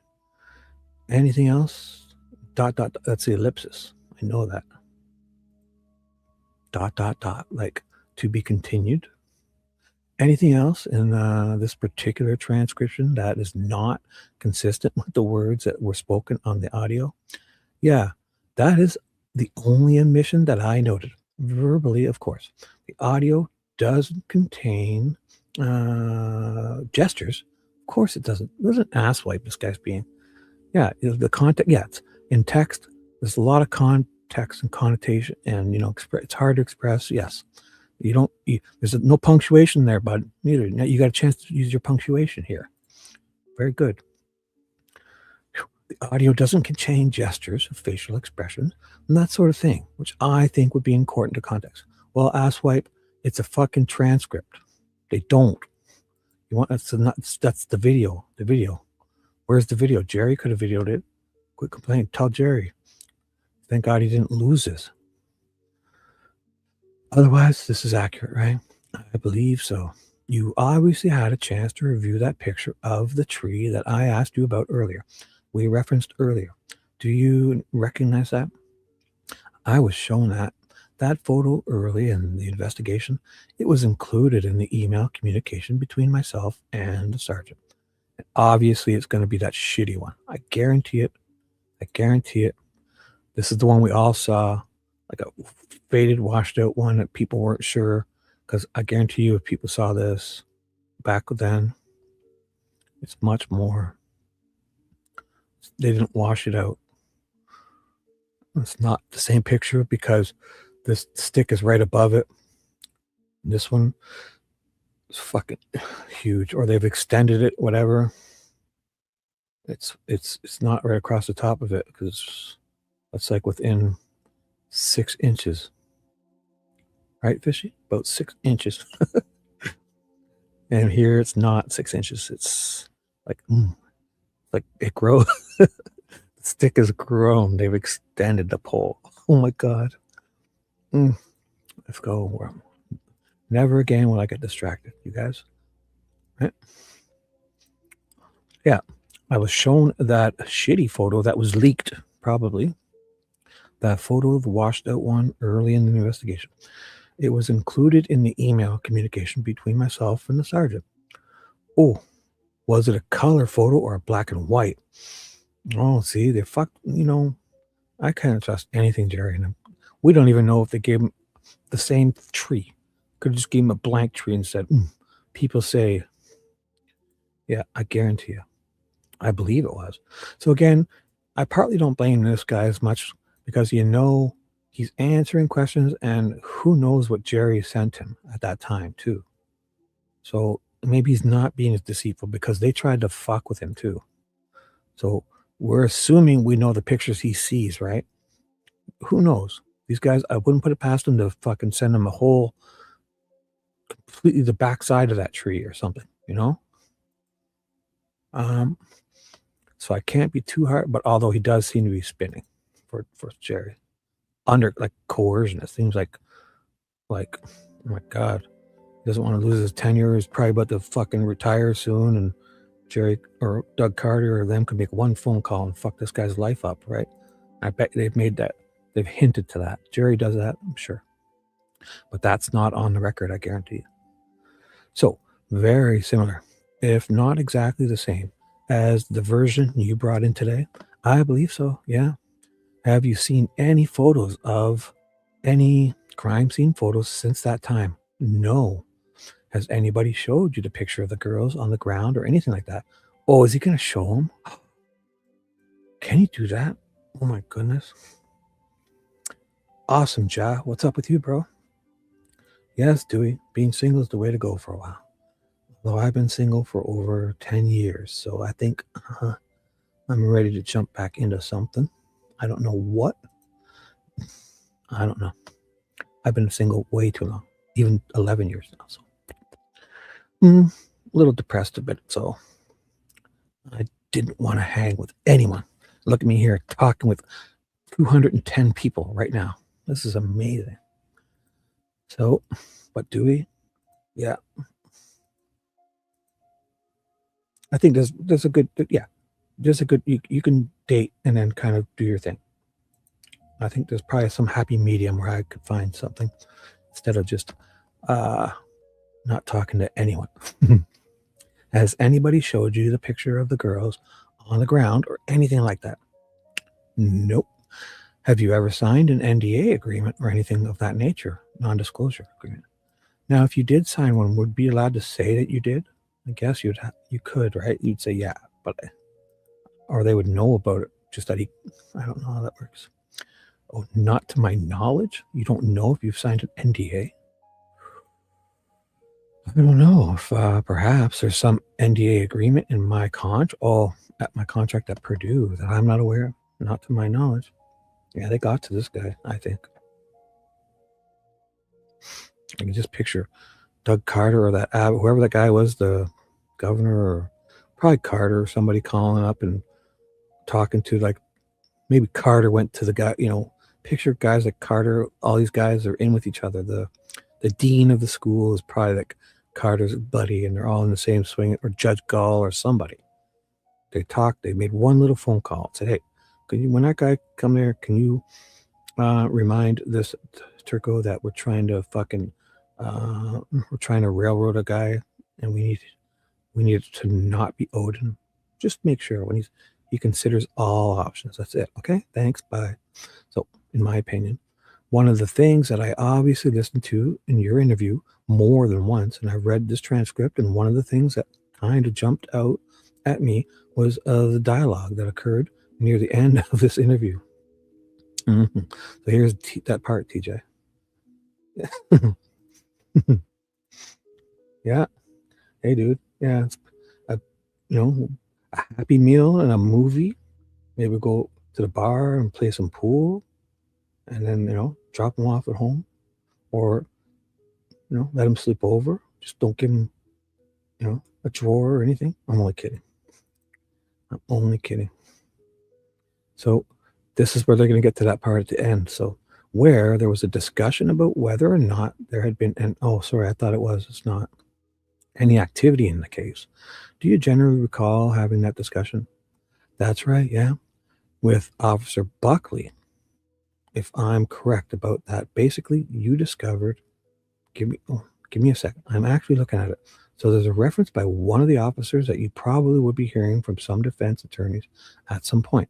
Actually by Trooper Dick Holeman, right? If that's what the document says, yeah. So then you, if I'm understanding your thought process, discovered at that point when Dick Holeman said to you that, hey, there's been an arrest made and somebody is being prosecuted. Correct. I was unaware that an arrest had been made in the case. Did the other cop chime in during that interview? I was making my coffee and stuff afterwards. I might have missed it because I know at the very end, I thought that was the first time that other cop jumped in, or when Turco addressed him, but I could be wrong, because I think the first time I watched it, I didn't even really think there was anybody else in the room with them. I kind of clued it. So So correct. Yeah, I was unaware that an arrest had been made in the case. So going back to 2017, when this information was given to you, and I'm going to use the word analyzed or assessed information. Sure. Yeah, that's kind of weird that the FBI comes and talks to you about something and you don't kind of look into it. I think that's probably what he's going to allude to here. And generated your report. You were doing that in some manner that was almost blind. Like you didn't have a lot of context for what the purpose was behind all this. So what I had was the image files and the conversations with the officers that took place in 2017. And that was the sum whole of the context. So would you agree with me if I characterized it as an independent evaluation of the information they gave you? Is that fair? I don't know if how else one would characterize it. I'm not a law enforcement official. I was acting in an advisory capacity. So an unbiased view of what you were asked to assess. Well, hold on a minute. Oh my goodness. 1 second. Sorry. Hold on a minute. Is that a fair characterization? I would hope so. All right. Having reviewed your report and having listened to the interview with Trooper Dick Holeman, it became apparent to me that you were struggling with, in some aspects, the potential interpretation of communications that were related to those stick formations. Is that a fair assessment? The interpretation of the figures that I was presented with, and I'm not recalling your precise words, but yes, it was a very fraught and very difficult. Sorry guys, you wouldn't know the truth. Yeah. I think they got to him. I think they got to him, it feels like to me.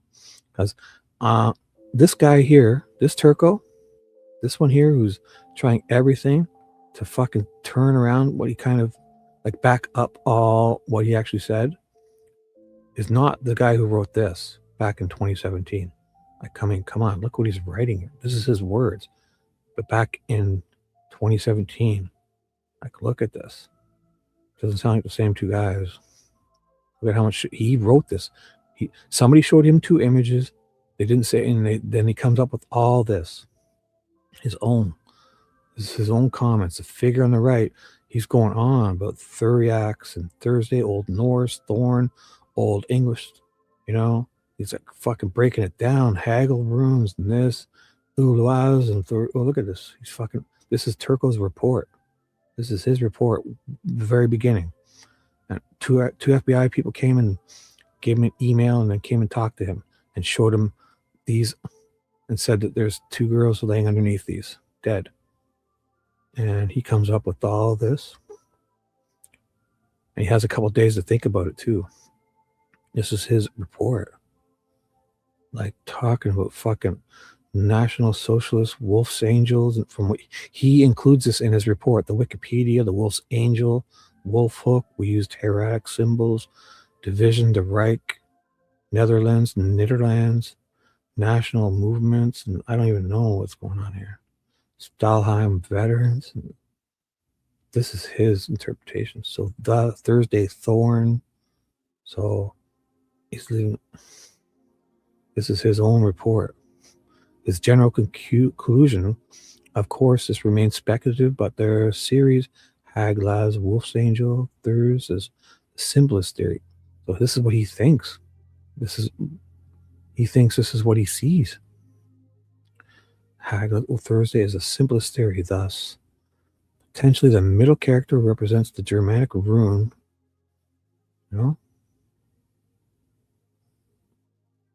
Yeah, no, I know. Are you familiar with this stuff? I'm sure I guess you're in England, right? So you probably know, this guy did this report, right? His conclusions are no guessing, but fucking, look at this. This doesn't sound like the same guy. Nobody's forcing him to write this. They showed him stuff and he went on with this. This is his report.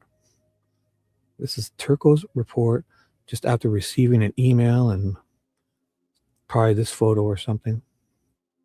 or this is the one he drew, and he knows there's a dead girl here, and there's a dead girl here. He knows it, and then he comes up with all this. They don't even show him the crime scene photos. So, but it doesn't, so I think they got to him. Or the dean talked to him, somebody from upper ups in the ISP, Doug Carter, those types, or even a governor, Judge Gull. They're all buddies. I believe somebody knows and called his boss, or somebody in his family, maybe his daughter, his older, who knows. Purdue, Turco has probably brother or cousin or uncles or fathers or mothers who are like, maybe the captains of the fire department or something. They got something on this guy. I think they got to him. Honestly feels like it. Right. But so yeah, I see what you're saying, but again, yeah. But what I'm just trying to, yeah. Like, we'll get into all that after I read, but I'm just trying to explain, like, this is what he comes up with. I'm just saying, this is back like 2 weeks after the murders in February or whatever, February 28th or something of 2017. So the girls are murdered. The FBI comes to him, or the FBI sends him an email suggestive of, obviously we think something's up here. We need to talk to you about stuff. And they go into the FBI and the cop go to his office at Purdue. And then within 2 weeks, he's got a day or two to think about it. This is his report. He emails it back to them back then, a couple days, like 2 weeks after the murders. And I just don't think he's trying to roll it back. And this is before the trial. So somebody's got to him. I think, hey, what's up, Carol? You still around? But I get what you're saying. Yeah. So you'll be useful, Jeff, if you're around. Once I'm done this, we're going to break all the other stuff down. Okay, bro? If you're around, if not, I'll bring it back up because I know you probably know some of that stuff. So, because you're a smart guy over in that across the pond in that wacky island. So, the interpretation of, like, he's really backpedaling of the figures that I was presented with. And I'm not recalling your precise words, but yes, it was very fraught and very difficult. I think I understand the distinction. I'm not sure that I need to go back and listen to the transcript again or anything, but I think the distinction that I heard in that conversation between you and Trooper Dick Holeman was, hey, I'm assuming for the sake of this exercise that these formations were intentionally placed and there's some meaning that's intended to be communicated. Is that a fair assumption? That is the framework, yes, of my 2017 report, yes. One sec, guys.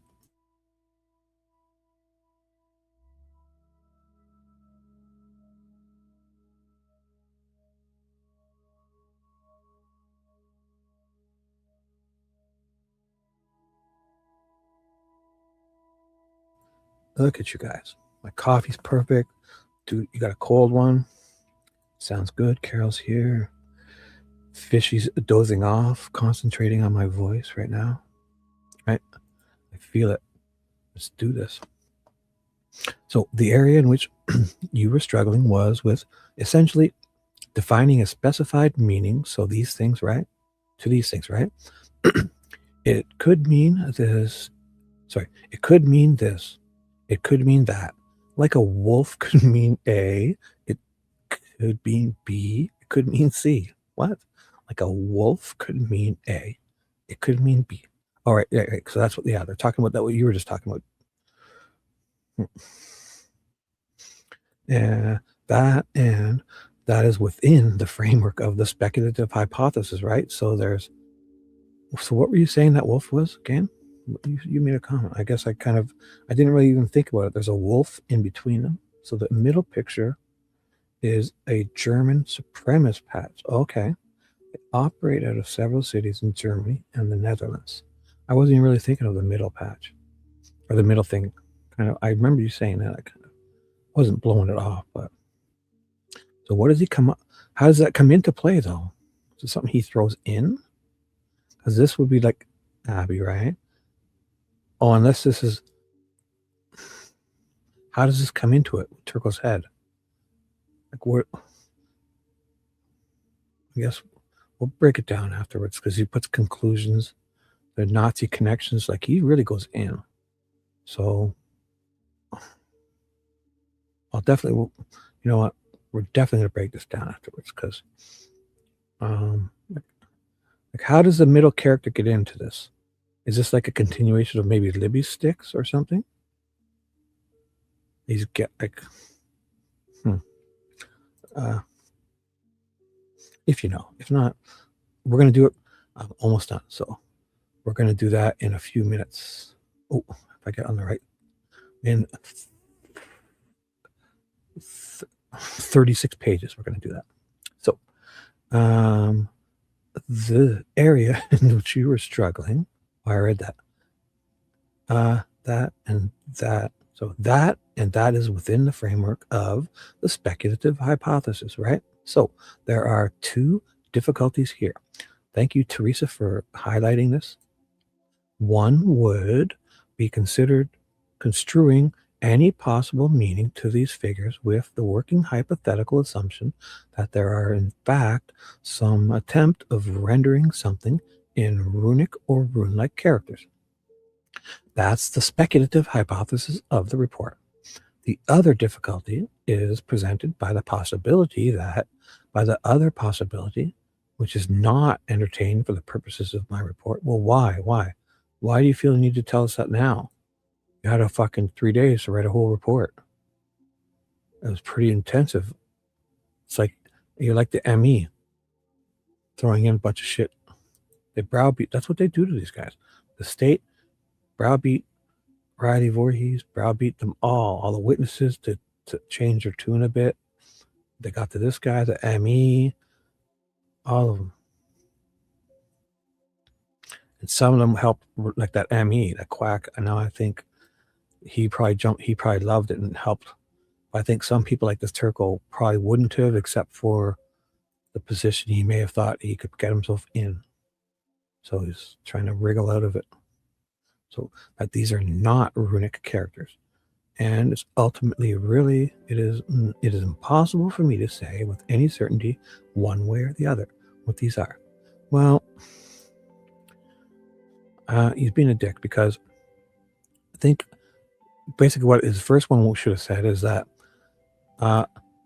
there's definitely something weird about this.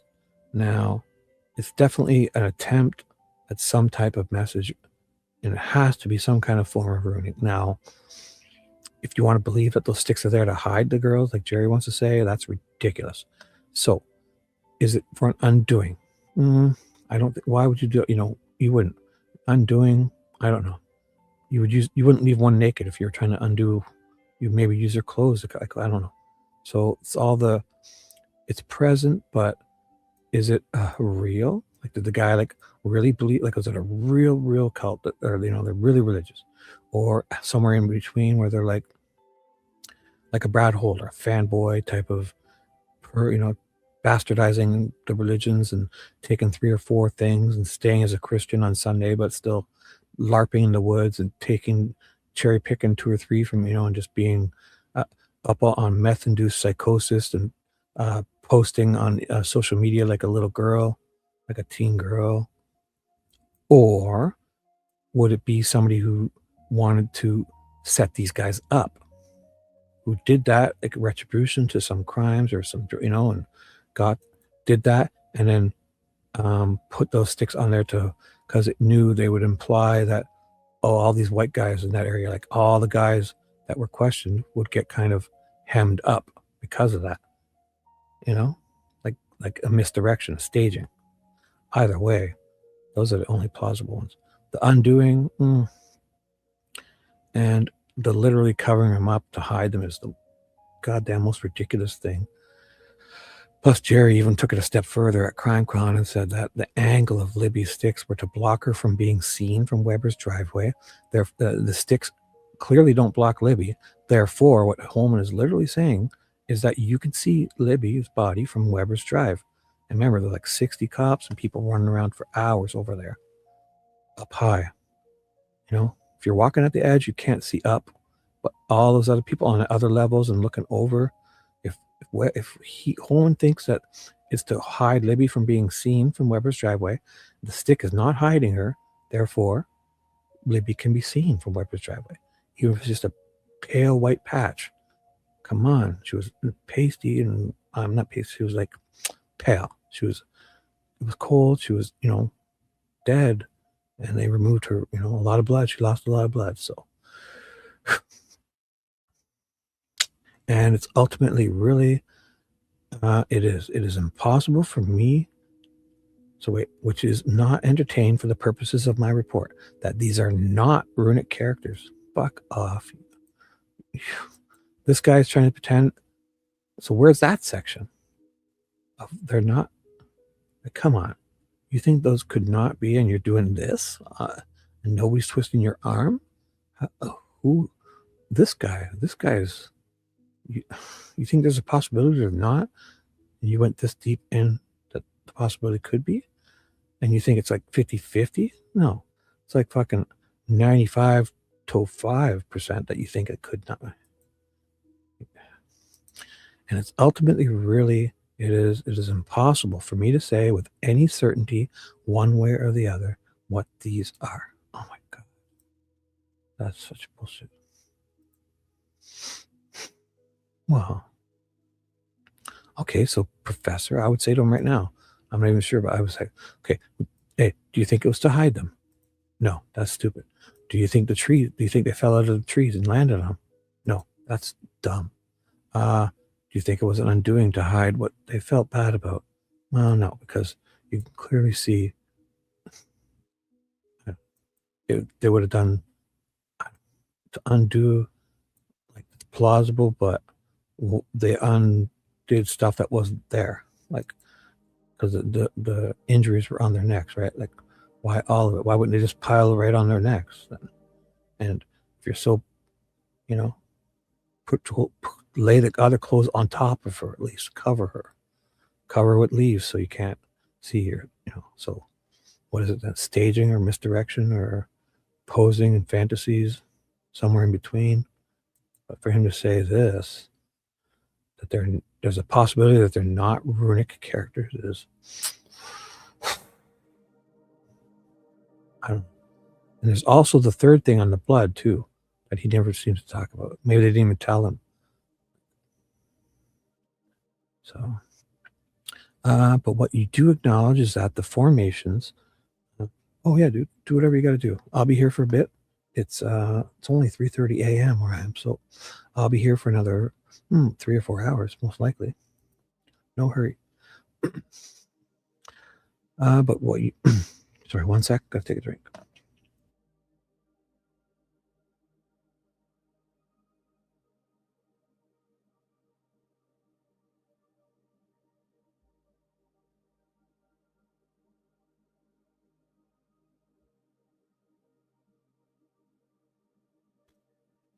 And we're back.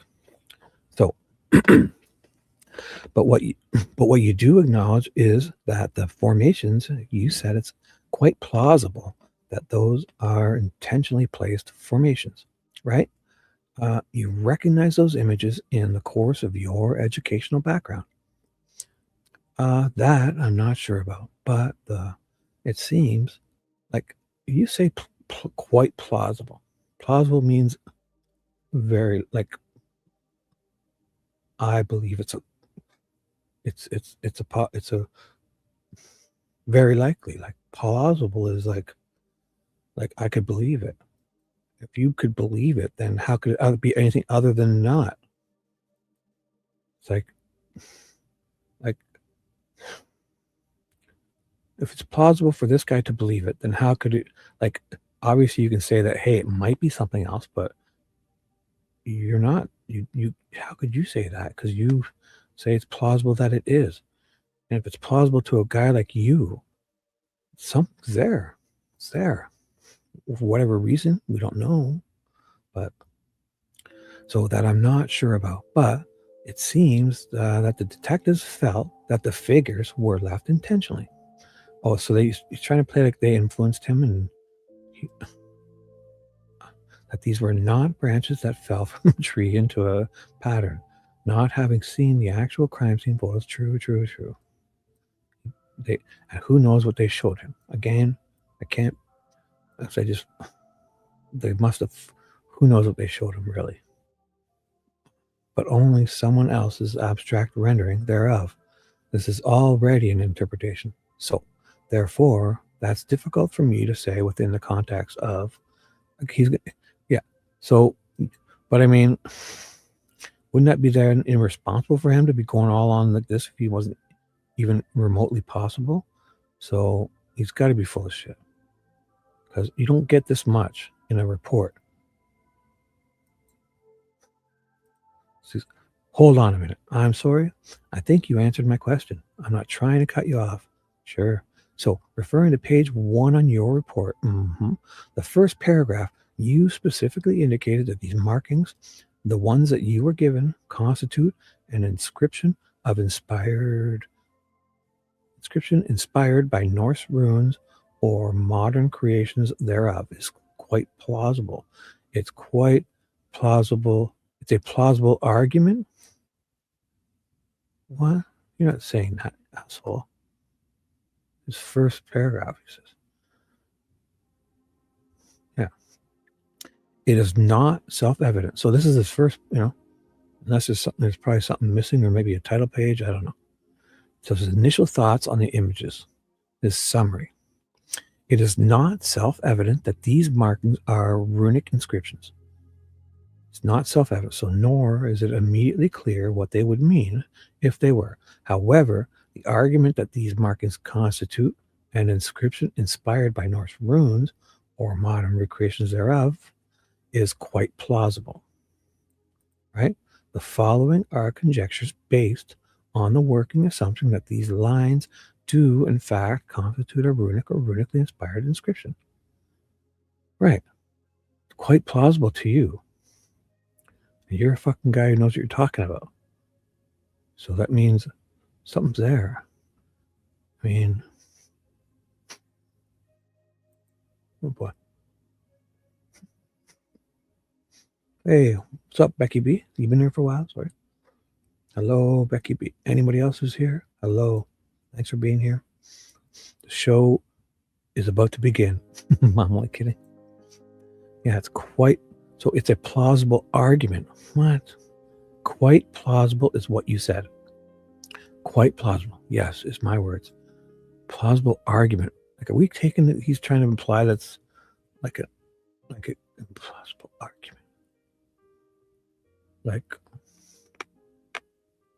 if it's quite plausible to someone with your experience, then something's there. It's that simple. What the fuck is this guy doing? And I think that you were telling me a minute ago is maybe we do agree on this, that these sticks did not end up in their final location by some act of Mother Nature, some random act of Mother Nature, right?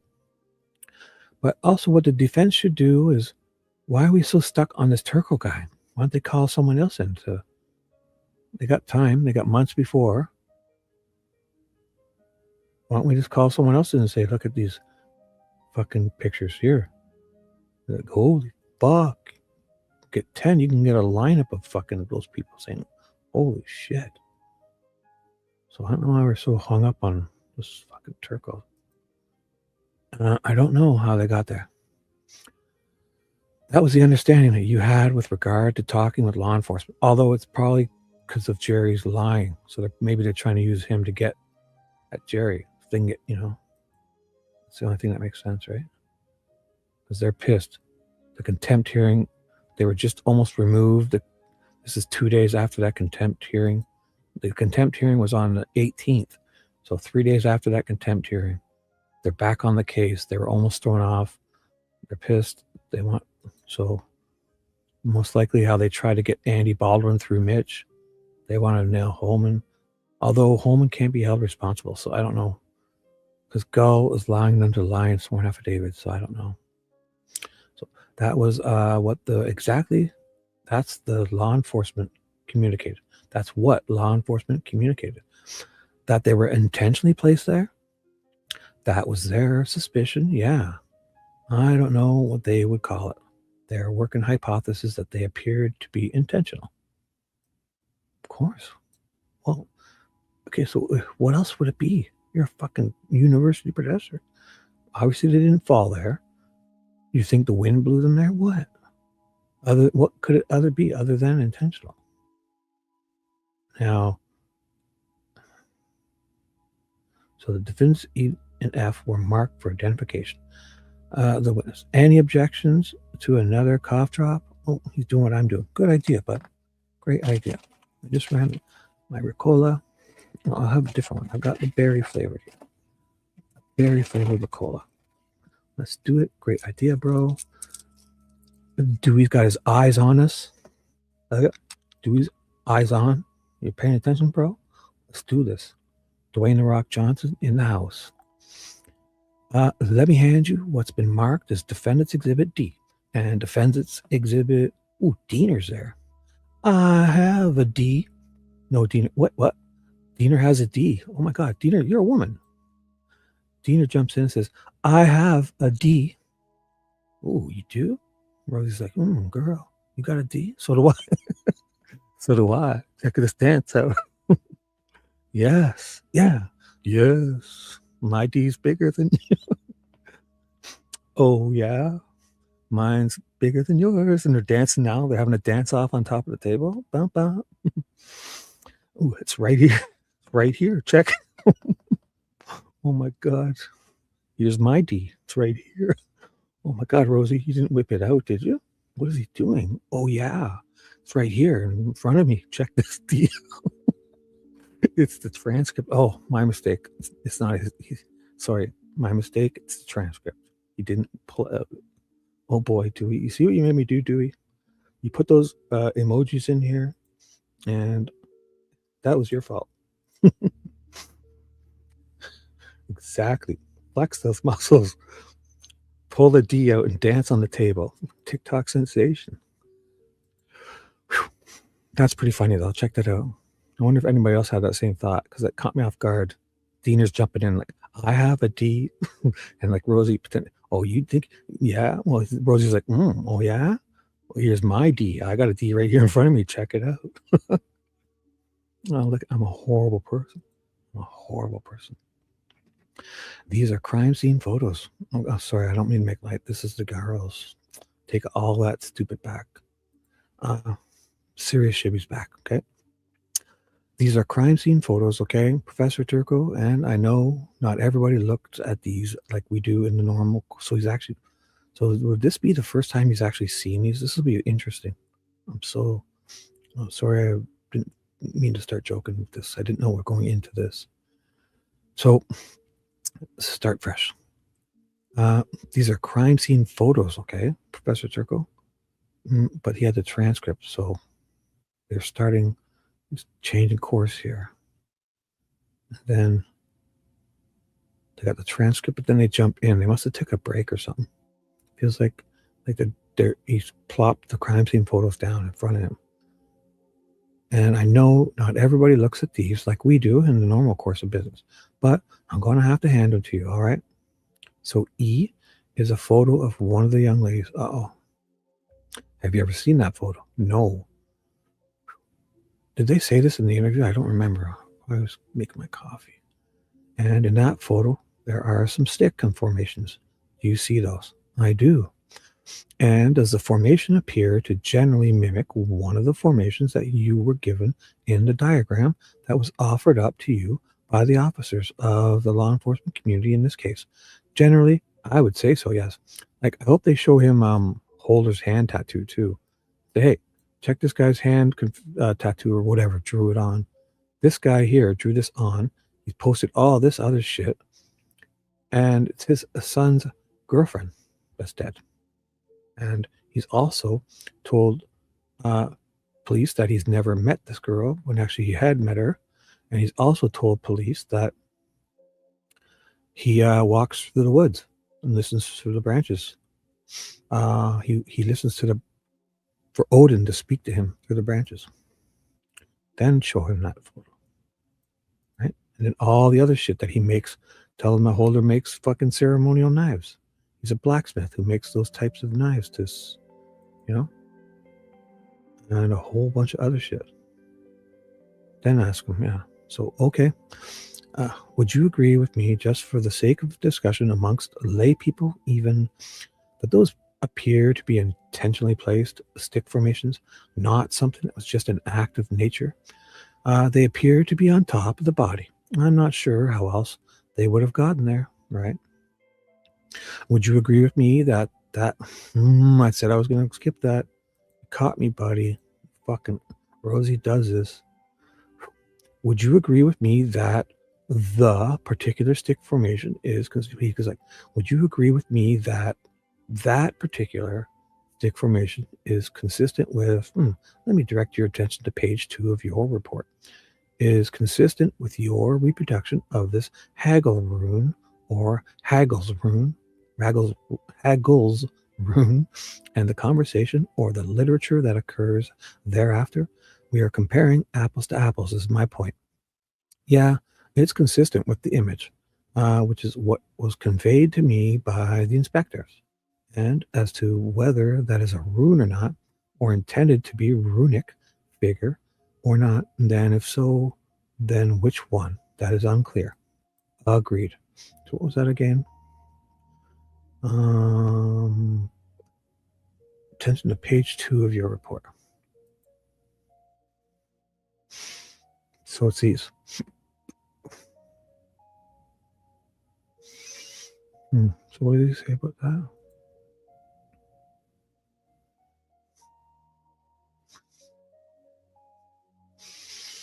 All right, so he says, yes, consistent with the image, which is compared to be. So Rosie says, so Rosie is asking him, is it consistent with your reproduction of this Haggle rune or Haggle's rune? And the conversation of literature occurs. Haggle or Haggle's rune. So he's explaining it here.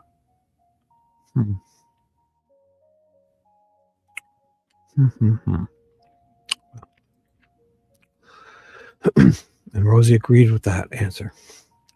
If so, which one? He thinks it's one of them, figure or not, or intended to be a runic figure or not.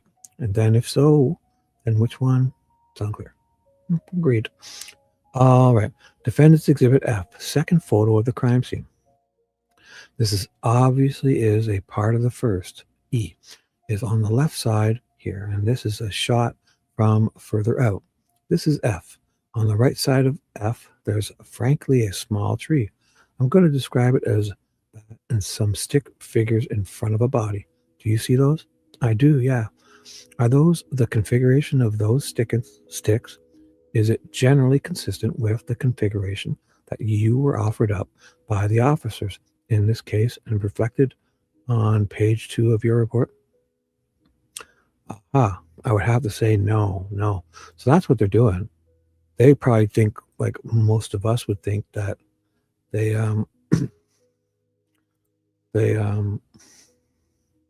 yeah, it's right there in front of you, right? Pointing at it. You're pointing at it. Oh, this dude, you gotta pop out. We'll be around. Get your stuff done, and we'll be here still probably. So if not, catch the replay, brah. So I think Rosie here is suspecting that obviously they probably showed him. Who knows what they showed this guy? How many times they went back, and who knows? I find it hard to believe that the very first time they go, they didn't show him those crime scene photos. Like, I mean, it's not like they should say, here, keep these for yourself. Study, they could have. The FBI, they had one of those little manila folder things. Like, come on, what you're going to talk? Why would they show the guy? They could have completely blocked out the girls' faces, anything they wanted. But, or they could have also, they had that Faro scan. Where's that Faro scan? What's going on? Guys, I'm pissed. Not pissed, but yeah, save us some of that apple crumble. They have that Faro scan, guys. Like, why aren't they using that? It's like a cartoon depiction of exactly 3D scans. That's the whole tripod marks, I'm sure. This Faro scan, check it out. Faro crime scene imaging. They have this of the crime scene. They have this. They have this. They have one of these, right? The girl's laying there. It's one of these to, it would depict, real life, but it's not real. And they have one. They said they can put it on drones. They can do it anything. It's a fucking tripod. It sits there. They set it up, and it sits there and does a whole super duper. Probably goes for an hour or two. They can go to lunch and come back, or just sit there and one can watch it, or they have it. They talk about it. They have one of these, and look at one of these. Like, would that not be then? They could then, even like, they could do a lot with they could change the images. They could put, I don't know. They can completely black out the girls. So it's like, we don't need this. They could just, I don't know. But I mean, why? They have one of these. Where is it? Show this guy. Okay, so you don't take photos to him, but show this guy. This guy, he's trying to answer stuff for you. Come on. There's got to be some better pictures. I think the gas station one is the best one. The one at that gas station is probably a good depiction. Like, there's some pretty good detail. It looks like you wouldn't tell if those guys are real or not. There's a gas station when they're at the gas station. This one here seems to be the best one. Like, that's pretty detailed. Imagine we had a close-up of something like this in the middle of the crime scene, a whole 360. They probably would have, they probably set it up here to get a whole, or, I don't know. Why aren't we looking at that? Not for any other reason. I don't want to see dead kids. I don't block them out. I want to fucking understand. We want to solve this and get the person who did it, or, So do you see it in front of a body? Or I skip something here. All right. Defendant's Exhibit F. Photos. So they're showing him Libby's photo now, I think. I do, yeah. Little stick configuration in front of a body. Do you see those? I do, yeah. Are those the configuration of those sticks? Is it generally consistent with the configuration that you were offered by? Oh, right. That's why I jumped off on that, because we think that they probably, who knows what they showed him? Who knows what they even showed this guy? So you think it's different? Because he says it's not. So he's like, here's the real crime scene photos. Is the thing that Jerry showed you, or whoever they showed you in the beginning, is it consistent with what I'm showing you? Like, I would have to say not. No. You see, I should pay attention to Teresa's highlighting. You think it's different? I'd have to study this at some length. What? You asswipe. You need to study? Well, okay, fucking study it. I don't care. The abstract rendering that I was provided with, to my mind, is much clearer than this. If I had seen this photo in lieu of a line drawing. Oh, he's trying to spin it the other way. That if he had seen these photos, oh, how convenient. Oh my God. He's saying, oh, now that I'm looking at the real photos, I take it back. Oh, they fucking planned this, I bet you. You dipshit. Oh my God, what does Rosie say to this? So basically he's trying to say that now that I see the real photos, I take back what I was saying. Like, I mean, oh my God, if I saw these, I never would have said this. I never would have said this. I never would have said all this gunk. Because all I had was this to go by. And then when he sees the real crime scene photos, he's like, the abstract he was provided with, so to my mind, is much clearer in those ones than this. If I had seen this a real photo in lieu of a line drawing, I doubt very much that I would have surmised that there's a runic background to those.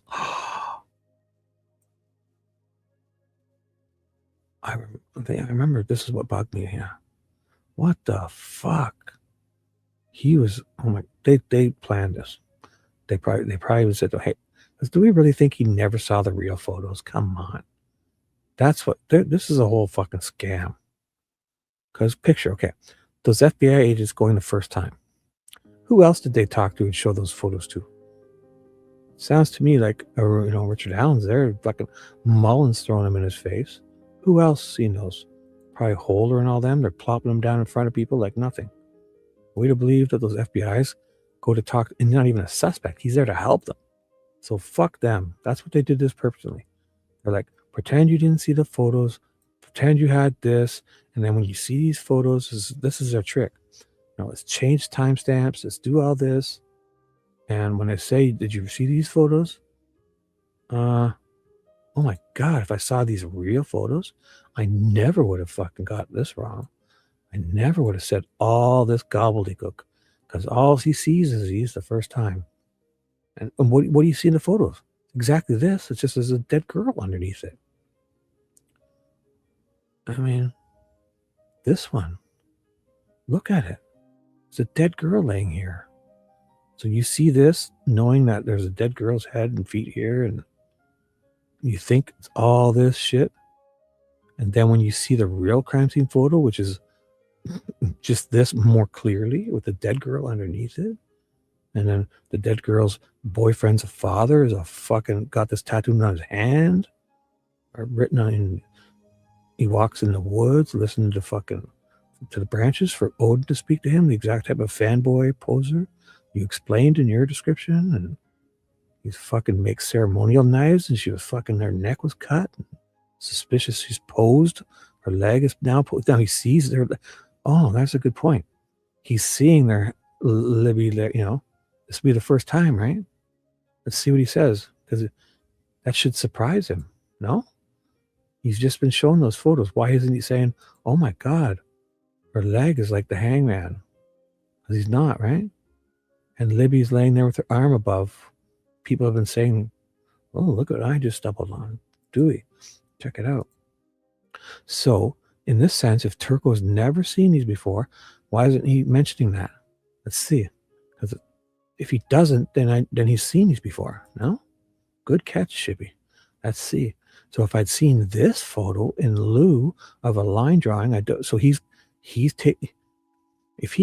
he's shown these photos the first time and just stays talking about those sticks and nothing else, this is very disingenuous.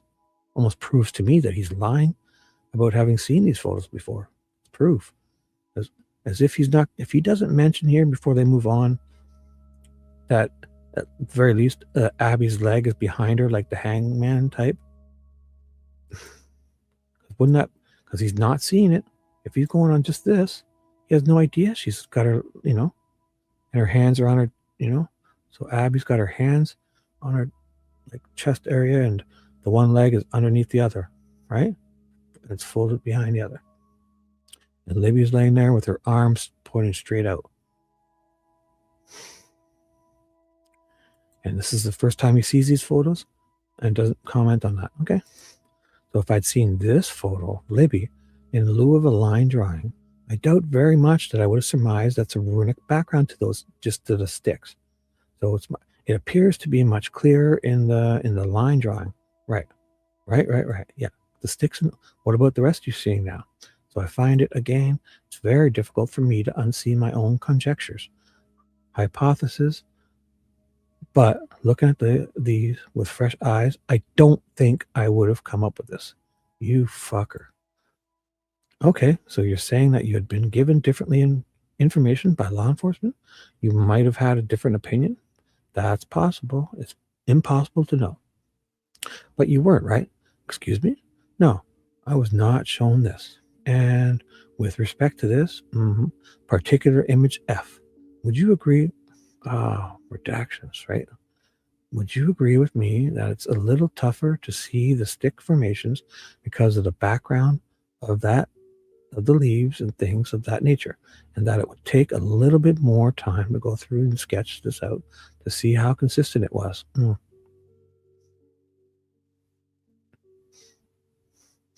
Oh, they do talk about it. Fuck. Is those redactions here? Damn it.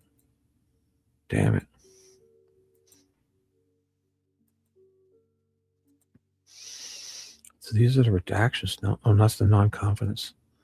But this is the appellant. Where's those redactions? Here it is here.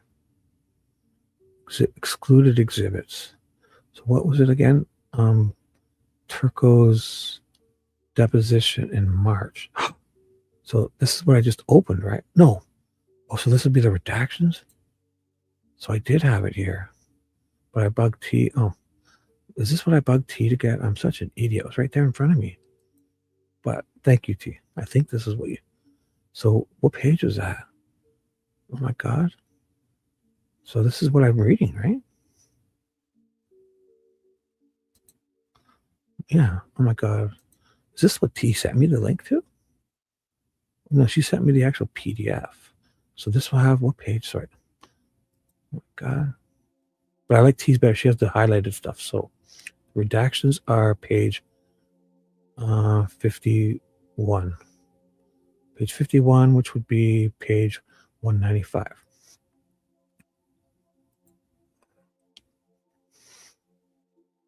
Page 51, which is 195. I should just type it in. My keyboard's way. Oh, this does have the light too. So let's see. Oh, fuck. I got my keyboard. Page 51. See, I could have been there now. But stop. 51. Enter. Oh, it is redacted here too. So now, isn't there a page with those extra redactions, the writing? Known exclusions, right? Okay.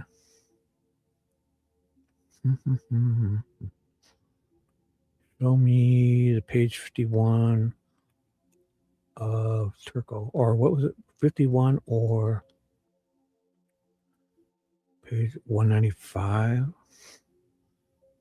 195 or 51 of Turco's March 21st. Bullshit thing. So I don't need this one. I can close that down. I was here. So let's start. December 1st, 2022. That's the press release. Quickly, this will be quick. Known redactions. Known redactions from then. 2017. Agent Rich Davis following up. Done and delayed. Oh, we're getting close. Oh, it's March 21st. Or the September 19th interview. Yeah. September 19th or March 21st, 2024. And we're into 2044, so discovery receipt. So April 28th. So it would be the September 19th would be here, but it's not. We've moved on. This is just the discovery stuff. Bunch of discovery stuff. So April 5th. Oh no, wait. April 5th still letter. Oh, maybe. So redacted photos. No,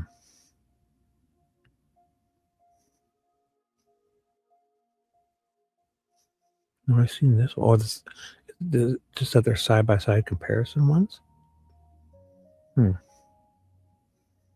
I don't see them. I think we've seen these individually, so it might just be that they're side by sides. Huh? Wait, what's going on here? Okay. So Odin report redactions. No. So we've seen those. We've read those. Want some redactions of Turco's deposition or interview, but mostly deposition, I'm sure. I don't know if they redacted anything from his interview.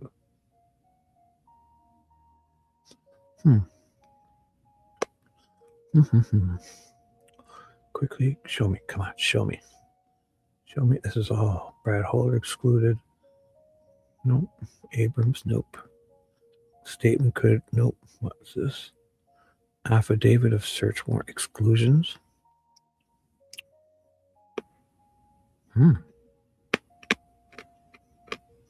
Oh, wait a second. Oh, it's Richard Allen's piece. Well, they've got it fixed here, 1:50 p.m. Yet the FBI seemed to not know it was 1:50 p.m. They got it. They said 1 p.m. After a month after they had already corrected the 54-minute timestamps at the Hoosier Hardware store. So the FBI got it wrong only by 15 minutes. So,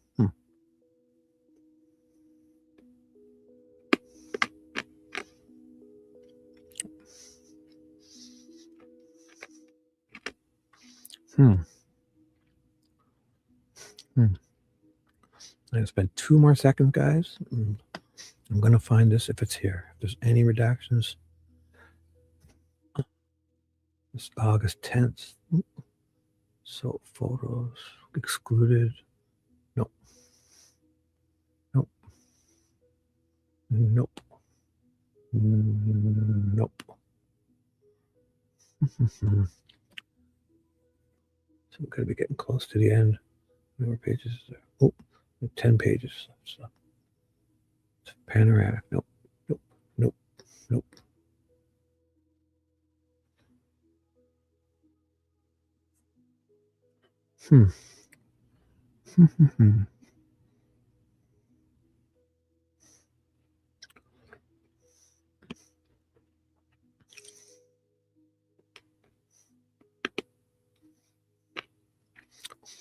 So they were excluding those whole pages because of just, not, I mean, like, so we didn't get these pages because at the time, because they had their names here when, couldn't they just make it black or, I don't know. All right, fuck it. Fuck it. Fuck it. I can't find them. That would be good. It's right here, Turco. So there's redactions.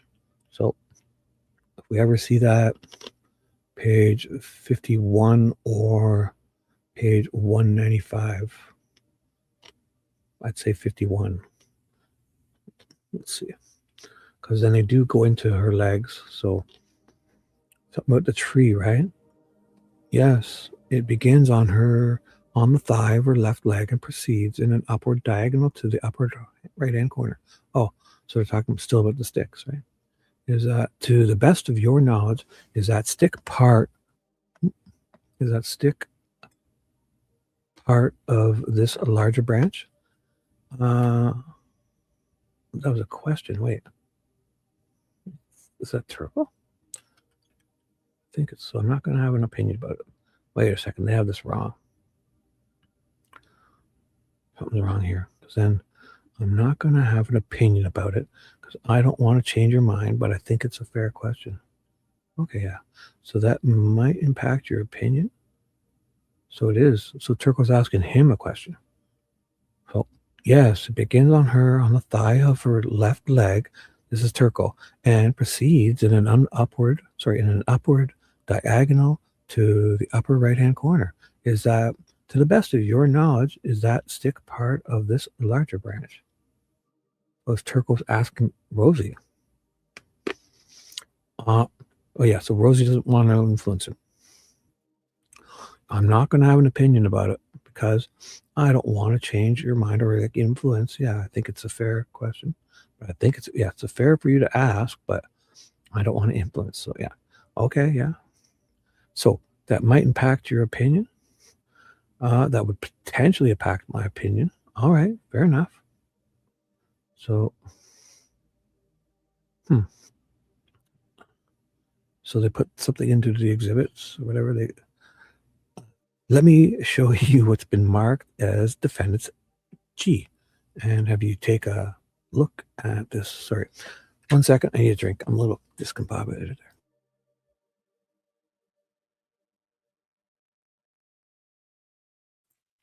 I was thinking about, I wanted to see if my coffee was cold yet, but it's still pretty good. I gotta keep closing that little hole in my little Stanley mug to keep it warm.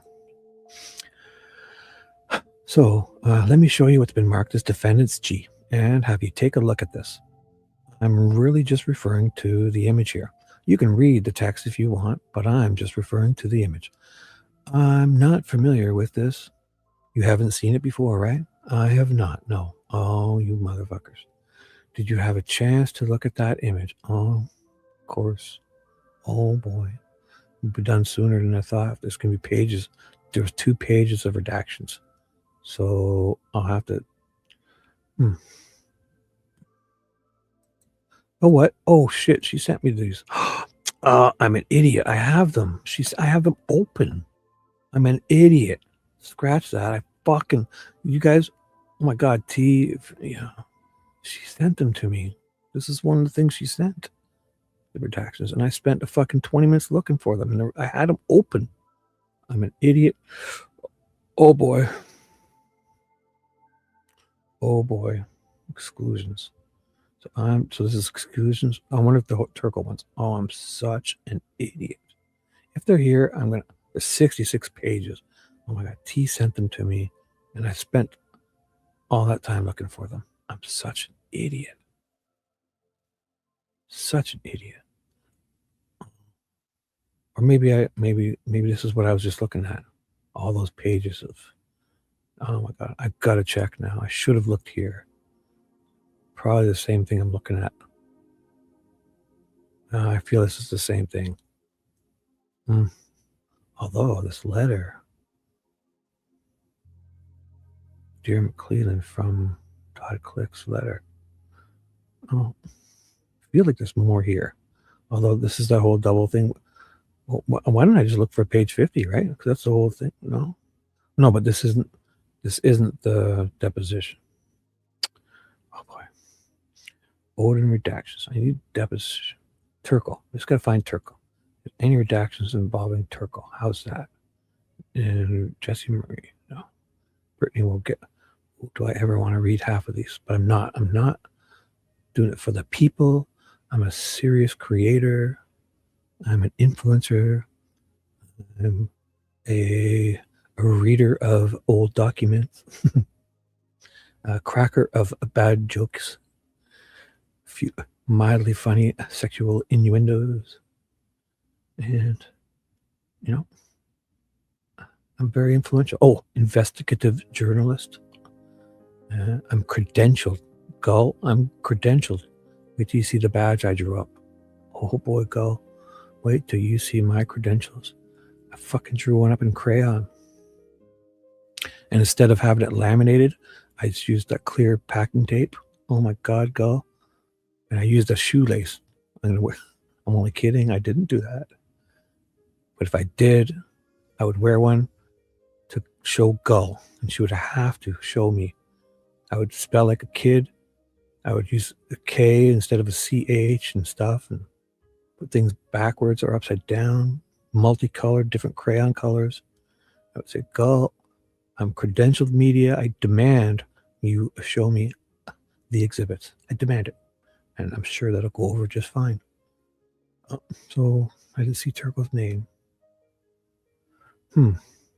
So I'm even dumber than I look because I did the same thing twice. So, oh my God. Whew. Look familiar as you color the redactions. So we don't know what happened here. That's why so there was 2 pages of redactions. Oh my God. So we're jumping into a whole different part of it. So look, familiar to you is the color rendering of the tree that you were offered up. I received a black and white image of this. And then on the image on the left, I'm assuming, hey, I got this girl. Thank you. Do we rent a date? Isn't that like a... yeah. Well, maybe it's a good friend who just came over for dinner. And he buys her stuff like he's a sugar daddy. And they love you. Oh, I'm kidding. Kind of depends. It depends on how soon after, what favors and what, I mean, it all depends on how it works. And then, so look familiar to you as the color rendering the tree that you were offered up. I received a black and white image of this. And then on the image on the left, I'm assuming you don't recognize that because, correct. I have not seen that previously. does that image on the left have some similarities to any of the symbols in the runic alphabet that you've been looking at in your report? I'm guessing they're showing him the photo of sticks over the like the blood thing. Feels like it. One could possibly make such an argument. It looks, again, it's difficult to know, of course, how to orientate it. If one orients it in this way. Isn't it orientate? Orients. This guy's smart. I should go with him. Orients it this way. I think it should be orientate. The way I've offered it up, the way it was offered to me. Well, then it looks roughly like an English F. And there are 2 characters in the runic alphabet which bear resemblance to an English F. If you turn it on its side or the other way, or then it would look different, of course. Very good. Wow, that came out of him pretty easily. That flowed. You think he was trying to really ham, but he let that flow. He didn't try to beat around the bush or anything. Wow. So Baldwin jumps in and says, what's those 2 runes that look familiar? And the witnesses. So one of them would have the phonetic value of F, and the other would have the phonetic value of A. They go by different names and different times. Oh my God. Periods historically. They go by different names and different time periods historically. What are the names, if you know? Oh boy. So again, there are different runic alphabets. Wow. He's letting this flow for some guy who doesn't used over time. But generally speaking, there are 2 runes that resemble an English F. One is sometimes referred to as a fehu or fe, and it's a bit different. Well, they are both, I think, somewhat different than that stick formation insofar as, so with a rune, there's a central vertical stave, and then off that stave are other straight lines can be made to create the characters. So in the fehu rune routine, you would have a clear upward ascending double line off of that stave. And I feel like I've read this before because I may have. I remember this whole stave thing. I looked it up.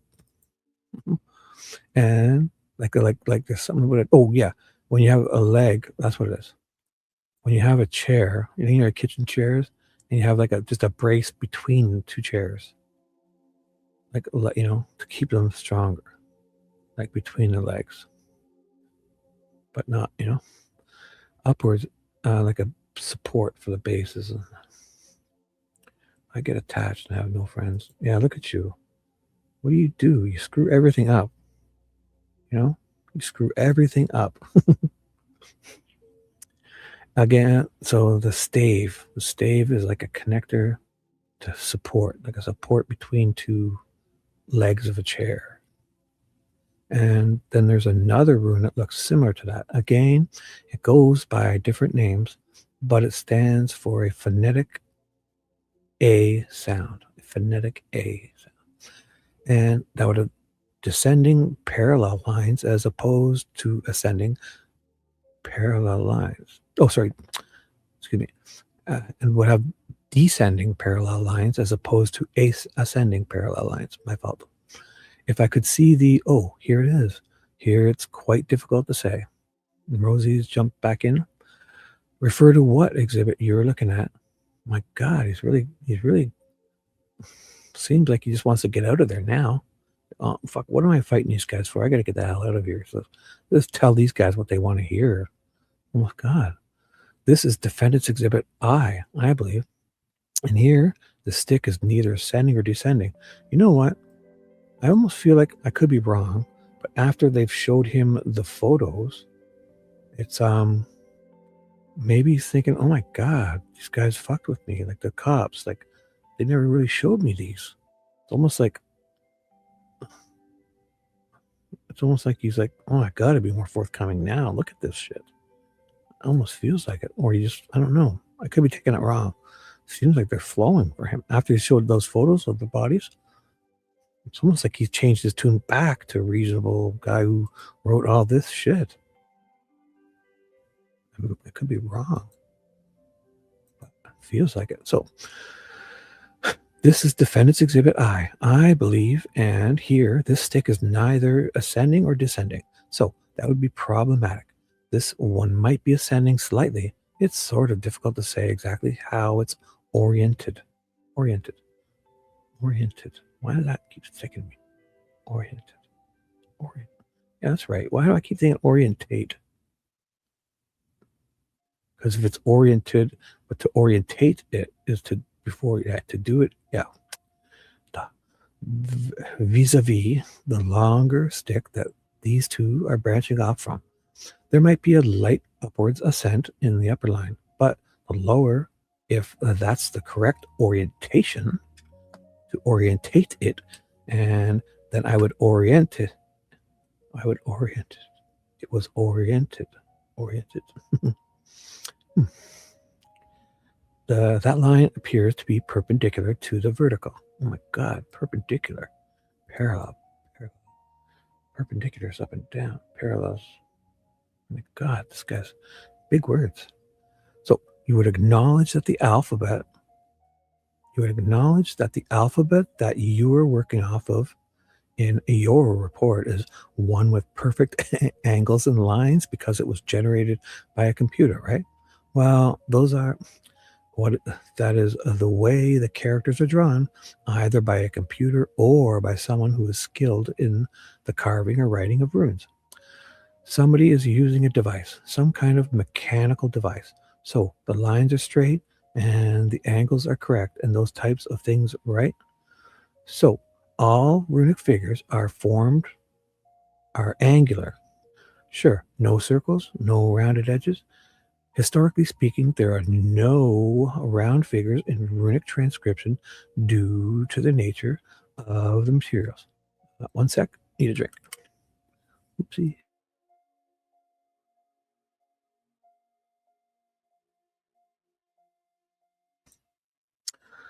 Man, it's been a long time since I did those. Doesn't Dewey does that? Or is that why you're talking about shrooms? Did I miss something? Dewey? Who was joking the other time about? It was someone came in here high on fuck. I think it was that on shrooms. It might have been Big JD or something. I think there was a YouTuber, and I haven't seen her since. Big JD, I believe. One morning, like we were sitting here, I was doing this exact same thing, and it was about 5 or 6 in the morning. She came in and said, no, she came in and said she was fucking high as a kite on shrooms. And she was like, and I was like, oh, is that good? Like she said, oh, she was having a good trip. So it was wild. So, but don't they make you giggly? It's been a while. I think I tried them as a teenager, like when you were young, or to microdose them as in for your moods. Oh, that's a thing they were taught. Yeah, that's what they've been doing. Don't they have those, like you can go to retreats and stuff, or like it's like they're treating, it's like a treatment now, right? To use like the shrooms and stuff. Yeah, I have to try that. Because the other day I had a good laugh. I was on here and I almost laughed uncontrollably, and I haven't like really had that in a long time. So that was funny. I forget what I was even laughing at myself. Like when that's what I did. I was playing my own live stream at the same time, and I was like entering the matrix, and it kept repeating over and over again, and I was just fucking cracking up. I couldn't stop, and it was funny. So tools. So if I was on shrooms, I'd probably still be laughing. So tools they were using and things like that. Well, the nature of materials, probably more importantly, because historically these would have been carved into rock. They would have been etched into wood, and it's very difficult to make curved figures in stone or wood going against the grain. So what you find is, except in sort of modern reinterpretations of these figures, all historical runic inscriptions which are inscribed are angular. They consist of intersecting straight lines. So in a similar way, it would be kind of hard to replicate with perfection a rune with some sticks that you took off the ground, because they would have to be naturally exactly straight, right?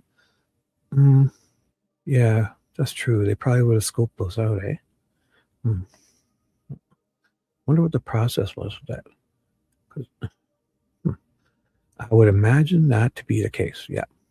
And the one thing that I also noted in your report is that apparently there's some historical connection between these Norse pagan beliefs and the manner in which they saw trees as sacred in the universe. It's very difficult to say anything with certainty regarding actually existing historical pre-Christian Germanic pagan belief.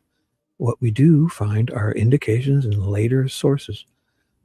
These are typically several hundred years after the conversion of Scandinavia to Christianity, where it's suggested that certain trees were sacred to certain gods. So, while more modern literature might include that, the connection to the medieval times is a little bit more difficult to. Those are ideas that appear in medieval sources, and that gets picked up in the modern scholarship and popular tradition. So if I asked Miss Barrett to go back and listen to that recording again, specifically as it relates to page 5, line 18, and make any corrections that she believes are appropriate, specifically with regard to the but and the that you think this would otherwise be an accurate transcript. I forgot they were doing that. We wanted to lock him in. So I had to go through this whole rigmarole. Accurate transcription of the statement that you gave earlier.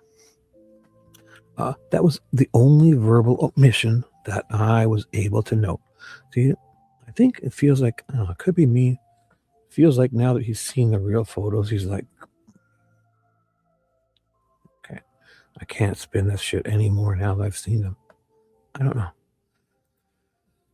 So that was the only verbal omission that I was able to note. So the audio you heard was clear. Is that fair to say?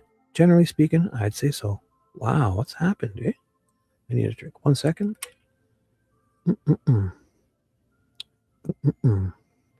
I think you can just pick shrooms here in Canada. There's places. I'll find out.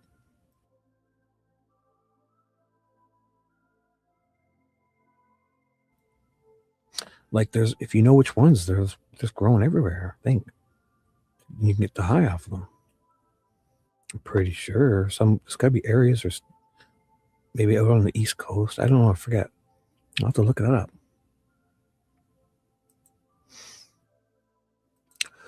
Where do mushrooms grow to get you high?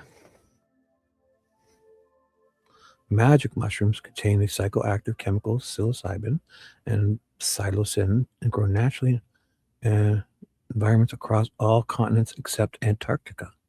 So where? Okay, I don't need to tell me where. Wild mushrooms. Is that why people are always looking for them, or is it because including Canada? So possession, sale, include Canada. Where? So where do we have magic mushrooms? Pacific Northwest, out on the East Coast, West Coast, up there with fishy. How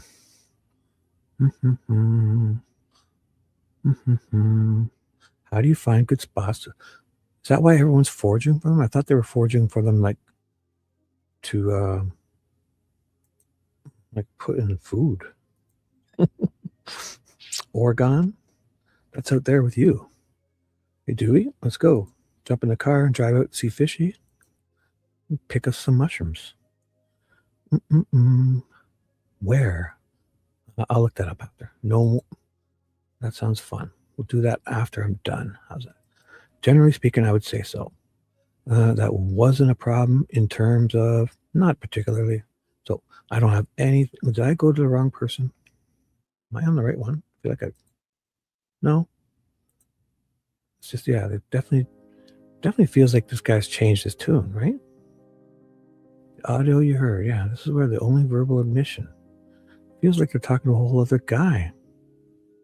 Generally speaking, I would say so. Yeah, you're right. I give. You guys are too good, or I've seen the photos now. These fucking law enforcement have really been trying to get me to say a bunch of shit, and I'm thinking, oh, I said the right thing probably in the beginning. He's probably thinking, wow, I could be wrong. So I don't have anything else. Do you have anything? I do. Baldwin wants to ask him some stuff. So I just have a couple of questions from Baldwin. If I represented to you that there was a suspect and that side by side that you saw was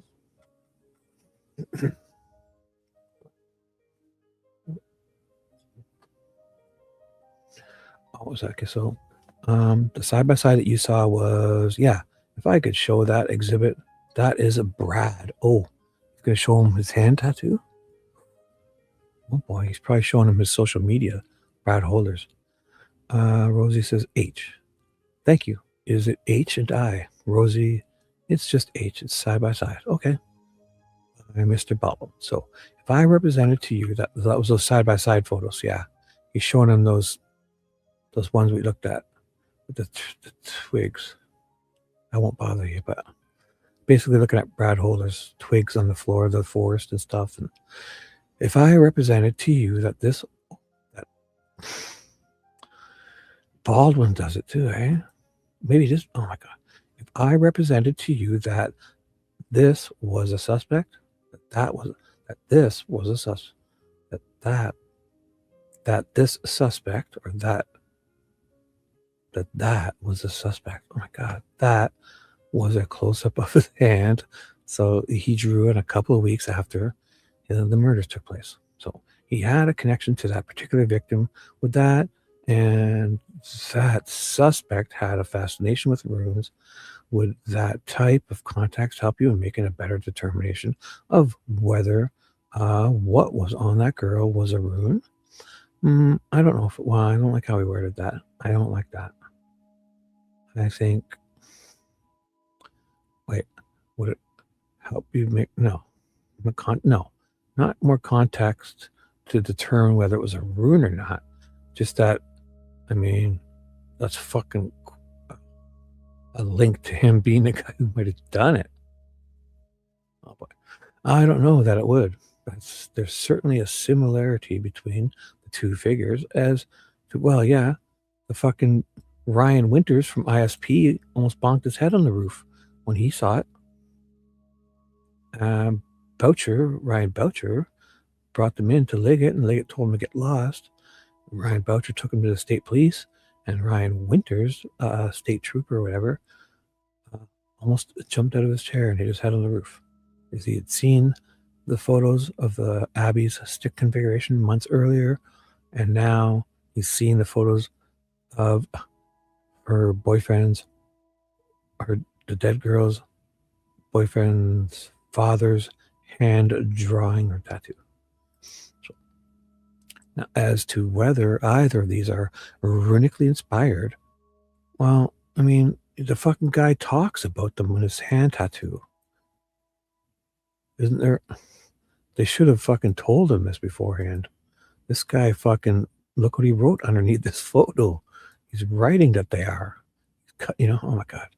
So as to whether either of these are runically inspired, just looking at the photos, I think you're aware of my deliberations. Well, here, they better update him in that regard already. As far as this text is concerned, it's a little bit curious, of course, because the author of this post, assuming that he is, when he says Gibo, it's not entirely clear to me whether he's referring to this rune within the framework of the speculative hypothesis that these are runes. I would identify that routine differently. When they say routine, it's like the configuration, like the sticks, like I think so. Are you talking about the one that resembles the haggle? The Gibo.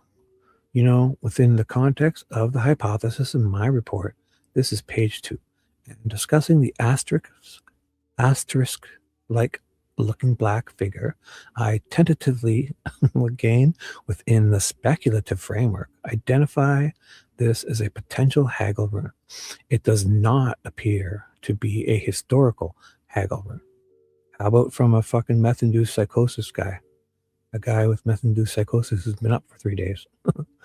If it were one. Because of the equal lengths of the lines, it looks potentially more similar to kind of 19th, 20th century reimagination of that fanboy type LARPing in the woods of that character within the context of late 19th, early 20th century German occultism. The historical rune would have a one long vertical line and two much shorter intersecting diagonal lines. Or in an earlier phase of the alphabet, it would be represented differently, looking something like an English letter H with, instead of a straight perpendicular line with the descending line or sometimes double line. The author, if I read this correctly, appears to, if he's assuming he's referring to this image as potentially as a Giebel rune, which is, I'm going to double check here to make sure I'm not speaking out of turn since I'm not a runologist, but I believe that's a relatively late rune and really more of a modern rune. I think he, let's see. Yeah, that's not part of the early rune. Oh my God.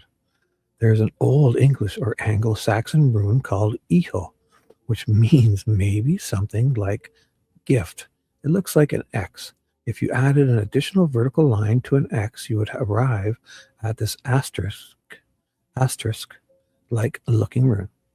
And then it's imagined rather differently in the 20th century Gibor in what is called in our so-called modern runes.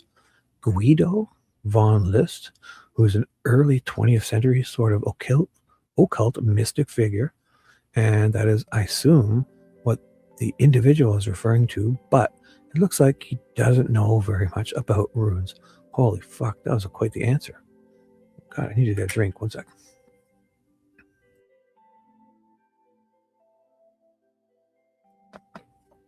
Sorry?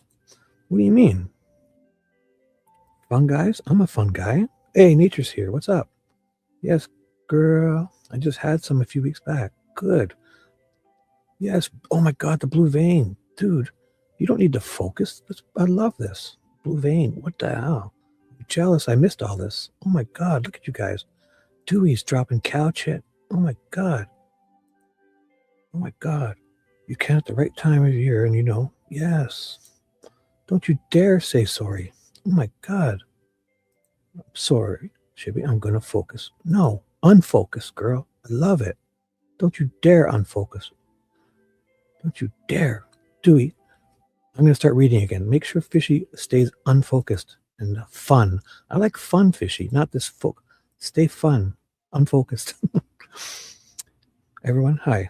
If I missed you, Nature came in, talk shrooms, talk everything, cigars. Oh my God.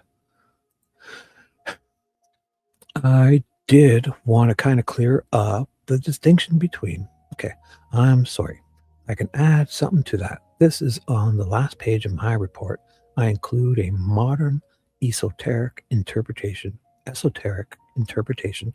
and a modern rune lore. Rune casting is really a bottomless pit. There's just the amount of books and material on that subject. I'm not familiar with it, and it's rather insurmountable. Again, here's a modern interpretation, Giebo, G-E-B-O. And again, it looks like an X. It doesn't have that central vertical line.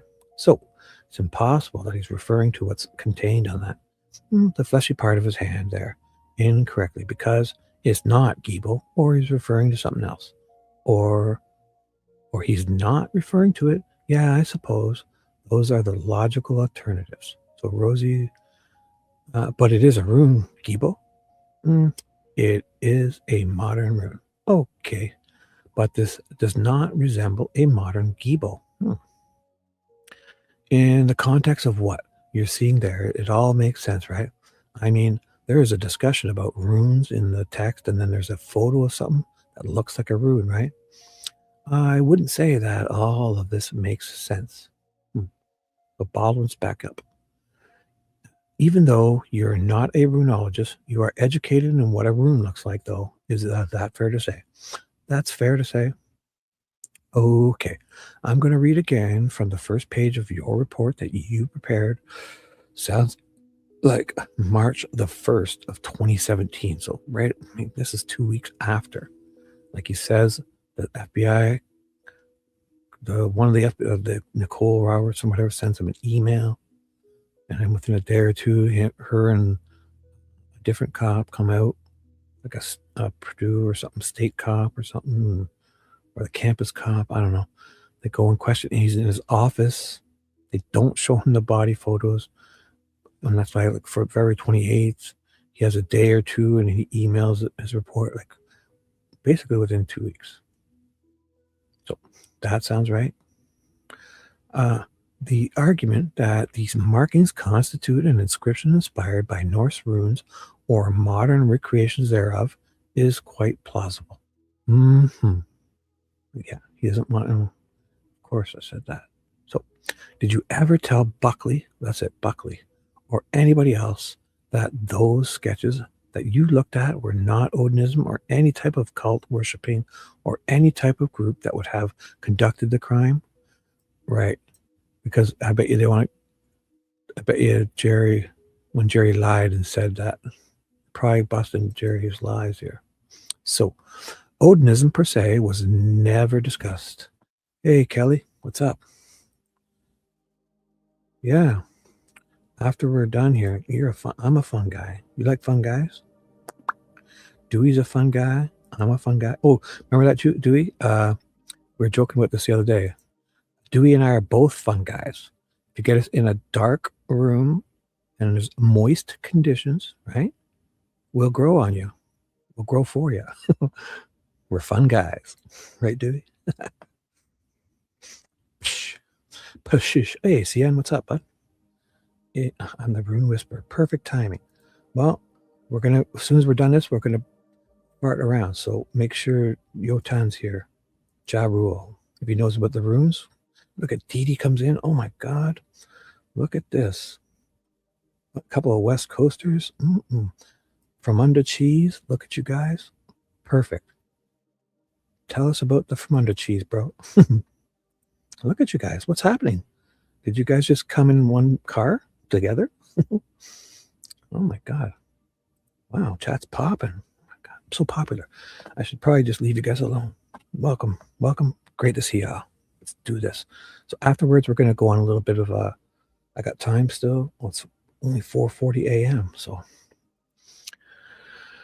if you're not sure what's going on here, this is Rosie and Baldwin deposing Turco in March 21st, 2024. So Odinism per se was never discussed in this case prior to my knowledge. Not in my presence prior to 2023. What? I think the first indication, the first time I heard that word mentioned in conjunction with this material was in September of 2023. So I was never asked about Odinism. I certainly would have made clear, and had I been, that I'm in no way, shape, or form an expert on Odinism or any form of contemporary neo-pagan or neo-heathen religion. That's really not my field. What? Or cults? Certainly not. Yeah. Cults, rituals, murder, I have no expertise to offer in those areas. All right. Well, I don't think anybody was asking you about that, were they? That's all. Thank you. I have nothing else to say. Oh, McClellan's there. I didn't even really notice. McClellan's sitting there, I guess. Yeah. Oh, Diener was there, right? She jumped in to show. She had a D swinging contest with Rosie, but McClellan too. So I have a few questions for you, Professor. Cross-examination. Ooh, get to change voices. Oh my God, I wasn't expecting that.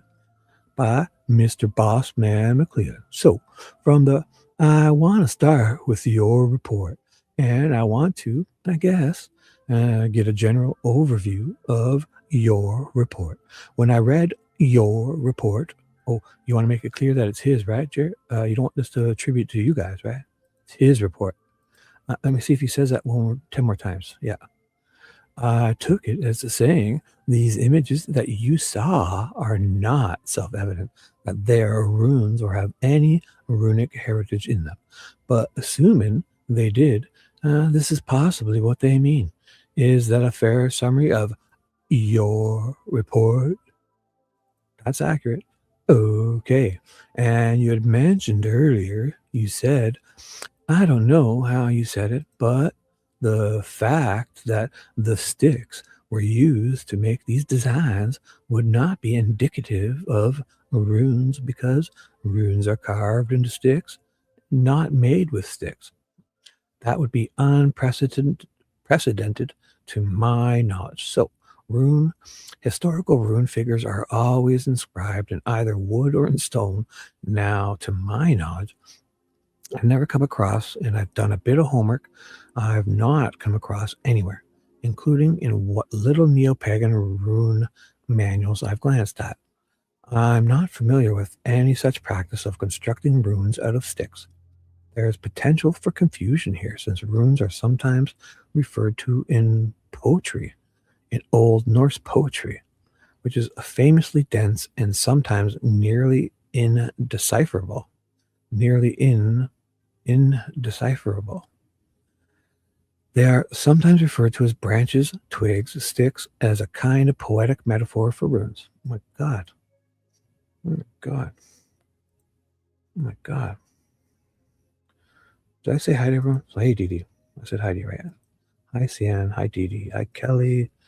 Hi, Fishy. Hi, everyone. Dewey's lurking still. Whoever's lurking, good morning, good evening. Thank you, Fishy. The lady is super good at airbrushing photos. Oh boy, the profile pic I have was from the day she did. Oh, your brows. I still have your other photo. Your Mercedes-Benz photo. And I have my BMW photo still too. But that there are no indications of runes ever being conducted out of branches. What? I see these guys do it all the time. They're fucking cutting. Wait, you know what they're doing? They cut those little sliver, like coin-sized things. So obviously, wait. But rather carved on. That's what they do, guys. Oh, I see what he's kind of saying, like using the branches to. Yeah, that's a new thing. But Holder's definitely having fun with those. He's seeing sticks on the floor. Just walking by, he sees sticks and takes photos of them. I'm sure he's placing them there on the floor of the forest. Right. But they also do that where they cut the, slices of branches and I don't know, they draw on them and all that stuff. Or they're carving on them. I don't know. So rather carved on to them. And of course, runes that were constructed out of branches would not have survived in this archaeological record. Of course not. Come on, you idiot. You're not doing it.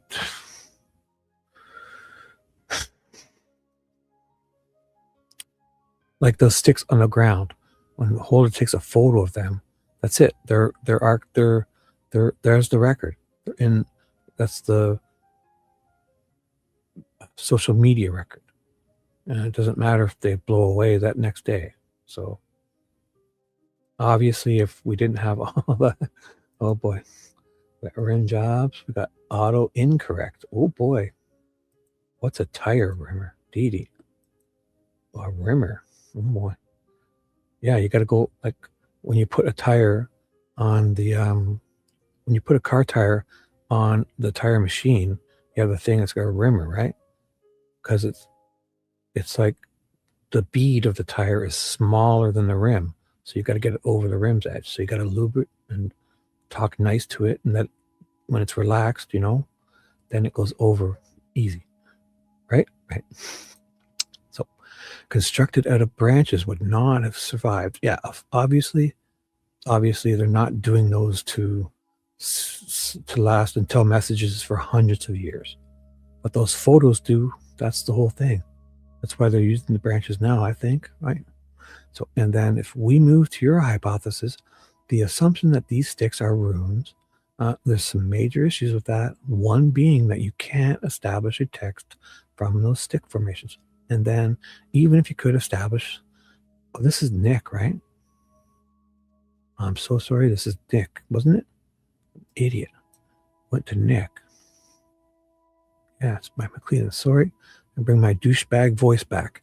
And then if we move to your hypothesis, the assumption that these sticks are runes, there's some major issues with that. One being that you can't establish a text from those stick formations. And then even if you could establish that there's a text to that stick formation, you can't interpret what that text means. That is correct. Okay. Yeah. No, even adopting the hypothesis, casting aside all legitimate doubt as to whether these are runes or not, it's quite difficult. There are two stages in the interpretation of runic inscriptions. Oh my goodness. The first is to establish a text. What are the characters? What do they say? And that's often very contentious since a lot of runes look like a lot of other runes. The historical record is incomplete. Inscriptions in stone may be weather-worn, chipped, etc. So that's the first stage. And then even after one has established a text, then the interpretation of that text is often very fraught. Yeah. In the eye of the beholder. They probably mean all these guys are just taking shit and making it what they want. So it is difficult to establish a text in this case. I, of course, make my conjectures as offered in the report. The central figure I come with is many as 4 possible interpretations of that figure. The first asterisk-looking figure, I come up with 2. Those a question in my mind, as stated in the report, whether the central figure is in fact a rune at all, or rather a kind of symbol. And so on and so forth. So let's take a step further. Let's take a step further in your hypothesis. If someone were to say, not only these are runes, but these are Odinistic runes, or runes based on Odinism, you wouldn't be able to comment on that at all because that's not your area of expertise. No, what? You got fucking guys answering on behalf of audio experts. You got cops. No, fuck you. You're such an asshole. He's well enough versed. You'd have to defer to him. You sons of bitches. Okay, so let's just say guys that might drink out of a horn. How's that? I would have to defer to someone who had expertise in Odinism, per se. What I can say from my vantage point as a scholar of medieval literature is that these runes, as identified, so including all of the various options, taking a broad view of the potential of interpretations, none of these are specifically Odinic. Who cares? How about a fucking guy that would drink from a horn? Answer me. Would the guy maybe drink from a horn and watch the TV show Vikings? So there are other runes that certainly, to my knowledge, in contemporary tradition are associated with Odin. These are not those runes. Now, in relation to the information, what you know about Odinism and Odin is their history in Odinism of human sacrifice. Well, wait. So now you can't answer? What? He's not qualified, dude. So what? In the very next question he's asking him, he's like, oh, you're not qualified to answer about the sticks, about anything Odinism. And now, in relation to the information that you know about Odinism, the very little that you know, is there any? So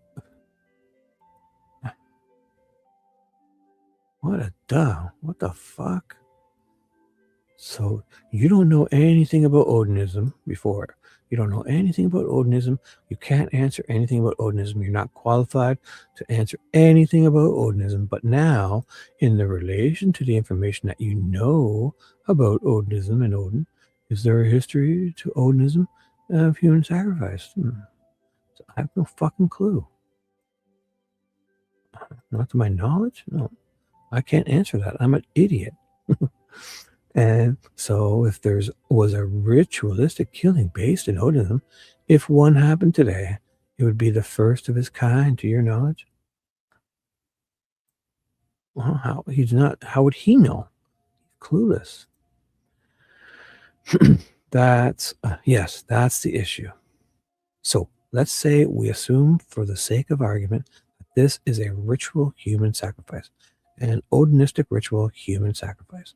This would be, to the best of my knowledge, and I think to anyone's, the only example thereof, to anyone's, So the data set of one, there's really no basis of comparison to my knowledge.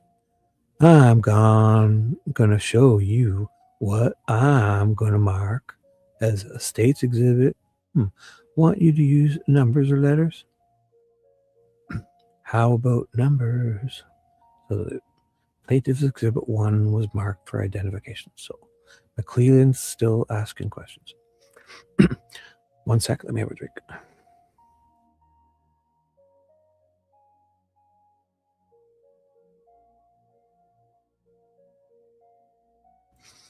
Boom.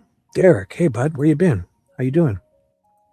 Been working a lot, haven't you? Doing a line of Nescafe. Good. Do you have the caramel one? I do the Nescafe caramel.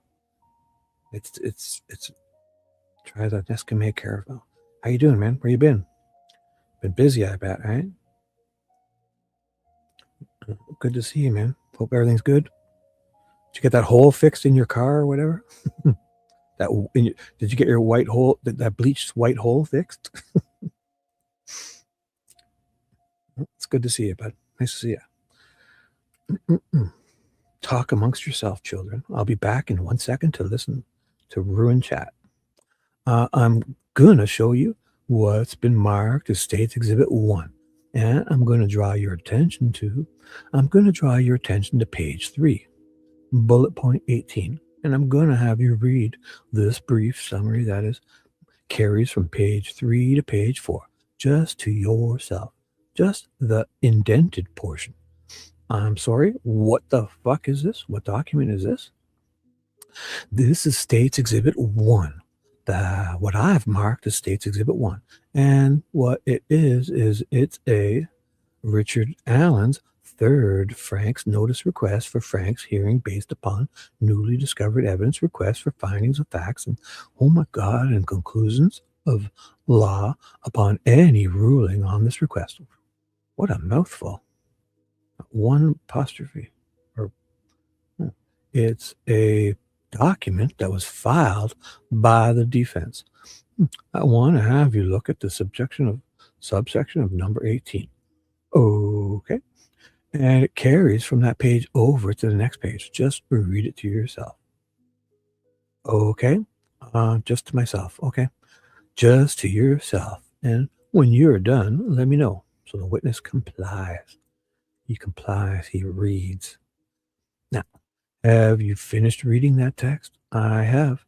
Do you think that accurately summarizes your report from 2017? Well, my report from 2017 is really delimited to exhausting the potential interpretation of the figure. So I really don't get into the subject of human sacrifices for the purpose of that report, but I think that's otherwise accurate. Oh, you can keep the hole unfilled? Yeah. As long as it keeps fishy, as long as it stays bleached and nice and bleached and white, and then it's all good. Your white car. Oh, the donut hole. Oh my God, Kelly, that's a great name, Donut Hole Man. Because we have those. Oh my God, why have I never seen that? Has anybody did you? Who said that? Is that just yours? My God, we'll have to give that to you if I haven't heard. The God Holeman idiot. Oh my God. The donut Holeman. I love it. The donut Holeman. That's going to stick, Kelly. Boom. Oh, you run it through the car wash. So keep it clean. Keep it clean. Keep it tip-top clean. That's the main thing. So do you think that text accurately summarizes the conversation that you had with Detective Donut Holeman? Oh my God, Kelly. Have we had that before? I call him Dick Holeman. Dick Donut Holeman. Donut Dick Holeman. Because he's a detective in charge. So instead of detective, it'll be Dick Donut Holeman. Oh my gosh. So let's try that. So accurately summarizes the conversation that you had with Dick Donut Holeman in September of 2023, I believe. I would say so. Now, I'm going to draw your attention to the, I think it's the 5th page. They're not numbered, but it's numbered subsection 22. And it starts at the bottom of this page. There's basically just one line, but I want to have you read that subsection. And when you're done, just let me know. Okay. And I'm beginning on the donut hole now. 1 second. Need a drink. Look at you guys having fun.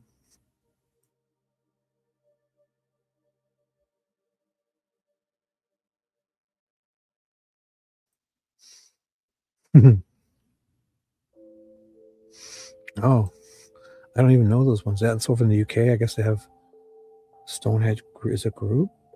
I don't even know. I don't even know. Oh, sadly, we have an Odin's temple. Oh, really?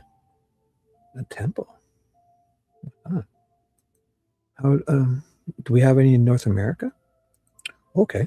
Which one? Should we play that video when you're done? Maybe if you want to break. I forget how long it is. Oh, the audio? This one? I could. Yeah, it would be good for a break. This one, right? The one that we played? No, not her whole stream, just the video, right? Like the interview. Is that what you're talking about? I could definitely play that again. What time is it?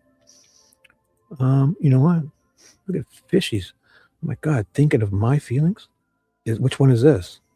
This one? Teresa's just the video? The 20-minute. Is that it? Or is that a different one? Should I check? Or I'll give you a second to catch up. Is that different or same? Wow, they bought a church from. Is it? It's the same. I shouldn't ask you. I said, is it different? Or I'm going to check. I check on my computer. Others. That's 24 minutes. Oh, it's from you. Okay. Look at you. I have no audio. Oh. Ritualistic killings. Okay.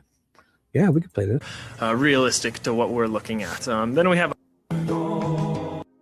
Which indeed is reported from the Celtic areas. Okay. Well, wow, it's different. Okay. Here, this wonderful, lovely lady is giving us a video. So how about I finish this up and we'll watch this for sure. So we got a couple things we can do afterwards. I'll keep it here. That sound good? Let's see how much. I'm probably pretty close to finishing this. Then we can start deep diving. We'll watch that and we'll just fart around until you guys. No, it's not long. Oh my God, fishy. Perfect. Because then I can run and grab something to eat. As long as you don't mind, you can be around. The music got a copyright strike at the beginning, so they cut the. So it's not there, right? So it's okay. Everything else is good then. So we'll definitely watch it. Thank you. Oh my God. It'll be fun. Whatever. Even if they do, I can just have it. If I get a warning, I'll just get it trimmed out, right? Like it won't. Or just yours. It's already trimmed out. Cool. Yeah. You can be around. Let me finish this up. Or then we'll break this down and we'll watch that and take a quick break and see who's still here, and we can go on goose chases, I guess. Like we can kind of beat this because I have plenty of time. It's only 5 a.m. I got 3 hours of work left. only 8 pages, so let's whip through this, and then we can take a little break and honor this lovely, lovely lady. Don't hate, create, whoever she is. Whoever she is. Look at, I'm going to give it a preemptive thumbs up. Oh my God. This creator here. Let's do this. Oh my God. Let's check it out. So, okay. And I'm beginning on the, well, there's nothing. Oh, I see. And have you read that? And when you're done, let me know. Mm-hmm. And this is Dick Donut Hole Man here. Well, this is just a summary of that someone's written off the conversation between you and Dick Holeman, Dick Donut Holeman, Donut Holeman. So without the detective, maybe I'll just say Donut Holeman. I'll try that for a bit. I do like Dick Holeman. Dick Donut Dick Hole. No, Dick Donut Hole. Dick Donut Holeman. Does sound good. It's a little long, but Dick Donut Holeman is working. He's the detective in charge. Donut Hole Man. Boy, I see. And my point is, oh, I see. To have you read it yet? So I see. So we got him to read something, and let's see, and tell me if it accurately describes a conversation of you and Dick and Donut Hole Man. So that's it. So it's going to be Donut Hole Man. It's just Holeman. But if they have detective, I'm going to replace it with Dick. Perfect. So Dick Donut Hole Man had on that day. Yeah. So, I mean, as what went through the mind of any individual or group, you know, yeah, who committed such a crime. Yeah, I can't speak to. I cannot speak to that. There's Viking. Hollywood Vikings perform human sacrifices. If you go with season 5 of Netflix, yeah, this is what I wanted. The Vikings, or there's several films, Valhalla Rising. Obviously, this is where Brad Holder would be doing, watching Netflix, posting on fucking Snapchat and social media, and staying up for 2 or 3 days and watching Netflix, and you know. So 13th Warrior, where Viking sacrifices are depicted. Let me look again here. When you're finished, let me know. Okay. I would not agree that I told Donut Holeman that it was a given that the arrangement of sticks were part of a runic script. I think what I expressed was that the idea was a given, or something along those lines, as one idea among others, and certainly as an idea that I entertained in my 2017 report. But so this is okay. So I would ask him, the defense should ask him, because Nick for sure won't. Okay, so if it's not in their eyes like a fanboy bastardization of a rune or whatever. Oh, is Paula leaving? Did I miss it? So sorry. Oh my God, where? Oh, good night. Did I miss you? It was 5:02, 3 minutes ago. If I missed you, a belated good night. Oh my God, catch the replay tomorrow, or I'll come say hi to you on your, if you do a live stream and I'm awake, I'll come say hi. I'll definitely, well, look at these people waking up. Oh my God, 4 Pits. Hey, bro. Morning, dude. What's up? Shibby's crew. Hey, man. Look at all these famous superstars. Pop culture Paula saying goodnight. Fishy's going crazy. Dewey's got everyone stirred up. Dewey, I think you're the magic here, Dewey. Awesome. Did I see someone else? I saw Dee Dee's still kicking around. Oh my God. Who else did I see? I saw Judy or something, didn't I? Or maybe I didn't. I'm so sorry if I missed anyone. I missed someone. I'm sorry. No. Oh, sorry, I didn't. Okay. Boom. Let's do this. So, what was I just about to say there? What was I saying? It was definitely I was on to something. So, script. Entertain my 2017 report. Oh, it's on the tip of my tongue. I feel it. Not read. I told Holeman that the arrangement of sticks. Oh, right. So if it's not, then what do you think? Okay. So let's say it's not 100% runic. Okay. So what is your other option then? That is to hide the girls.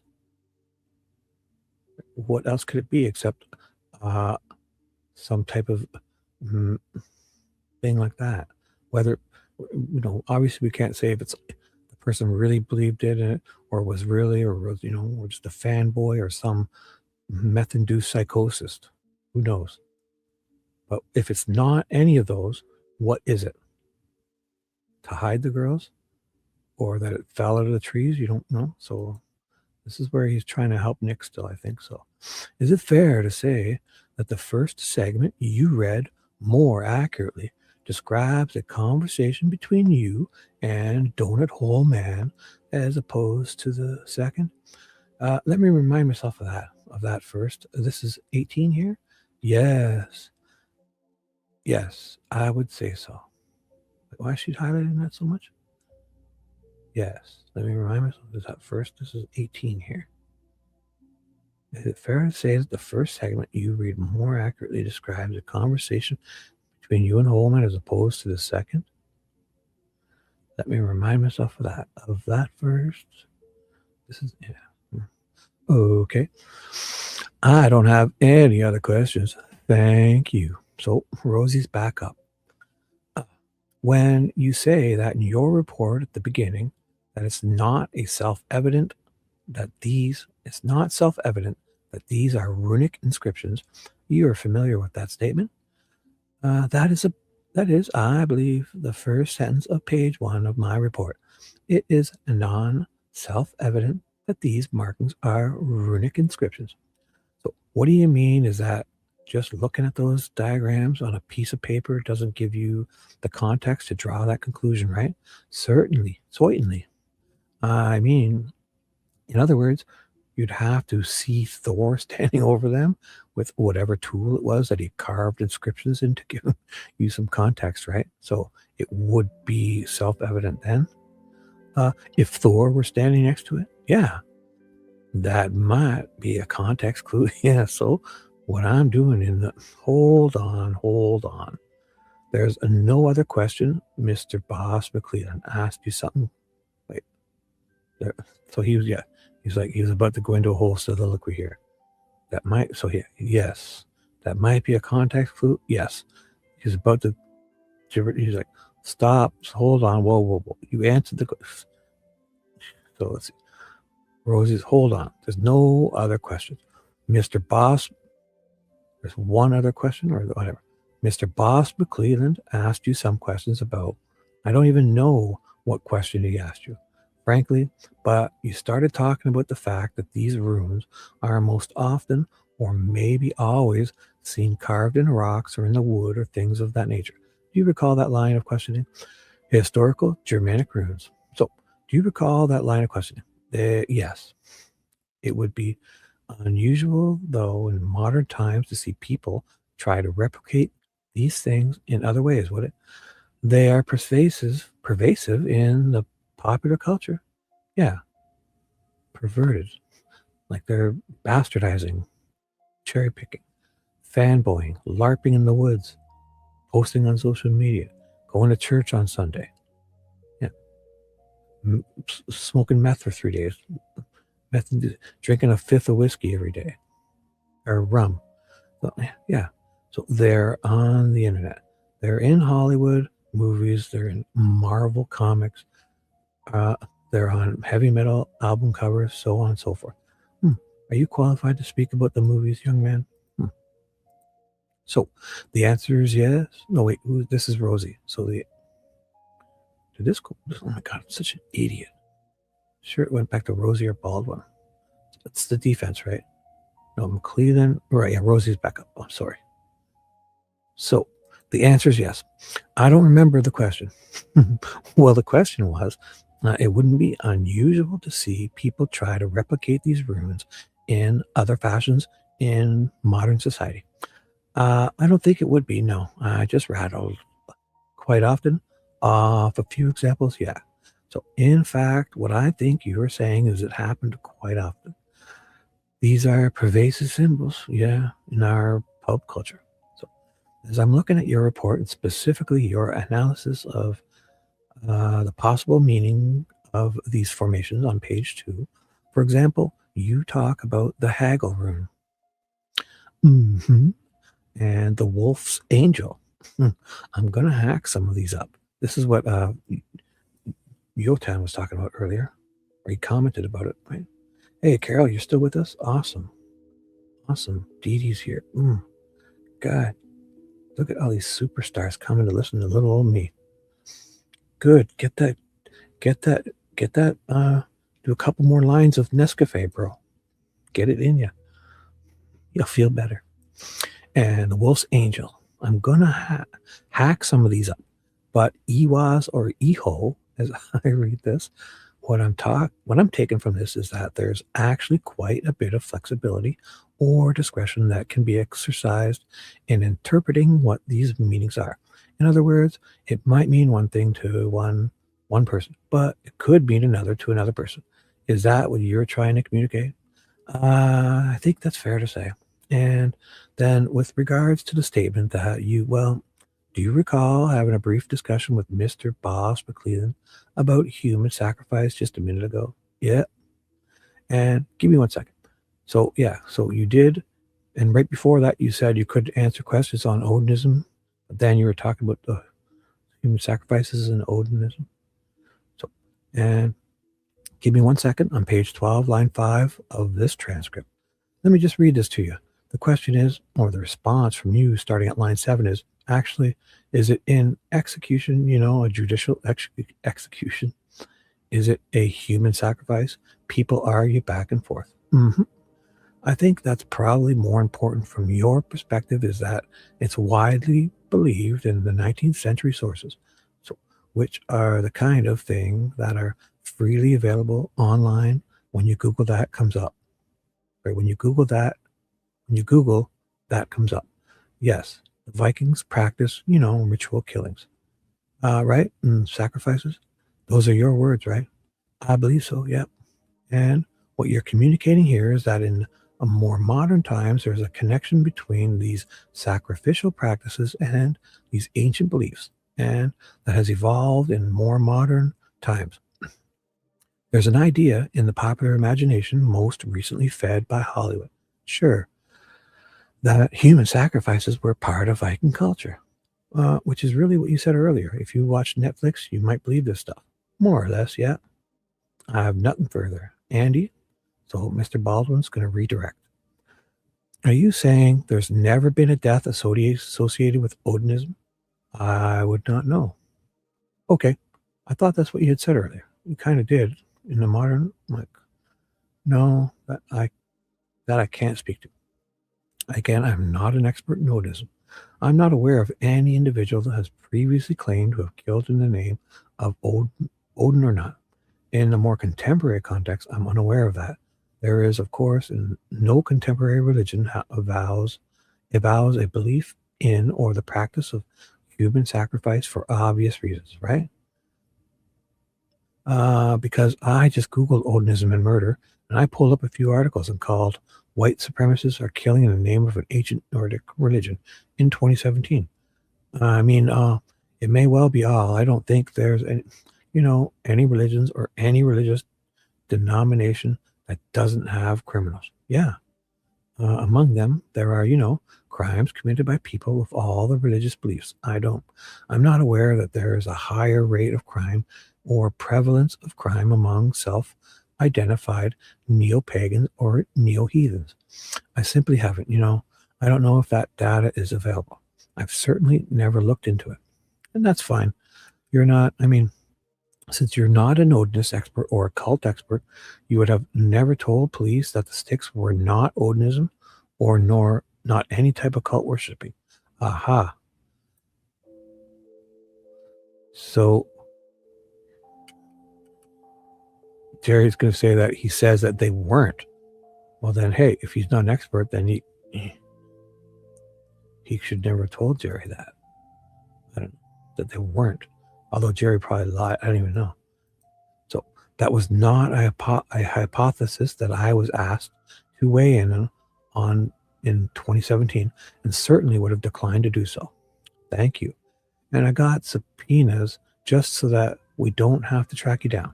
I thought you were going to be up in Chicago, so I thought I'll go up to Chicago and take a day and issue it. But sometimes when we do depositions close to trial, we'll hand out subpoenas, and so I'm going to give you 2. We can go off the record unless anybody else says anything. Stacy, do you have any questions? No, I don't. I don't have any other questions. And further the deponent saith not, Jeffrey Turco. All right, guys. So let's do the fishy show. Are you still here, fishy? Coffee sounds good. Let's do it. How about this? We've done this. Maybe we'll watch Fishies, which is going to be kind of related. Like it's the whole third-party golden, a bazillion views. You guys have the link there. It's 24 minutes. All right, looks interesting. This guy's going to talk about some stuff. And I'll be right here. Maybe I can pause and we can jump in. Or, watch the whole thing and then, go through deep dives. If you guys want to follow up with any of this, anything you heard here or the Turco stuff was this, or here's his report. So I'll put in this. If you guys ever want to, you'll have a few minutes if you want to cover anything before we finish up today. So this is that deposition. This is his Odin report, like his Turco's original Odin report back in the day is here. And we have the video we're about to watch. This is Fishy's channel. If you're not subscribed, you must get over there. This is her serial Don't Hate Create. This is the other Fishy. Big Fishy's the fun one. This is the super serial snake-eyed Don't Hate Creator. Amazing productions. Oh, look at Shibby's live. Check it out. Shibby is live. I got to change that title too because we didn't do that. So let's do this. It's going to be 24 minutes. All right. Let's do this.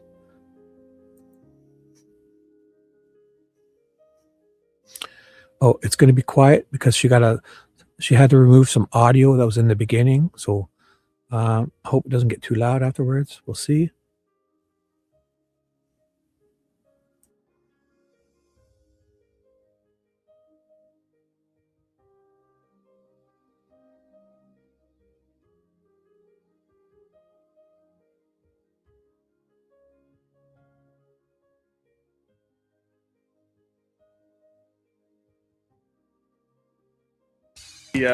Norse pagan, I see heathen, I see Asatru, Vanatru, whatever, Odinism, all of that stuff. And what do they all mean? Where do they all come from? And what is the right thing to call ourselves depending on what you believe in? Start with paganism. Right, so we'll start with pagan, and that's actually the oldest word that we have for all of this. But heathen would have been used in the British Isles and in Scandinavia, so that's more realistic to what we're looking at. Then we have Asatru.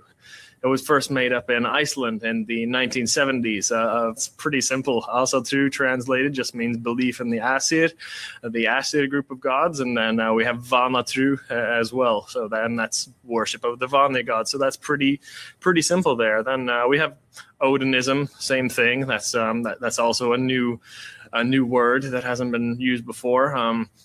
The cool thing about Odinism and Asatru is that's kind of reconstructed. We don't know for sure if our ancestors, our pagan ancestors, called themselves that, but it's possible they could have referred to themselves. That was a racist skinhead.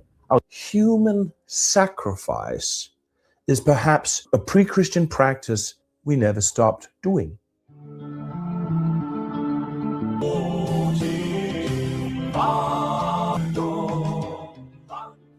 And by sacrifice here, I just mean that we sacralize our violence against humans in some form or other. When Christianity came to Northern Europe, sacrifices actually didn't stop. In the Christian age, criminals were hanged typically at a gallows hill or Ravens Hill close to a church. This church may have been a sacred site in the pre-Christian religion.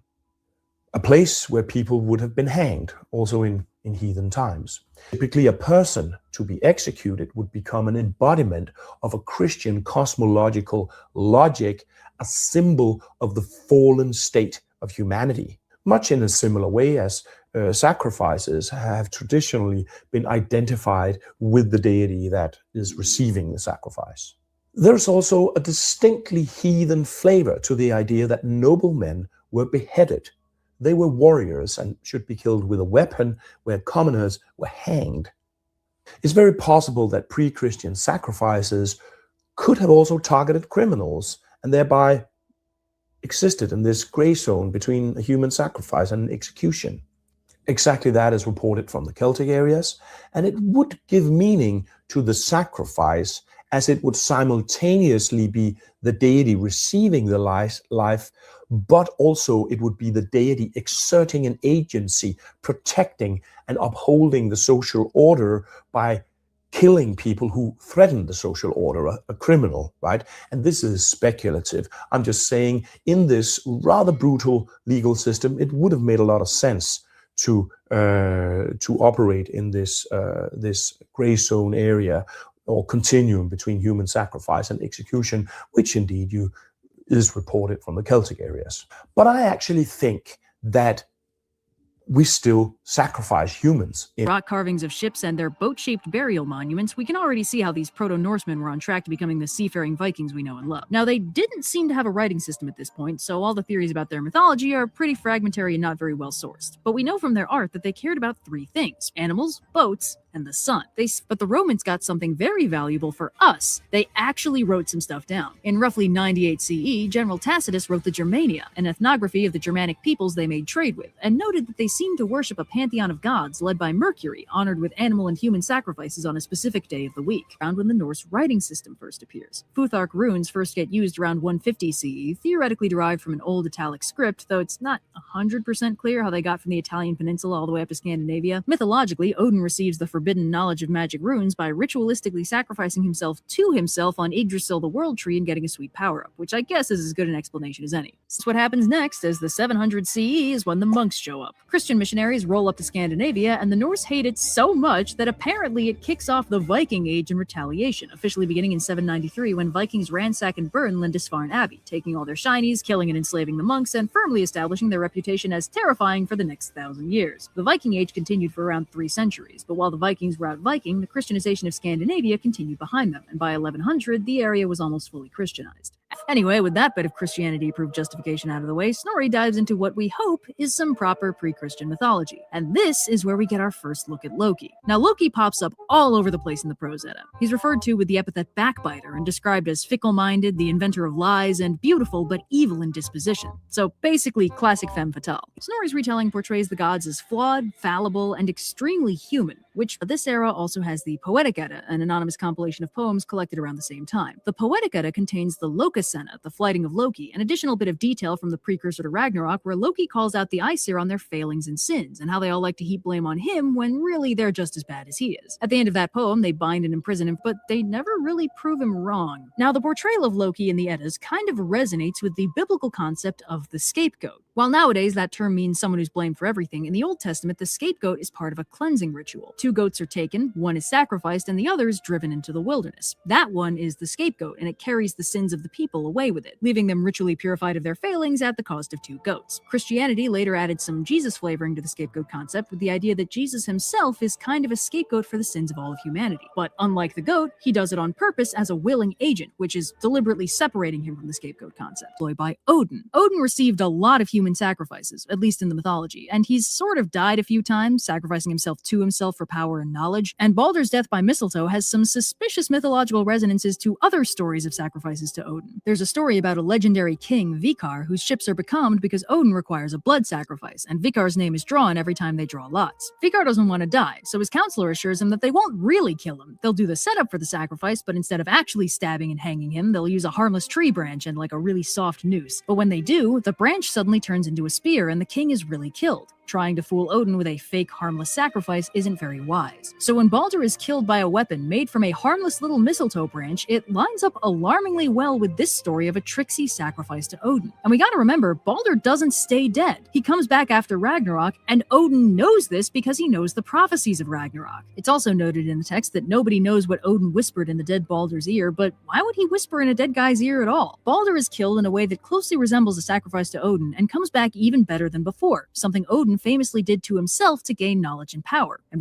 for that matter, Loki's relationship with Odin is a subject of academic debate. The Poetic Edda describes them as blood brothers, but some scholars suggest that Loki might actually be an aspect or a reflex of Odin, some offshoot deity playing a specific and unknown role. They are both tricksters and masters of disguise, and if I had to pick a Norse god to map to Mercury or Hermes, the trickster god and thief, I'd probably pick Loki instead of Odin. Baldur's death smells of lost mythological context and ritual implications. There's more going on here than we know, and that means Loki's role in the death is similarly mysterious. Anyway, this is unfortunately in the category of we'll probably never really know what was up with that, but it's still valuable information just to know that this story probably shouldn't be taken 100% at face value. Loki does a lot of dumb stuff, but casual god murder is a bit outside his regular wheelhouse. There's this biblical concept of cleansing Armageddon, that the world gets too messed up and sinful and your only option is to burn the bad stuff to the ground and start over. And while we've discussed, Odin has a lot of themes about dying and then being reborn even better. And that's potentially Snorri's angle, though it's impossible to know for sure. But he's not the only Christian historian with an opinion on Loki. And amusingly, while the Eddas seem to frame him as a necessary nuisance, some of its later translators apparently missed the mark on that one, and interpreted Loki's role as trickster, deceiver, and father of lies as making him a Satan parallel, something Snorri himself never did. For instance, about human sacrifice in the Viking Age, and I also did a video about tree worship and the sacredness of trees and these holy sites in the ancient Norse and Germanic beliefs. In this video, I'm going to speak about some very mysterious ritual that I think was done that can explain a lot of this. The idea of executing a person by hanging them up in a tree in order to use their journey into the realm of the dead to have the hugid or the soul of the living kind of being brought along with that dead spirit that is just passing. So the living soul can actually enter the underworld, the realm of the dead, and all these myths from the Norse and also other places in the world as associated with gaining wisdom or knowledge from the dead and things like that. So the most recent and clear attestation of this act comes from one of the Grimm brothers fairy tales that you see here. It's from Germany in the 1800s, but of course the tale is of much older origin. A young boy actually couldn't shudder, he says, so a man recommends that he sit under a hanged man and you will know what shuddering is. The boy goes to a place where 7 men are hanging from the trees, and the boy did this and sat beneath them the whole night, and he was basically chilling with 7 dead men and speaking to them the whole night. Now, this fairy tale is vague, and it doesn't give any real info as to be expected. Like most other fairy tales we know of, these are recorded in a time where the north of Europe had been Christian for hundreds and hundreds of years now. So, of course, deep pagan spiritual things are not going to be explained in depth in this. But we know that these kinds of tales are much, much older than they were first recorded in the sources that we still have existing today. And they absolutely have pagan elements to them, if not being fully pagan in origin. So scholars have drawn parallels of this boy sitting under the 7 hanged men to the Norse myths about Odin. In the poem Havamal, Odin says that he knew runes or secrets so that he could have a corpse hanging from the tree wake up and walk and talk with him.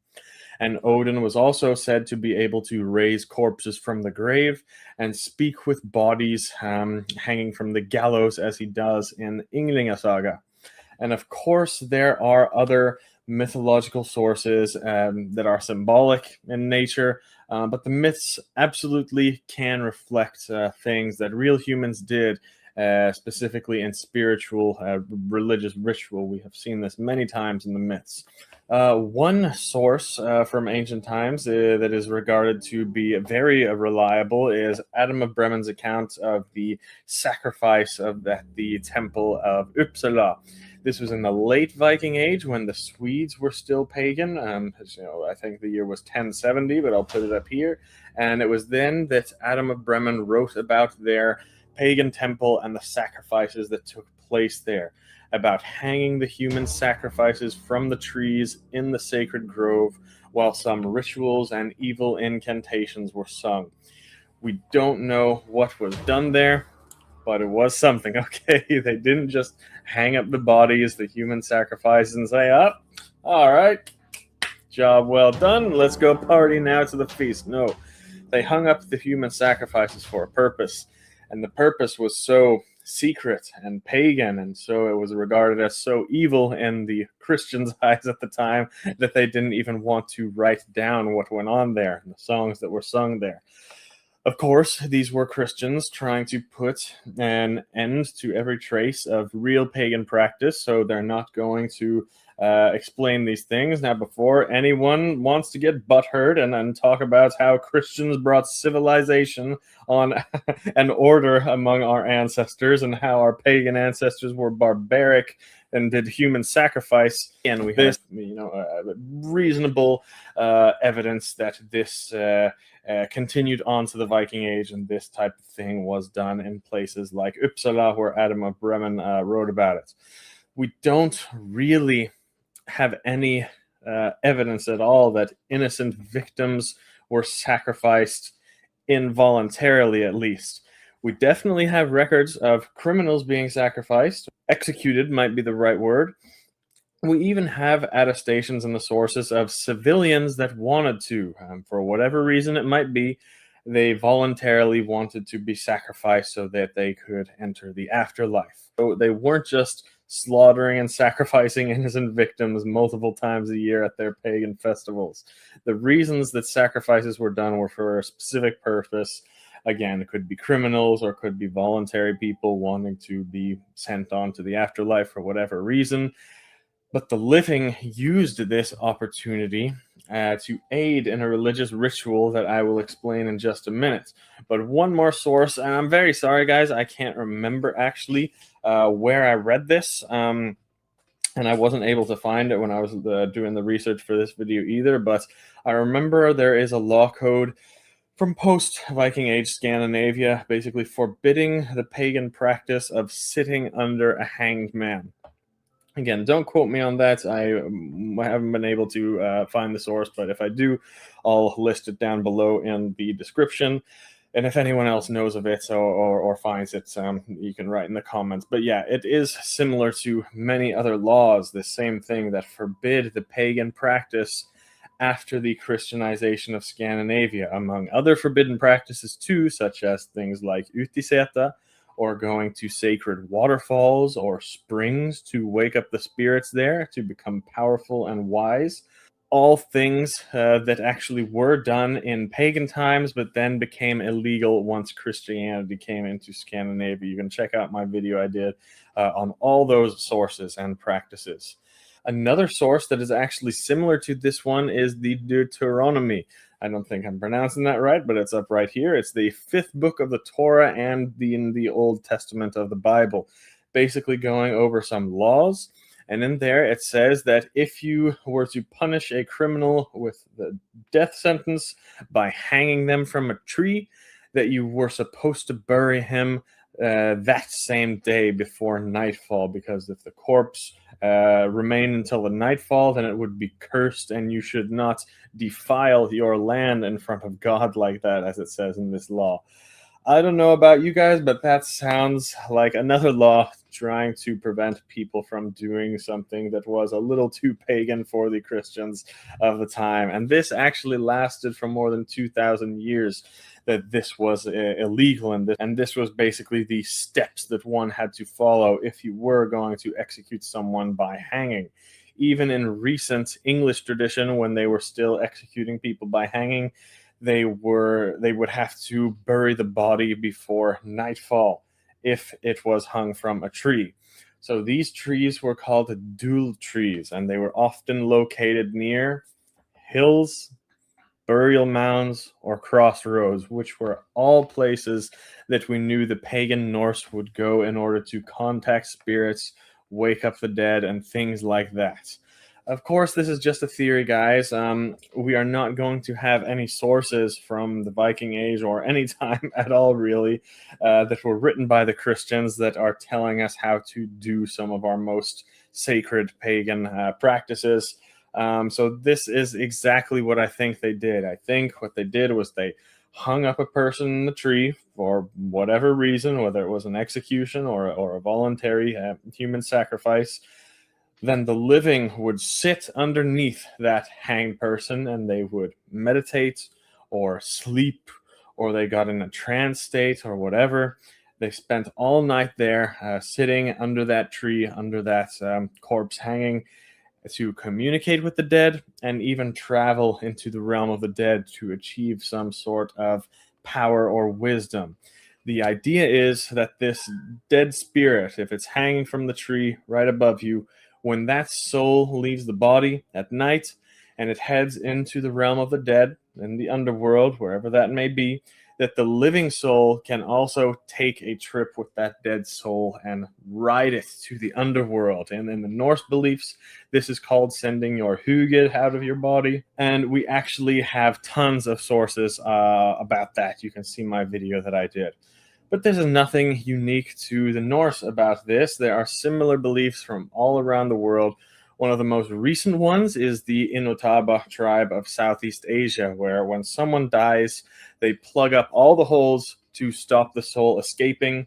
So they didn't want that dead soul leaving the body and bringing one of the living souls with them.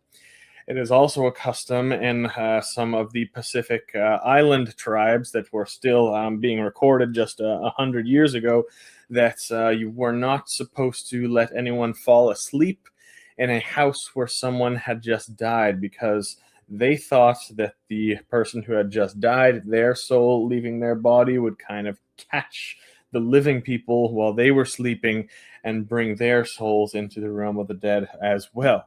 Cultures from all over the world believe these types of things, especially that it can happen at nighttime. Even in old Norse sources, such as Egil Saga, we find like executions said to be happening, but they had to wait to the morning. It was specifically against the custom and against their superstitions to basically execute someone at nighttime. Even in old German folk belief, it is recorded that they believed that the soul was a little bird or a little mouse that could escape through the mouth or any holes in the body when someone was dying and also dreaming. This is why when we dream, the idea is that your soul, partly just for momentarily for the night, leaves the body, and if there is actually a dead person's soul or hugid leaving their body, going to the realm of the dead, then it can take your soul along with it. So this is the kinds of things that all cultures in the world believe. So about the hanging, when you are hung by your neck, that plugs up all these holes on your head, right? With the rope. So the soul has only one way to escape, and that is down. That is that bottom door. That's out the anus. That's why people would sit under this hanged man. The hanged man would be hanging up here. They would sit underneath it the whole night, or sleep, or meditate, and whatever, to basically piggyback off of that spirit of the dead going into the underworld so the living can send their soul there too, but only temporary. If the living does this, it doesn't die. Their hugid gets sent to the realm of the dead along with the dead soul, but it then will return, ideally with power or very sacred wisdom, exactly like Odin did in many of the myths, exactly like Hermod did, and as we see many, many times in the myths and the sagas and some of these folk tales, even when someone took a trip into the underworld. Do I believe all this shit? I don't know. I haven't tried it. We were not going to be able to try it. We can't exactly hang someone from a tree in the modern day and age and sit under them all night. That is not allowed. But one thing I can say is that there are other ways to potentially get these effects. And there are other ways to get these effects by using the tree, okay? Not by your neck, of course. You don't hang from the tree by your neck because that will kill you. You don't want to do anything that's going to harm you at all. But by hanging from a tree by something safe, maybe a harness or a tree or a meditative state or trance or whatever, in order to travel into different realms. We know that shamans did this in Siberia, and I think they still do actually.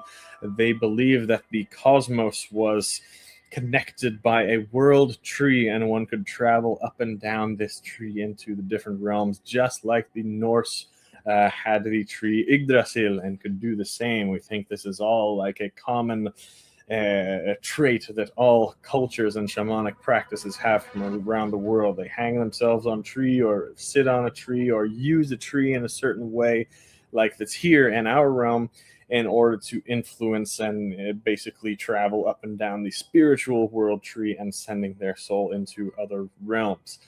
Also, just like Odin hung himself from Yggdrasil for 9 nights, and then he was granted the sacred knowledge of the runes. Again, I'm not saying I'm right about this. I'm just here to connect a bunch of the sources together and maybe inspire people to make some spiritual discoveries of their own. But I don't talk about the more deep things out here on YouTube anyway, but I do on Patreon. I will say, though, sleep out one night in a hammock that is hanging from a tree. Something might just happen then, but that's all I have to say for today. Hope you enjoyed this video. Connect some sources. Let me know if there are any other similar myths or practices from your cultures from around the world. Like I always say, our cultures are not that different, and when we compare and contrast and use different cultures and their beliefs to fill in the blanks, that's when we can really start to find some answers. So that's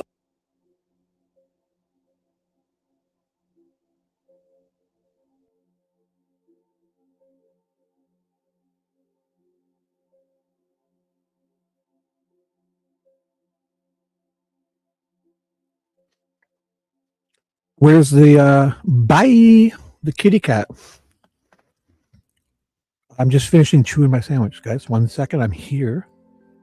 We will elaborate. That was a great video, Fishy. Thank you. It was perfect.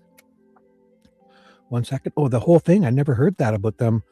When they go upside down and let them like sneak out. The soul would go out that way. I never really heard that part. No. Yeah. You got to say that every now and then. I'm going to make that my outro. You know that. I'm only kidding. The cat one is the best, though. When did you start using that cat? Bye.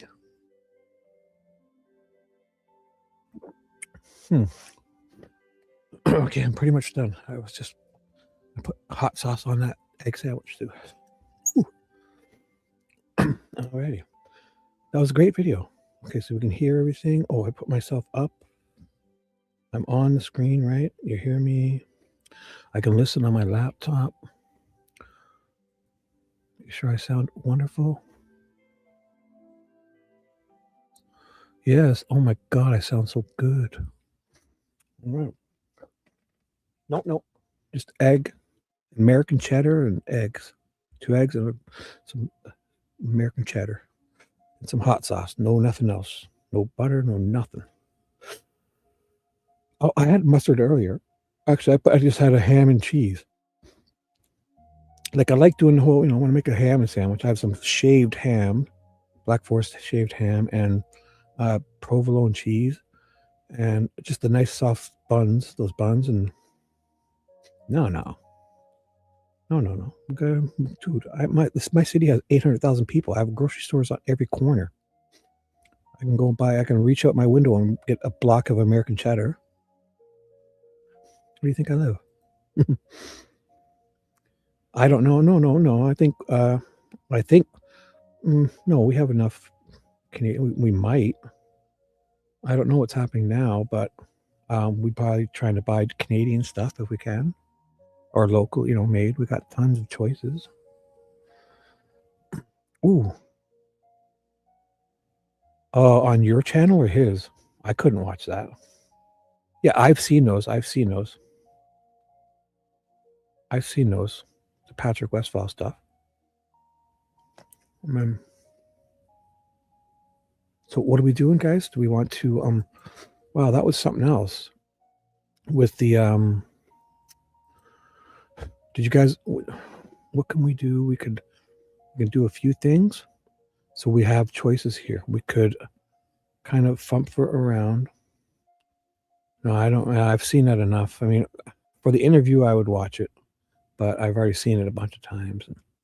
I mean, he's not my cup of tea, that sleuth guy, but I guess of those types, he seems to say some of the right things sometimes, like he's a little more reasonable. I don't know. It's a bit weird. I don't know. Then he says some crazy stuff too, like those thumbnails, and I don't know. So, but for the Patrick, I would listen to it, but I've seen it a bunch of times. I mean, you have to kind of watch it because that Patrick guy he said lots of stuff and it was interesting for sure. But, so, what did we miss? What was it we missed? Oh, right. There was some redactions of a Purdue Turco, right? There was probably about 4 or 5 pages that were redacted. Was there anything else? Because after this, I've got to change this name. I'm going to make this show, the show I was going to do tonight. This show was supposed to be this, but then I got into this when I saw Criminality doing her thing. I morphed to that because it seemed really interesting. I piggybacked off Criminality, and that was really good. I really liked it. So, and then I'm going to take the stuff that I had planned, which was the Bozanovsky. This was it here. It's going to be 109 pages. So, I could. What time is it? It's only 5:48. I'm working for at least another 2 hours. So, would you guys like to do anything? Any special requests? I can get a jump on this. I can start Bozanovsky. Read now. There is stuff we could rabbit hole on. I believe some good rabbit hole stuff would have been trying to find anything to close this Turco guy out. What was it? I definitely should have wrote it down because there was a few things. Besides, if there was any of those redactions, or like we should probably finish out with these type of things, right? So we've done all this, right? Odom report exclusions. Oh no, that's the 13th. I did that. What's this? Daniel Bray? What's this, Fishy? What's this? Why is this in this would, oh my god, what is this, Fishy? Said Daniel Bray sacrifice. This would definitely be along the right line of this type of show, if anybody's still here to close it out. What is this? Daniel Bray sacrifice. What is this? Daniel Bray supplementary documentary exhibits volume 1, page 49 to 61. Daniel Bray sacrifice ideology in Old Norse pagan religion. Why is this here?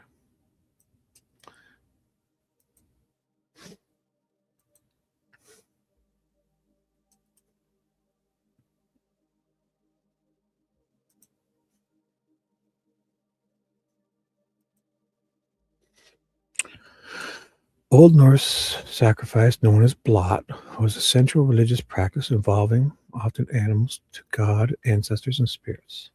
So what's with the why is that in, that wasn't in the document, wasn't in this trial, was it?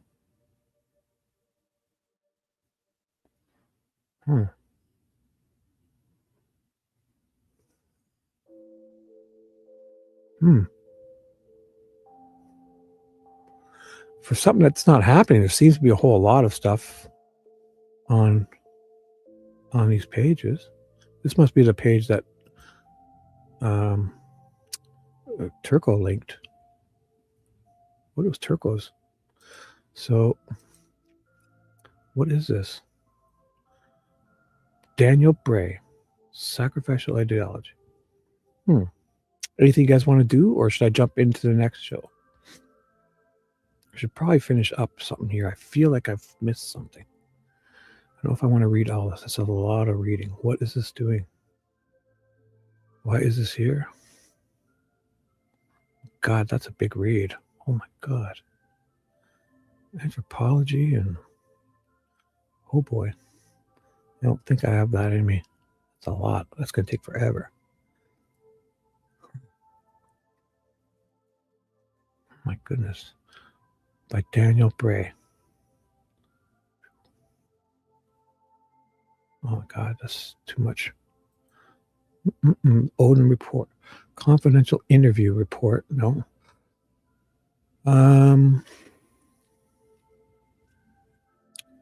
You guys have any? Oh, so wait. Oh, that's what it was.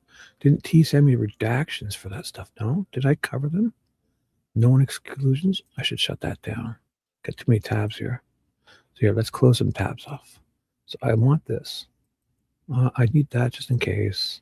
I should keep that open.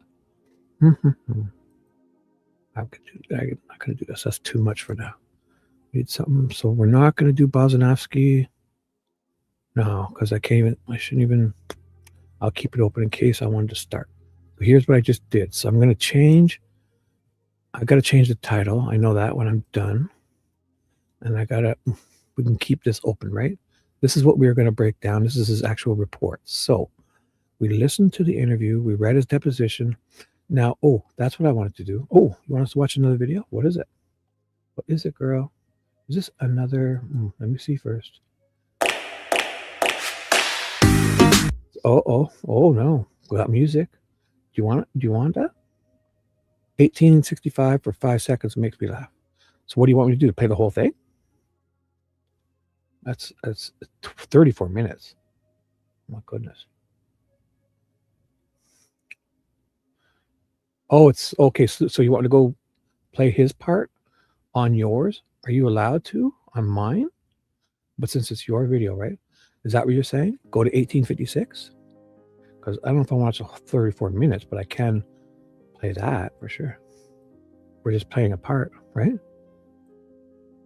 1856, was it? Just go 1856. Yes.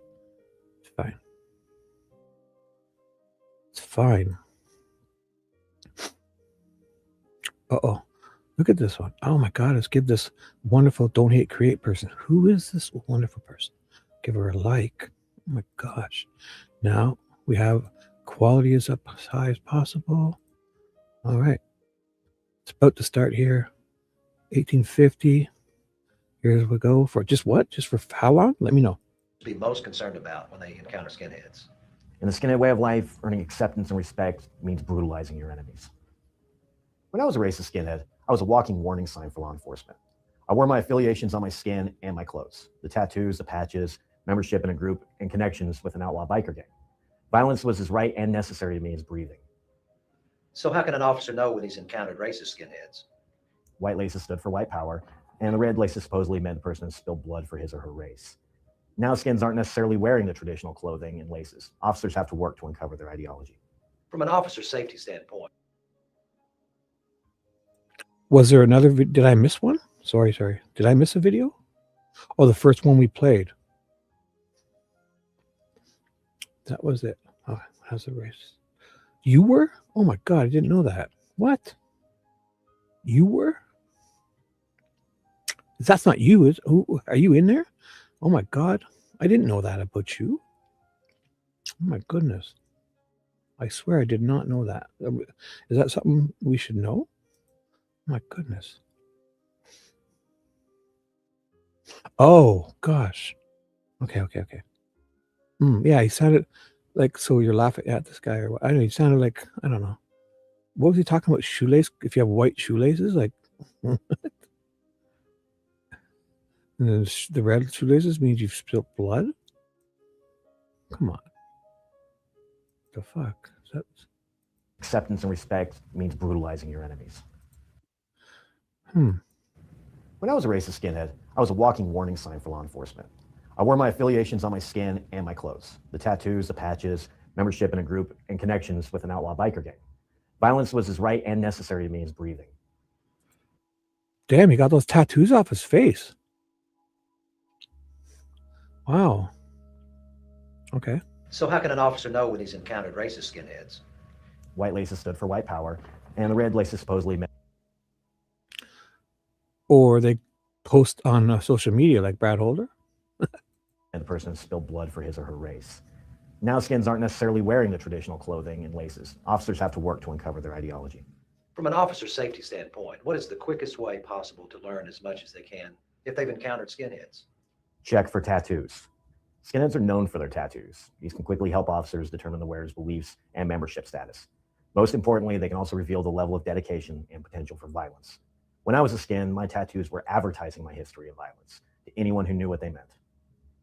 Tell us about your tattoos. What was the meaning of the arrow? The arrow that I had tattooed on my face was a Norse rune. Runes are symbol in an ancient alphabet. Holy shit. So how do you get those off? Or is he just wearing makeup? Like can tattoos be removed that well now? Or were they... Damn. See his face? He had some heavy duty tats. I can go back a bit to that. Accused of murdering Utah Department of Corrections officer. Or did I miss it? What's the significance of the emblem there on his cheek? That's a Volksknot. It's typically worn by people who believe in a religion called Odinism, which worships the old Norse gods and goddesses. It is a sign that the wearer is willing to die in battle with his or her enemy at any time. If that happens, the person will get to live in honor among the gods. Are there other specific symbols they should be looking for? Patches.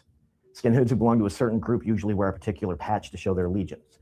The various factions of hammerskins all have crossed hammers as the main part of their patches, along with certain other symbols that designate their particular faction. For instance, the Confederate flag is a prominent part of the Confederate hammerskins patch. Other groups all have their own distinctive patches. These can help officers identify a skinhead's group affiliation. What can an officer learn from this?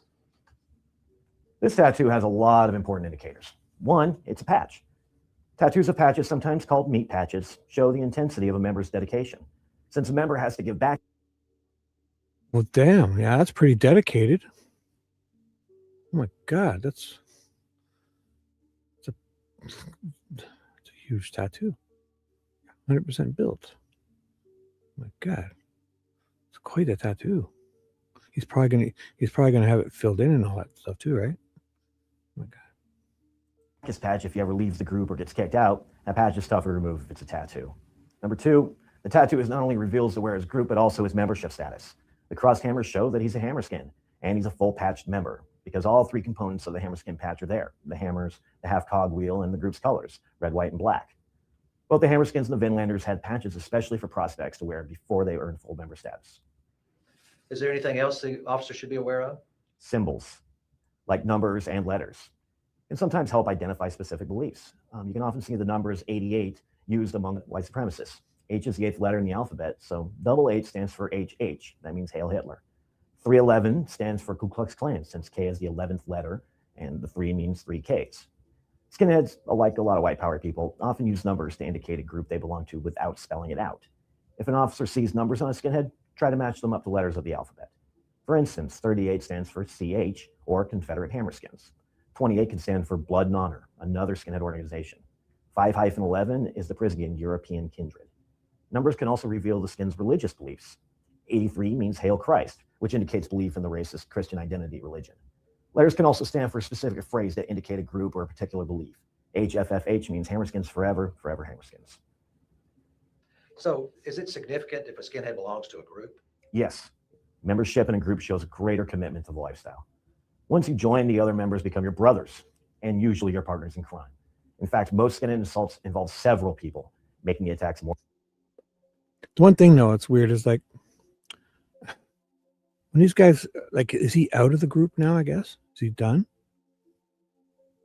He must have quit. He must have got out, right? Or violent. I'm only interested in one thing on this show, which is the truth, trying to figure out the truth. which is what prosecutors should be focused on as well. Mike, is this more stuff or are we done? Should I do more? Elvis said he was a part of a brother. Oh, yeah. But it doesn't matter because Elvis said a whole lot of stuff.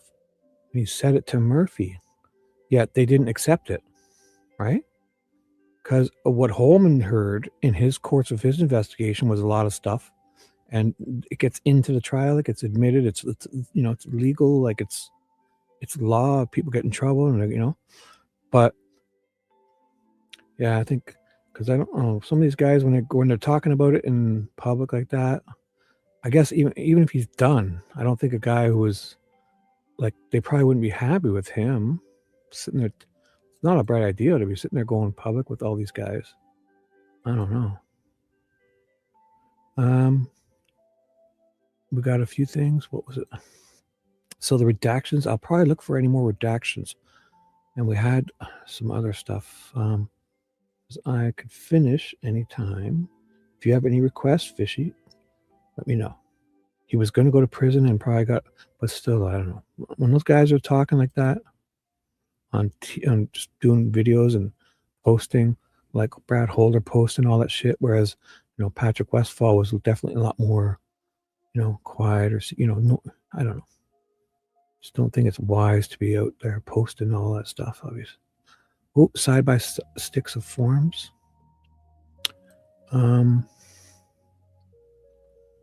Just side by side. That's the better picture, right? Is that the one? It's not what we saw, right? In the beginning, I feel what we saw was not. Although this one is like what we saw. It doesn't feel like this. When I see this, right? You look at it, you're not sure, right? You're not sure. Are we thinking that the pellet, that they changed this, or is just that one? Like, because I see more here, no? I feel like I see more here. Like, they wouldn't have modified anything, right? It's like I see more. There's even versus, what was that other one? Shit, where the hell was it? Oh my goodness, here it is. See, like this feels like this part here doesn't feel like, it feels like it's part of a tree, whereas this one feels like it's I feel like there's more of a shadow or something.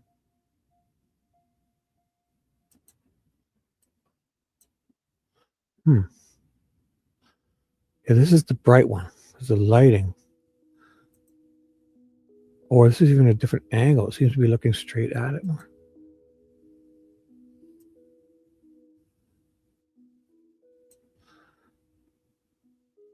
It's like here. Why? Yeah, this is a different. Seems to be more straight on.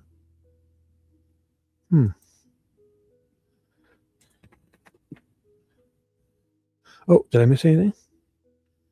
What happened? Seriously, never said one time. I like my yeah, right. I don't know. I think everyone's cool. Like, I mean, it's kind of weird. I don't have time for all that hate, right? Yeah. Like, you think about it, like, pretty wild how we wake up and we're in a human body and we got eyes that see and colors and all this weird stuff. I mean, there's something greater. I don't know. I don't want to get all too philosophical, but I mean, why would you want to hurt or hate on someone? I understand if you don't like everyone, but to actively pursue it, I don't know. It's big. I don't know. Definitely follow me.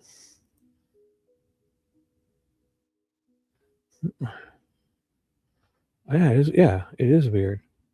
It is weird if somebody's just worried about themselves. Like, look, we're on this ball. We're on this big round ball floating right now. We're traveling. You think you're sitting still right now, but you're traveling 30,000 kilometers an hour through space. And the Earth is rotating. It's rotating at like 1,000 kilometers an hour. and we're traveling at 3 kilometers per second. You know?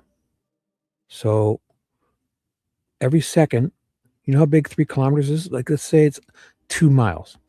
It's just a little over, so almost 2 miles a second we're traveling. So every second, picture 2 miles. Every second, picture 2 miles. You know?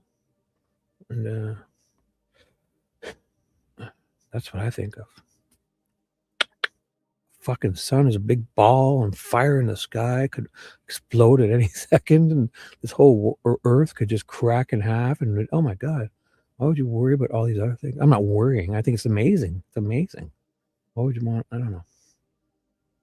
That's why I changed. So a kilometer is 1.6 kilometers is 1 mile. So it's about 3 kilometers a second is about 2.2 miles. So say 2 miles.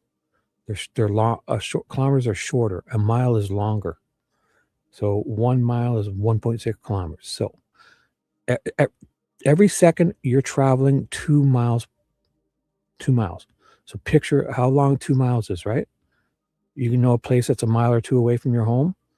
Every second you've moved that far on this, you know, because this earth, we're you know, we're rotating around our axis at 1,000 kilometers an hour, but we're revolving around the sun at 30,000 kilometers an hour, which is, say, you know, it's like 20 miles, 20,000 miles an hour. It's wild. So let's do this. Let's finish off this Odin stuff. See, this is what we saw in the beginning, and this, I feel like, I'm not sure what I'm looking at here. Is that it's probably just shadows, right?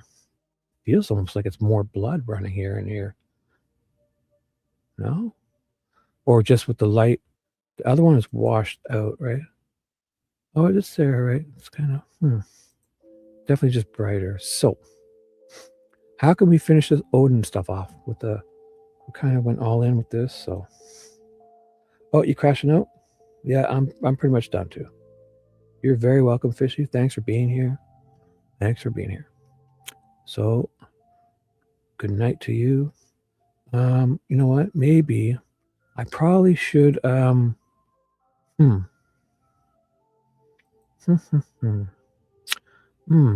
Turco, I feel like what was it I was looking at earlier? So if anybody has to leave, don't feel you have to stay ever. If you fall asleep, oh my God, just come on back tomorrow, or good night to you, or watch the replay, or oh my goodness.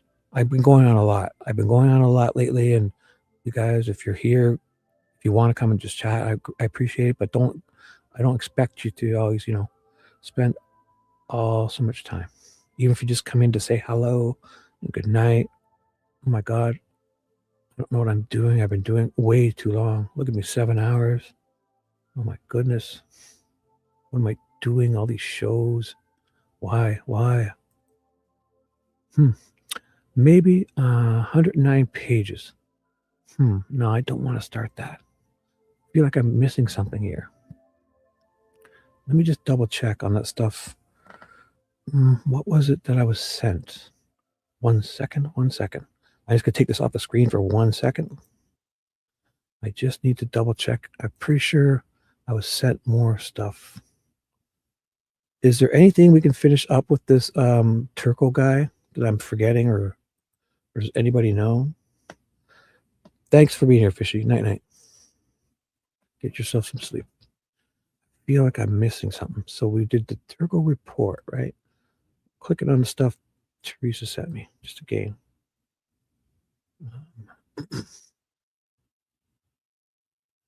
Let's see.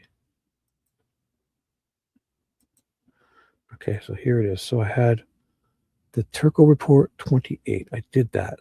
Turco Depo. So Turco interview original transcript. That was this. Okay, maybe I didn't open that. Turco interview original.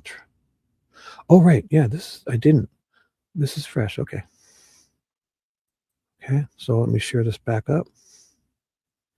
All right. I can't see my StreamYard, so if anything's happening. 1 sec. Okay, perfect. Let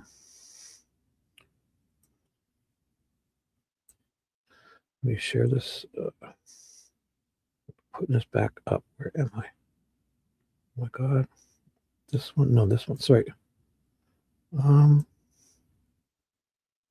Wait a second. I took myself away. That's why. I took my StreamYard to another screen. So here we go. Sharing, add to screen. That's what I need to do. Sorry. Fishy, good night to you. Thanks for being here. You're awesome.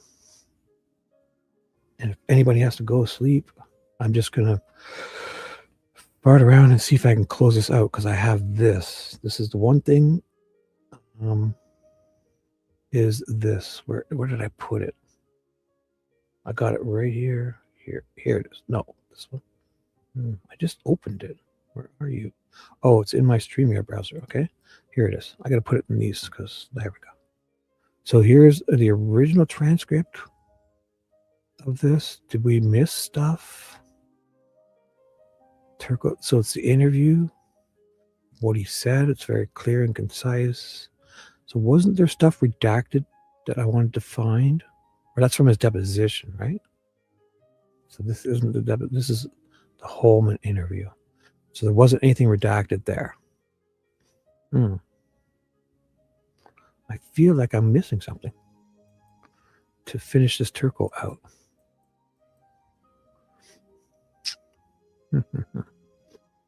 If you guys have anything you want, request it. Preferably if we can finish this Turco Odin stuff out and feel like I'm missing something. Was there any other people or things that happened? What was there?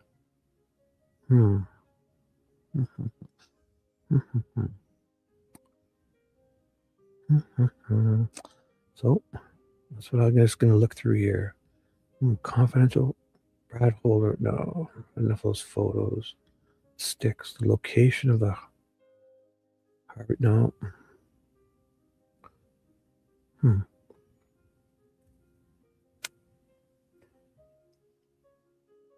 Facebook photos. Nope. I feel like I'm missing some. Was there any more Turco stuff?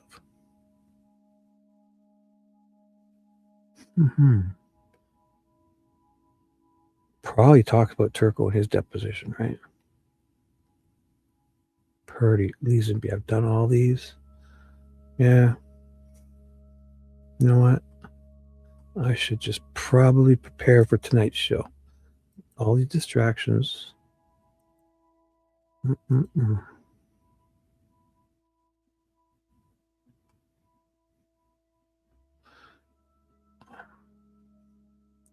feel like I was looking for something earlier and I got distracted.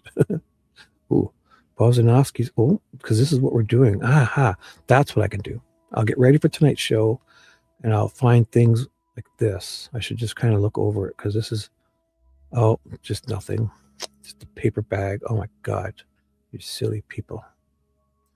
Show your bag photos. Bozanovsky.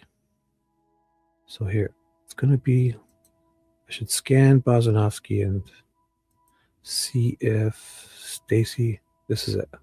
So, Turco report. I mean, oh, that's what we were going to do. I guess Yotan's not around, right? Because he was talking about this wolf stuff and that.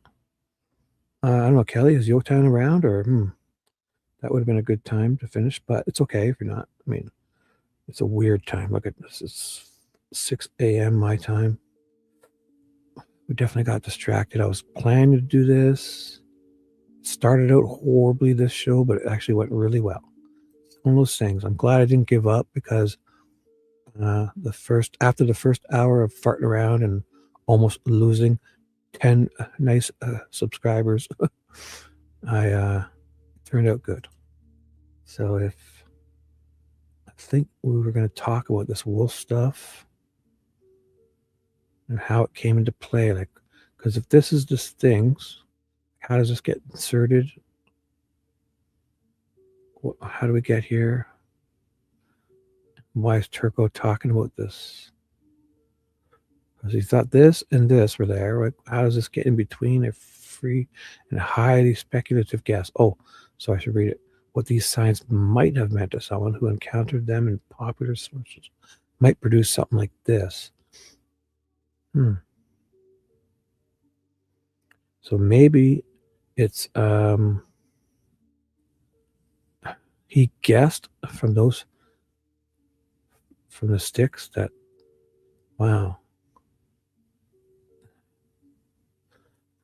No guesses here except that it looks vaguely intentional and reminds me of. So I'll check this out on a different link, on a different page, just in case something weird. I'll go check it out. Pasting it in my other browser. Rune charms for warriors? What the hell? This is what Turco sent? Oh my goodness. Maybe we should read this story. Well, I've been asked numerous times by soldiers and families for magical charms. Oh boy.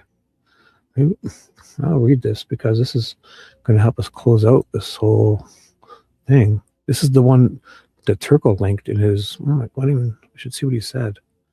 That was his link. I just copied this link. So, tree lift transparent. So, no guesses here. Actually, one sec. Sorry. All right. Maybe I'll just finish this up. And if there's anyone still listening, I'll try not to wake people. I'll probably just read this. So, no guesses here, except that it looks vaguely intentional and reminds me of a Paleolithic paintings of horses. Odin's horse, Sleipnir, has 8 legs. Oh my goodness, 8 legs? Wow, must run pretty fast. Fucking spider. And also vaguely leaves. If Norse inspiration is suspected, the type of tree in which this was found could be significant, as certain trees were considered sacred to certain gods, oak and yew in particular. So we must know what these trees were, right? The type of tree. Okay. He interpreted a whole lot of stuff. And was he trying to imply that he thought he was supposed to do this for them, but now wishes he didn't get so descriptive or something? That's weird, eh? Okay, so here's the redactions. I don't think anything was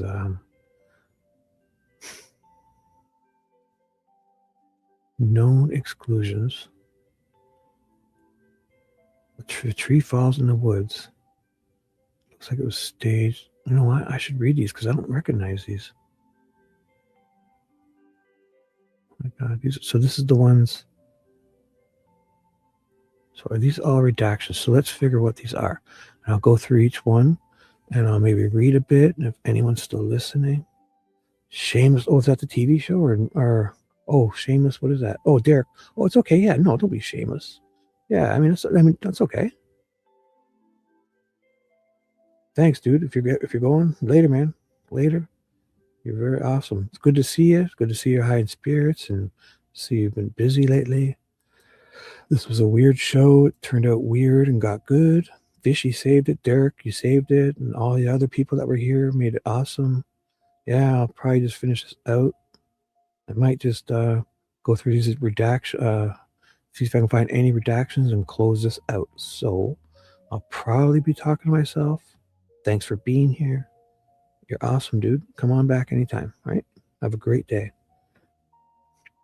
So if there's any exclusions here, because this is what Criminality sent me to, I believe. This is the other one. And it's redactions of stuff. So let's see if there's something I missed. This was excluded.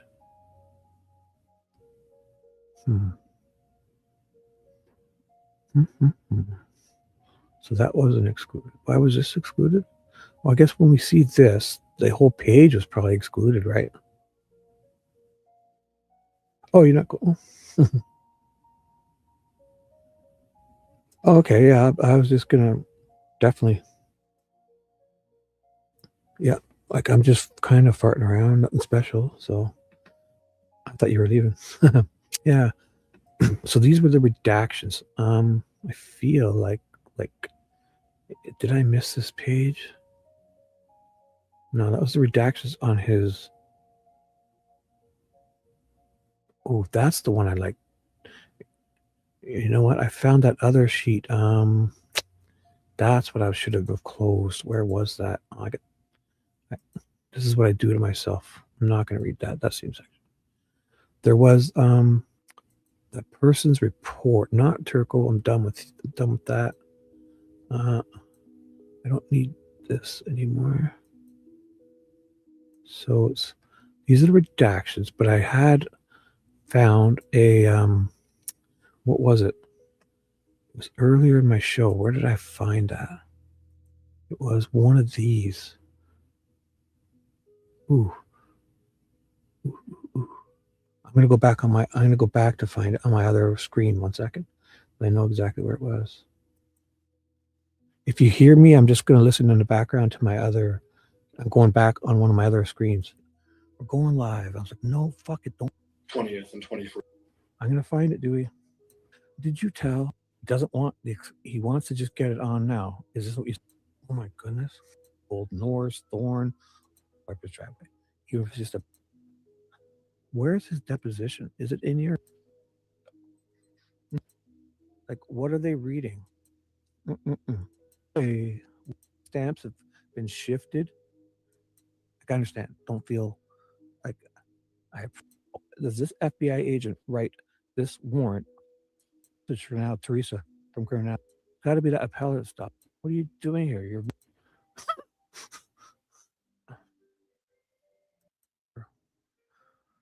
court exclusions. Yeah, no, that's the old stuff. It's Turco's deposition. Oh my god! I spent. Like, how do you compete? Okay, this is live, Shibby. I spent. Oh my god! I spent at least the first hour or two looking for these things. So weird. Oh boy. There's a person's report. I had it open too. I can't find it. This always happens to me. It always happens to me. It was so interesting because it had the what was it called again? There's a name of somebody. You know what? I'm just gonna see if I can find it again. Because it had, I saw that blue muscle car thingy for the first time. I've never really seen it. Where McCain says he shows up at 2:44 and he sees Derek's car there at that time. So Derek was there. McCain says Derek was there at 2:44. And Derek says he didn't cross over the Wilson's Bridge until 3:11. So McCain says Derek's there 26 minutes ahead of when he said he was there. Even more because Derek crossed Wilson's Bridge, so he was at the Mears entrance by what, 3:15, 3:20. I was always counting around 3:20-ish. And the FBI is off saying that the girls were picked up at 3. And the FBI got it in Ron Logan's affidavit. No, his Ron Logan's PCA. The FBI says 1 p.m. that they were dropped off. Yet they know about the time shift. It's a month after the FBI declares the Hoosier Harvester video off by 54 minutes. So how is the FBI getting that wrong at that time? Just 1 month after they've declared the Hoosier Harvester videos off by about to go wander in the soybean field. Oh, you do that, make sure you can find your way back. So I shouldn't have closed it down earlier. Should not have. It was, I forget. When I recognize it, I'll see her name. I'll see this person's name. It was a report of something. It's like I find everything I'm not looking for. Liggett's report. Brad Holder. No. but I don't find it when I'm looking for it. I find everything else I'm not looking for that I was once looking for. So, Betsy Blair. When I see this person's name, it's going to be... No. I didn't recognize the name neither, but it was a some kind of... It had the blue muscle car in it. Interesting as fuck. Should not have closed it down. Also, if we ever see that Faro image, that would be amazing. Look, I don't see why we can't see that. Dinar Doolin. I checked my audio recordings and cannot find him.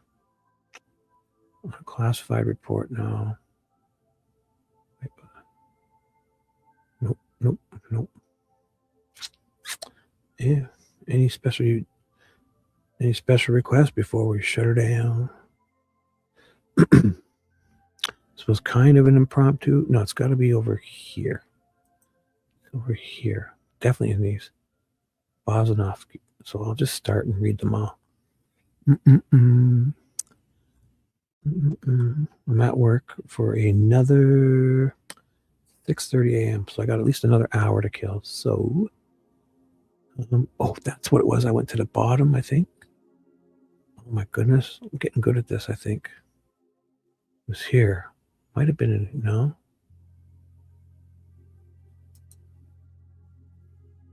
This is what kept me. I should be checking these out. So this is 36 pages. Appellant volume. So that's the volume. I don't think it was there.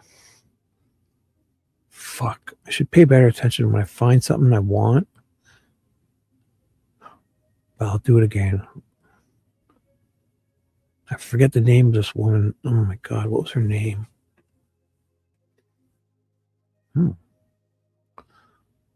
My God.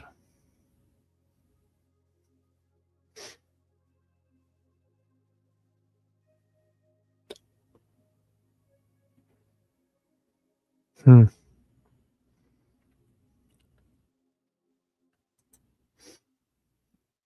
know what I could do? I'll just play a bit of the where the hell did it go? No. Shit. I should write stuff down more. DNR checkmate? No, it's not it. I feel like it's not this. Damn it. Did I write it down? I should check. Maybe I did. I finally found it. I've been looking for it for a long time. It was that blue muscle car report. It was some woman's name. Forget her name.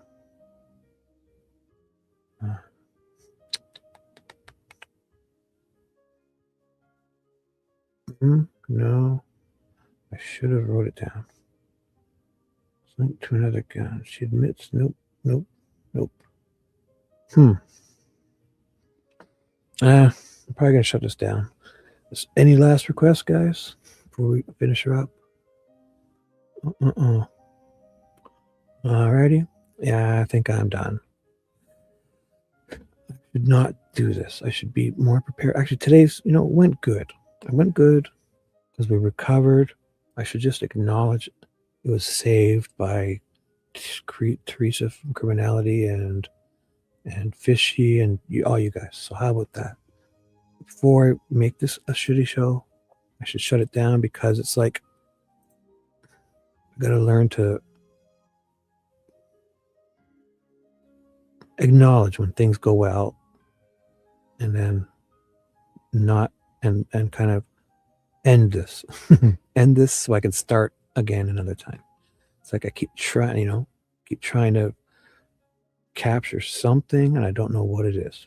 Capture the magic. You're welcome. Yeah, I feel it. I'm gonna shut her down. Thanks for being here, Derek.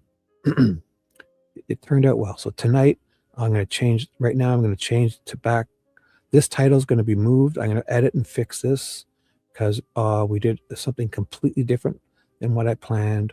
The first hour started out weird, but it really turned good. So thank you, sir. And when are you going live next, bud? Let us know. Let us know. We'll come and hang. It's a new year. Let's do this. Make sure I have my notifications on for everyone I follow.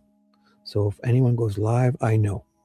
If I'm awake, I'll come and say hi at the very least. Even if I'm jumping in the shower, whatever. So have a wonderful, wonderful day, guys. Thanks for being here. All right. I'll be back on tonight, 11 p.m. East, to do a proper show. Get yourself some sleep. All right. Have a great day. And I'll do the fishy. Bye. Dude, you just touched Christy Boner's hoo-hoo. Shibby! Low five. Yeah. Let's get out of here.